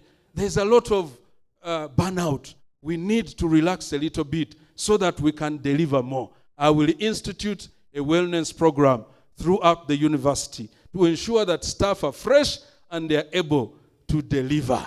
I will operationalize the health insurance scheme. I will re-establish the staff canteen. This canteen was there, but it was given away for an incubation hub, which is also very good. But we have been promised, and I believe that under my term, we will establish this canteen so that staff don't have to compete with students in those tents somewhere. I will also increase staffing levels from 30 to 50% so that the issue of workload gets reduced. I mean, this is not ideal, but I think if we get to 50%, yeah, there will be some relaxation. And advocate for review of policies. And one of the first policies I'll look at is this retirement policy. We need to retain our professors, we need to retain our vice chancellors and DVCs post their tour of duty, because these are centers of knowledge. You can't replace a professor with an assistant lecturer. You know, so you will be losing a lot as a university in terms of visibility, in terms of mentorship, passing on knowledge. So we review these policies because they are made by us. They are not cast in stone. We just need to advance our argument, and then we review these policies so that the other issue is that there are departments where there have been professors. They have retired and there are no other professors. So with the few professors we have, why should we chase them away like that? A professor can work until they are 80 because they are delivering on mentorship, on helping us to do research. Their names sell when we talk about these professors. Students' welfare, this I will improve the accommodation of students, including constructing hostels for our students here in Chihumuro. They really suffer a lot. Many of them get issues with borders. A number of students who learn on this campus come from Tasso village to be able to come here and learn. Every day they are on border. That's a great risk. We'll be able to handle that. We'll be able to improve sanitation in the halls and also in academic buildings. We'll improve health services in the MUST clinic, improve sports facilities. I am one of those people, when I joined MUST, I joined sports at MUST. I represented Mbarara University of Science and Technology in athletics in Mbale in inter-university games. So I know the value of participating in sports. So with me as your Vice Chancellor, I believe that our students will be able to participate in inter-university games. And also, I didn't talk about that for staff, but there is a corporate league. I will encourage staff to join the team that participates in corporate league, because sports is one way to keep us healthy. Many of us are sedentary. We come from our home, sit in a car, sit in your office, go back to the car, go back home. So with sports, we are able to, keep more healthy so we can deliver for our students. The issue of security, will install security cameras, CCTV cameras. And my focus will be on installing those cameras, especially the ones in the compound, the cameras that use solar, so that we don't have to incur costs again of electricity. These cameras will also be installed in classrooms. We have a silent epidemic of malpractice coming up slowly in the university. And one of the ways to curb this is to install cameras, because then you have evidence. You just go to the camera and show this student was cheating and not cheating. Some of these students are very clever. If you catch them, they swallow the paper, and you don't have any evidence that they were cheating. But with the camera, even if you swallowed the paper, we'll ask you, what were you swallowing? Because that was not medicine.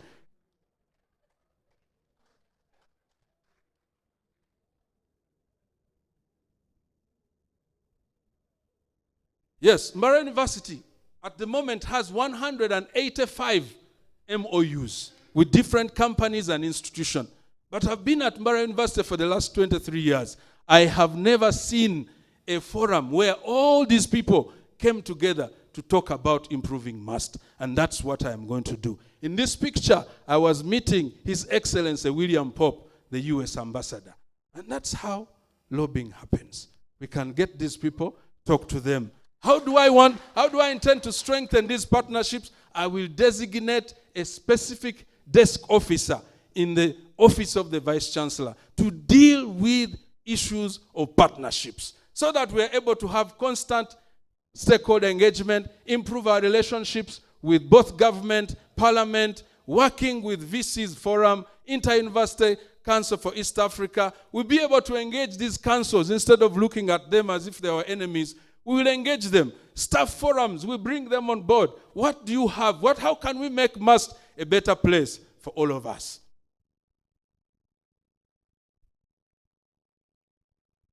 AI is taking the world by storm. And for some of you, AI is basically stimulating human intelligence in machines. And anybody who ignores AI now will be in history. So we must embrace this revolution as soon as now. We are lucky that Professor Obu and team already have a grant for Data Science Africa. We'll piggyback on that to establish infrastructure so that we're able to offer courses in machine learning, in data science, and AI ethics. Funding. We are going to increase funding to this university through the recently registered MUST Holdings Company. And we are going to use the UPDF NEC model. UPDF is a government entity, but they run a business through the National Enterprise Corporation. I will piggyback on that to be able to see how do they do it, so that as MUST, we're able to piggyback and see how we can also do business as a company. We'll do consultancies, we'll run income-generating activities, and develop our land through a PPP, or public-private partnership. I intend to further increase money through lobbying government, through increasing grant revenue. As you can see in this picture on the right, the grant revenue is in blue, and it is on the rise. The government release is in that color, but it is stable at 60 billion. The grant revenue is now at 42. If we increase it by 25% in the coming year, the grant revenue will be above government revenue.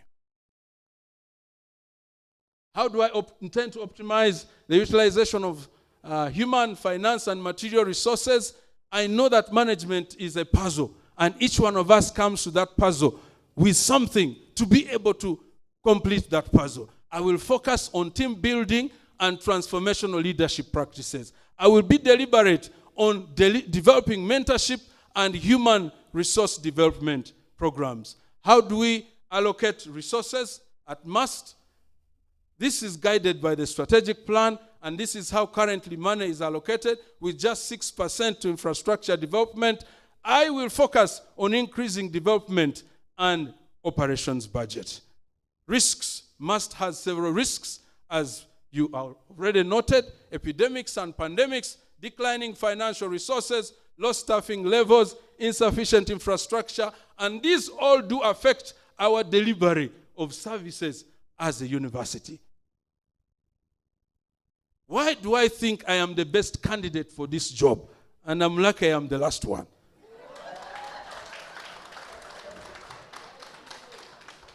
I am a team player, and I've worked with so many people in this university. I'm a resource mobilizer. Through the grants, I have mobilized over $10 million for this university. I'm result-oriented. As already told you, I've set up a lab which is nowhere in Western and Southwestern Uganda. I'm a servant leader. I've mentored everybody who has come my way. I don't want to mention names, but I've mentored very many people, both in Mbarara University and outside this university. I'm open-minded. I'm receptive to alternative and even conflicting views. I accommodate them. I am approachable. Those of you who know me, you know that I'm approachable. If you have a challenge and you meet me in the compound, I don't say, please find me in my office. If we can solve it there, we solve it. If we can't, then we make an appointment. I have MUST at heart. I have served MUST for the last 23 years of my life. And I have had opportunities to go elsewhere, but I have said, no, Must is my home. Must made me. I will serve Must. Maybe you may not know, in the next 18 months, probably by the end of next year, our top 3 administrators at Must will be retiring.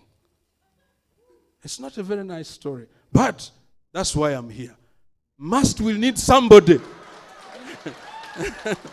Must will need somebody who knows Must, who does not need to be introduced to anyone, who does not need to be introduced anywhere. So that even if Professor Bua, Professor Nixon, and Professor Kazova have gone, I will be there. I said, I knew how Bua worked. I knew how Kazova was working. I've been privileged to work with Professor Bua under about 3 grants. So I know how he works. So I'll be able to say, okay, since my goal is to take Must and accelerate it, I will start from where Bua stopped, and then we shall just go to the next level. So I'm ready to go on day 1. And this is my call to action, members. It's time for Must to embrace visionary leadership. And with me as your Vice Chancellor, Must will soar to new heights. We will achieve our aspirations of a visible and vibrant Mbarara University of Science and Technology. And I'm very grateful to the founders of this university. One thing that keeps me moving in Must is this motto: succeed, we must. In Must, we don't fail, we succeed. We find a way where there is no way. I had no supervisors locally for PhD. As I said, I was the first Must alumni to get a PhD from Must. And there were no supervisors. But because of this motto, I said, I'm not going to fail. I will succeed. I looked for supervisors in Makerere, Professor Joloba, and others in Tanzania, and I finished my PhD in 2011. And with that PhD, I have delivered, I have mentored, I have motivated other students to be able to do PhDs. For God and my country, God bless you.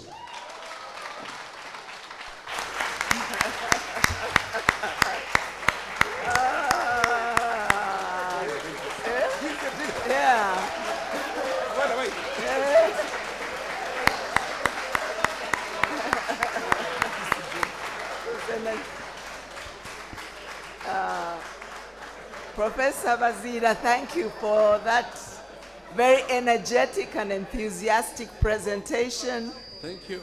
We thank the attendees who have been very energized by you, even though it's late. We now have time for questions. And so please put up your hand for questions. We'll start. You've asked before. I want to ask people who haven't asked. So we'll start here. Oh, sorry, we'll start at the front here. Apologies. And then we'll go up to the gentleman in the jacket. Thank you.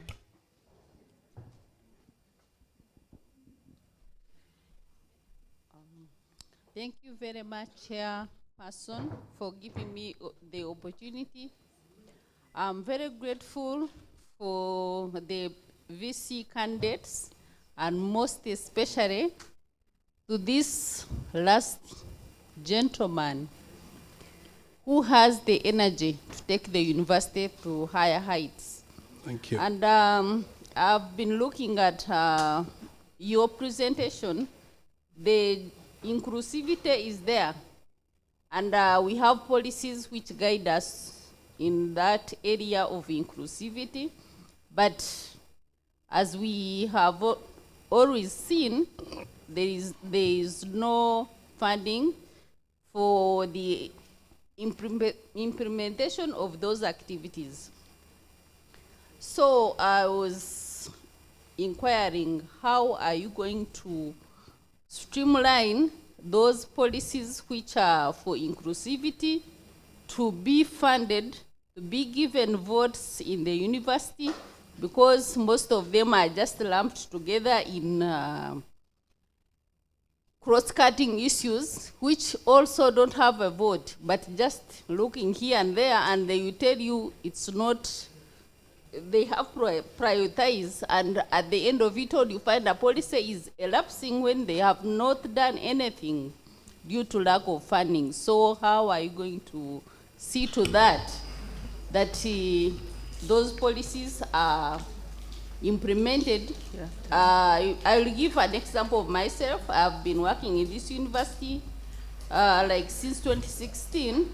We are supposed to have assistive devices and sometimes helpers to help us, which are given by the university. But because of the financial constraints, we use our finances to support ourselves to do the work. Even the students are given some money, which is equivalent like 2,000 a day for upkeep and for facilitation, those who with disabilities. But when you find someone needs a helper, someone needs, it is very constraining to that individual. So I'm requesting to know how we are going to handle us. Thank you very much. Thank you. Please go ahead. Thank you very much, Stella, for bringing up that issue. As you have seen, inclusivity is one of those markers that are used when they are ranking universities. And as I said, I'll pay deliberate effort to those parameters that are used to rank universities. The issue here is money. We will find money to be able to support these programs.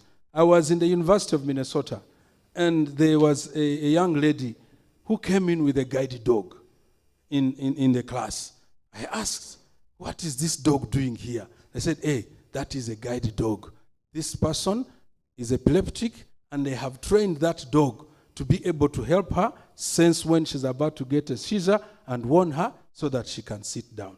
So with me as the Vice Chancellor, I believe I'll be able to lobby for resources and finances so that you people with disabilities are assisted.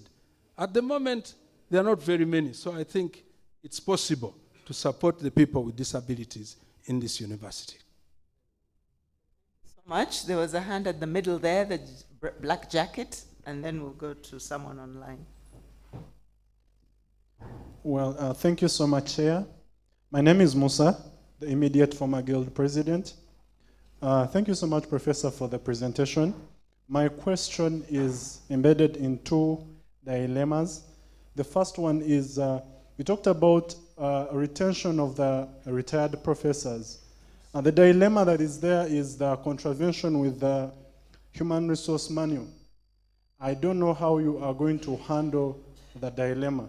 Then two, you talked about something that is interesting, the building of students' accommodation, especially at this very site. However, we are aware that government cut off funding to construction of hostels and related facilities. Tell us more on how you are actually going to tackle this. Thank you. Thank you very much, Musa. The first issue has to do with review of policies, as I said. These policies in the Human Resource Manual were made by us. They were not made by God. So we can review them based on our need as a university. And according to the recent guidance by the Auditor General, is it Auditor General or Attorney General? He said universities are not bound by the public service standing orders. We have the chair of council here. So in this respect, the chair of council takes precedence. We will be able to talk with him, show him our need as a university, and we review these policies. It's not only in Mbarara University. In Makerere, a university serves up to 81 years. Why should we throw out our professors at 65 years? They are still very young and are able to deliver. Professor Kitia, my former teacher, has reached retirement age. But he's still very strong. He's still moving around without any help. Why should we chase him away? In a region where we have only two active neurosurgeons, we say, Professor Kitia, go away because you have reached 65 years old. And yet there is a program of neurosurgery that we recently defended in the National Council for Higher Education. So who is going to run that program? It's very difficult to get a neurosurgeon from Kampala to come and be resident in Mbarara. They can be here on paper, but not here to do work.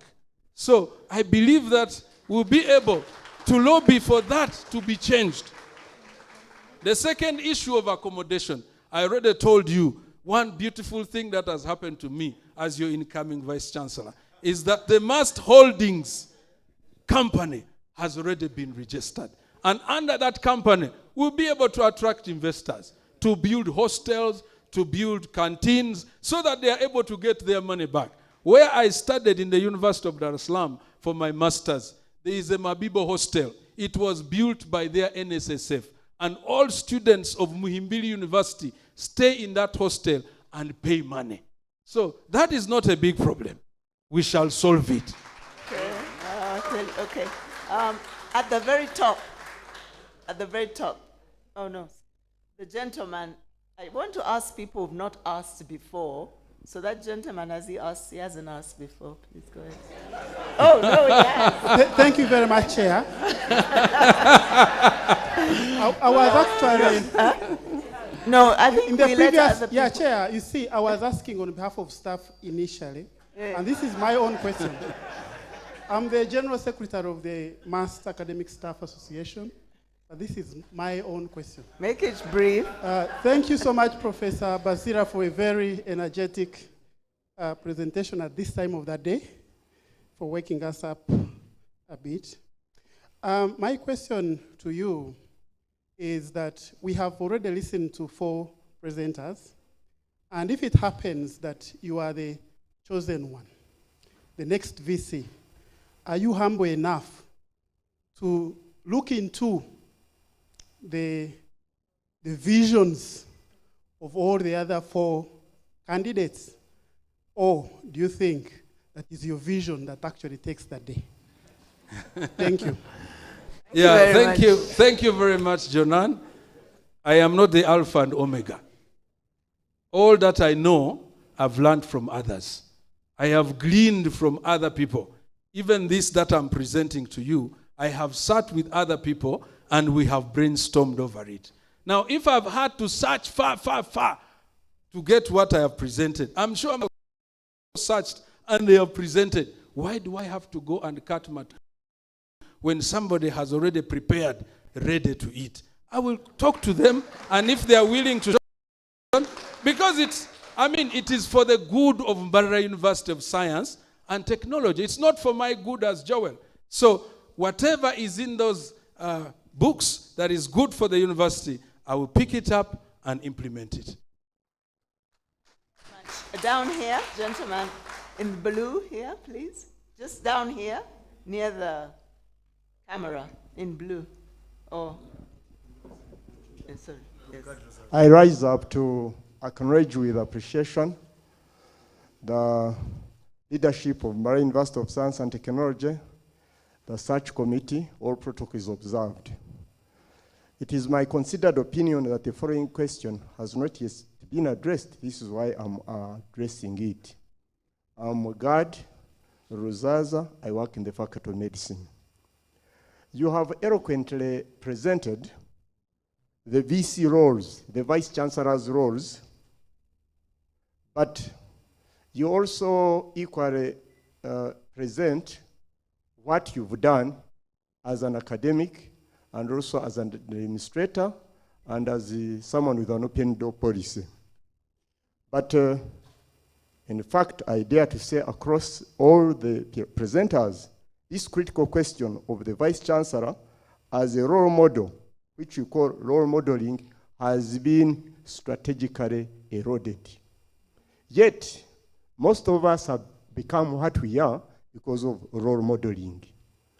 And there are various examples. The easiest one is to recognize and reward best performers. A VC as a fountain of honor of a university, how is it, what will you do to role model so that you always lead where others follow? Thank you. Yes, thank you very much, Dr. Gad. I will start with the second part of rewarding best performers. I was very excited when Angela sent me a message that I've been chosen as one of the outstanding researchers of Mbarara University of Science and Technology. I walked to that graduation ground. I've never been very close to a minister like I was to Minister Muingo, and receiving an award. That's why I put it even in my presentation. It gives me pride and honor. I know that the university has also some time back awarded people who are in the COVID task force. After receiving this award, I said to myself, Yes, I'm a researcher, I've been awarded.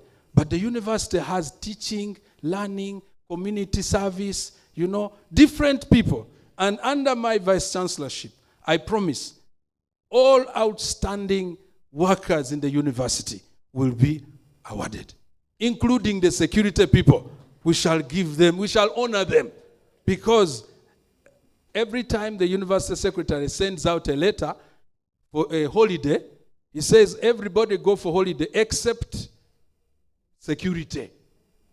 We will honor them and reward them. Role modeling. I think I cannot blow my own trumpet.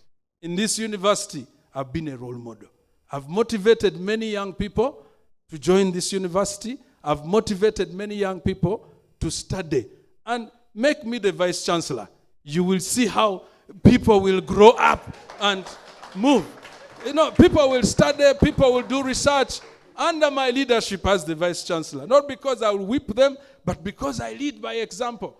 I was able to publish papers, even at the time when there were no promotions. By the time I was promoted to associate professor, they said, you must have 3 papers. You know what? I had 60. Although there were no promotions, I continued to motivate myself and deliver. And when I was the coordinator of postgraduate studies, the research output of the Faculty of Medicine shot very up because I motivated all graduate students to be able to publish. I would get them and say, before you submit your book, please, I need a manuscript. And if the manuscript is ready, sit here, we submit it. And so many of them got even scholarships, like Luc Lugobe. He got a scholarship for PhD in Canada, in Oxford, because of the paper that he had published. So with me as your vice chancellor, trust me, people will be motivated to deliver for this university. Thank you very much. We'll get Jane to see me online. Do you have a comment or question? Yes, hello, good evening. Do you hear me well? Hello? Yes, we can. Go ahead. Yes, Dr. Zira, thank you so very much for your presentation. I've been listening intently, and I have a couple of questions for you. One, according to you, what are the 2 major problems of Mbarara University, and how do you plan to address them? The top 2. Secondly, you mentioned that you plan to increase, I think, the faculty ratio from a current 30% or something to 50%. Those were your figures. How do you plan to do that? We know that increasing faculty is not that easy. It's not something that you can just sit and decide as a VC. You have other parties to engage. So how do you plan to actually get to your 50% that you said? And in your presentation, I did not hear anything about gender balance at the university. Having been at the university for 23 years plus, what is the ratio of males to females among the students and also among the faculty? And assuming that maybe there are less females, which is usually the case, what is your plan to get that gender balance? And lastly, you've been in the leadership of the university for so long, having been there for 23 years, being a head of department as well. So I imagine whatever has been happening, you've been part of it. And of course, there are so many gaps in the management, the current management, that you try to fill. So just give me one reason why you think you should be selected and you're going to change the status quo when you've been part of the current management. Okay, thank you for those questions. We really want to encourage people to ask only 1 or 2, but we've allowed you to answer since you're online. So maybe you answer 2 of the 4. I just answer 2 of them. I think one of the major problems on Mbarara University is funding. Funding affects the staffing, funding affects infrastructure, funding affects even the teaching and learning. I talked about community programs. Funding does affect these community programs. You talked about gender. Yes, I lumped gender into inclusivity and diversity. Yes, we know that among the staff, yes, the ratio of male to female is still wanting, but I can speak on behalf of my department. When I joined the department, we were only men. But now, as I speak, we have 2 ladies in our department. So I believe that even when I become the Vice Chancellor, I will encourage more ladies to join the staff of Mbarara University of Science and Technology. Thank you so much. Any, up there, a hand is at the top. I want to ask people who haven't asked. The gentleman at the top has not asked in the word. Where's an RDC? Okay. No, she's asked a question. I wanted to ask the gentleman at the top, then we come down to the RDC. The RDC is waiting patiently. Thank you. I also love the energy. I'm Octavius. I'm an alumnus. I'm back here. My question is about innovations. What is the plan that you have for the outstanding innovators, the students? Sometimes after the innovation, they graduate and disappear. So what plan do you have for the outstanding innovator students? Okay, Thank you. Thank you. Let's have the RDC's question and then we answer them together. Thank you. RDC is down here. Thank you very much, the Chair. My name is Robert Kanusu, the Deputy RCC Mbarara City. I'm so much happy and energized by the presentations so far made by all the candidates. Besides them presenting for purposes of vetting, winning or losing, we are so happy that you have presented and enriched a lot to our understanding of how universities and public institutions should be governed. We are so grateful for you. And Madam Chair, thank you very much for conducting these presentations. I wish to thank Dr. Bazira for mentioning, and other candidates for mentioning key areas where government has been recognized as the biggest contributor to the development of higher education, especially at MUST. And you've said that the president has been the key flag bearer for this university. I think as you plan to rob more from government, start by making me your friend, because I'm the immediate key person for you to link you to other departments that you want to lobby for changes that you want to bring to this university. And of course, government has realized that there is need to enhance the public PPPs because it can't solve all the problems for the complex issues that universities and institutions are facing. But I need to ask one question. How do you intend to improve the quality of students? Because basically most of your presentation and others has been centered about improving quality at university internally. But the public expect to see the difference in the quality by the ability of the students to solve the societal complex problems emerging from time to time. How do you intend, during your tenure of office, to change that and make it look better and even project MUST as the best among the others? Thank you. Thank you very much, RDC, and I appreciate that offer. As soon as I'm made the Vice Chancellor, you'll be the first one to know. And I will come over and we talk. I also gather that you are one of us here. Although you are the RCC, you are actually a direct beneficiary of all these things that we are talking about. I've already talked. I believe you meant not just students, but graduates of Mbarara University of Science and Technology. I've talked about improving the impact of community outreach programs. That is one area where we are going to make a big impact.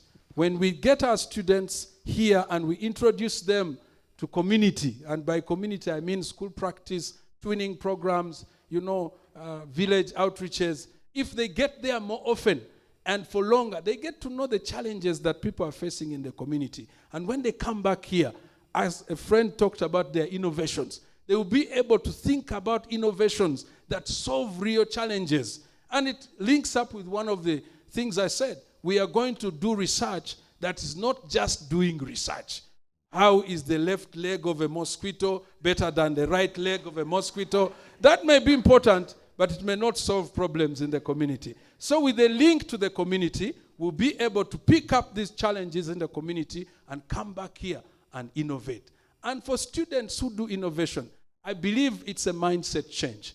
One reason why students start innovation and abandon them is because they think that these innovations are to give them marks. You are doing something so that you get marks. They don't understand that you can do this thing and it gives you a living. So we will work on that mindset change. That when this student is working on this project, he's not thinking about getting an A and then putting that thing in the wardrobe and then going on streetology to run a mobile money business. And so I'm also grateful for MUST because we have incubation hubs. We have Farm Biotrack just in this building where we sit.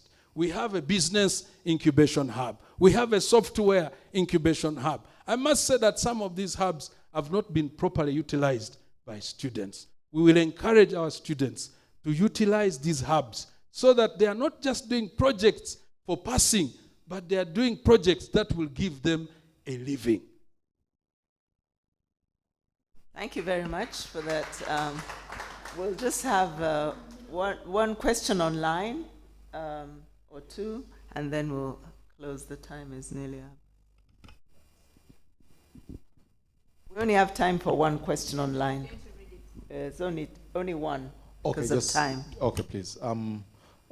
So there is a question here that at MUST there is a big gap in prioritizing support staff who are critical in implementing university roles.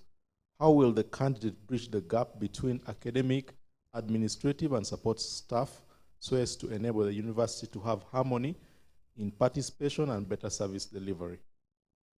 Thank you very much. As I said in my slide, when we talk about strategic partnerships, we will involve all staff associations at MUST. I know there is NUWEI, there is MUST staff. Those are associations that actually support staff. We will engage them and understand how best they need us to support them. And I believe that there is always a win-win situation. I mean, when we engage and we talk, we always find middle ground. We may not get what we bargained for, but at least we will walk away with something. Very, very much. We appreciate your time. Your time is, the chair of the council has a final question. We'll allow him. Thank you very much, Prof. Joel, thank you very much for your presentation. I know you did the SWOT analysis and the rest of it. You did your research. What do you think will be the most important challenge when you take up this job? And how do you hope to do? Single most important. I don't want money because we know there is no money. Tell me your expected most difficult challenge that you expect to solve and how. Unfortunately, you've cut out the most difficult one. Then maybe I go to the next difficult one. The next difficult one is to motivate staff and help them to do their work under the conditions that we operate in. That's, for me, one of the biggest challenges. And the way to solve it is engagement. We'll engage with staff. We'll be transparent. Because sometimes staff feel like there is money somewhere, but they are refusing to give it to us. So we'll be transparent. This is what's on the table. This is how we have divided it. And so if it gets finished, then we all mesh together.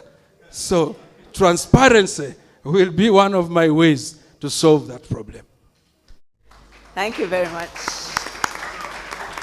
So, Professor Bazira, your time is up, but we're giving you 2 seconds to give us your closing sentences. Thank you. Wow. Thank you very much, Search Committee, for giving me this opportunity. You've been the best interviewers I've ever met. You have made me feel welcome. You know, sometimes you go for a panel and you feel like, I think I should run away. But you have been very welcoming. And to the congregation, thank you very much.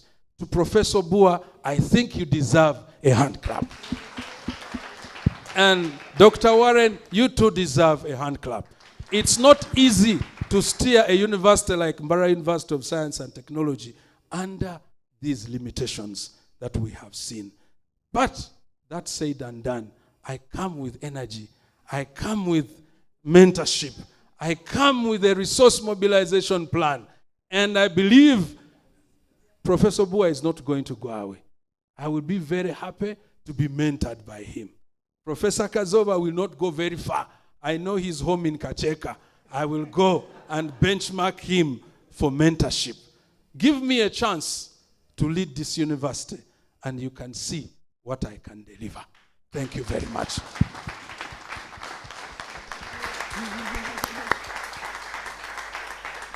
Thank you very much. We appreciate your time and your interest and commitment and patience, because you were the last person, but you were willing to wait when you came at noon.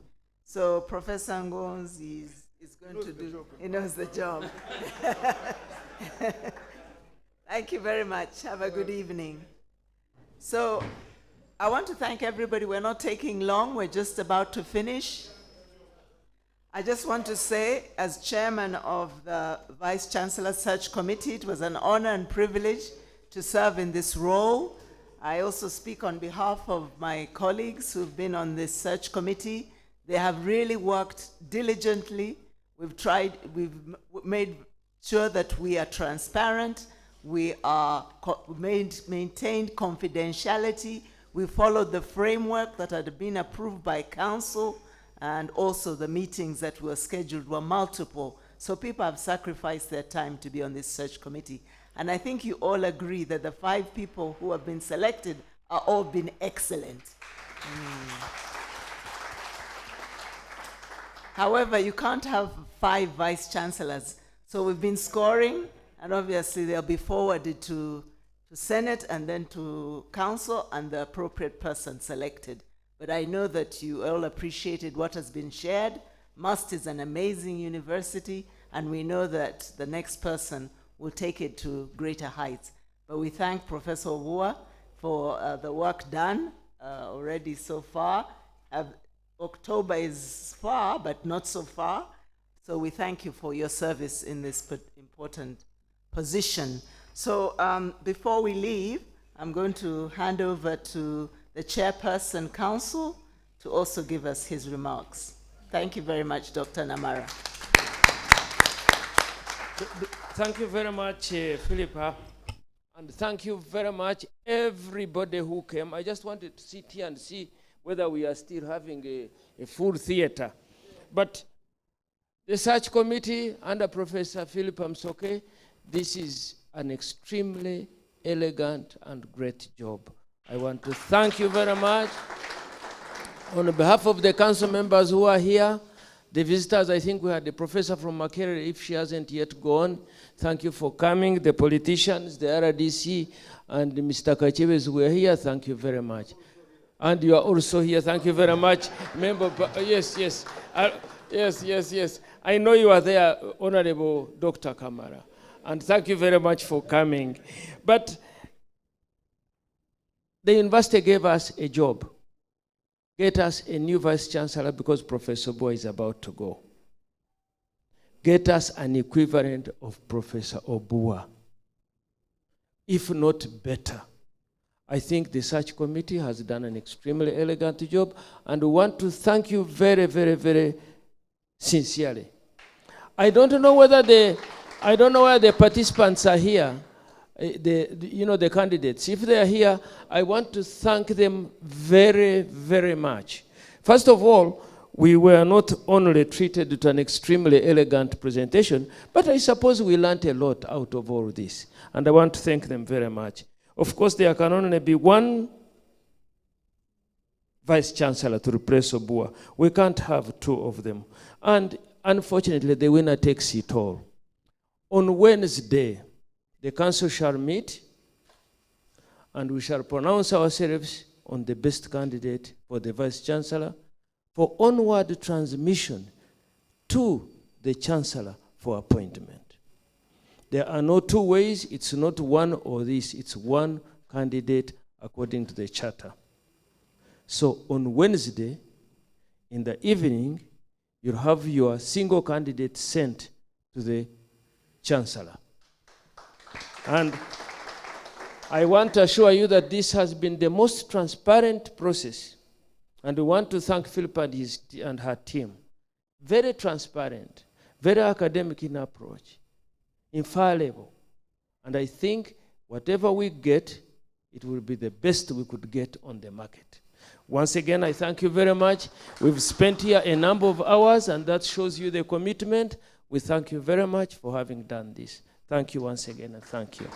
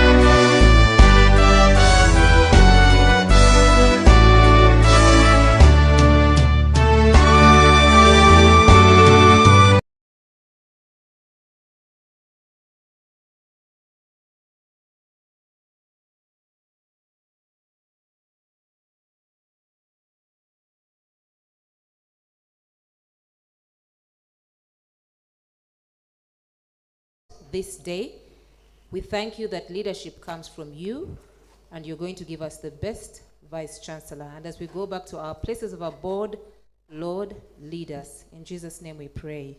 Amen. Thank you very much, everybody, for attending. The meeting is over. Yes, close.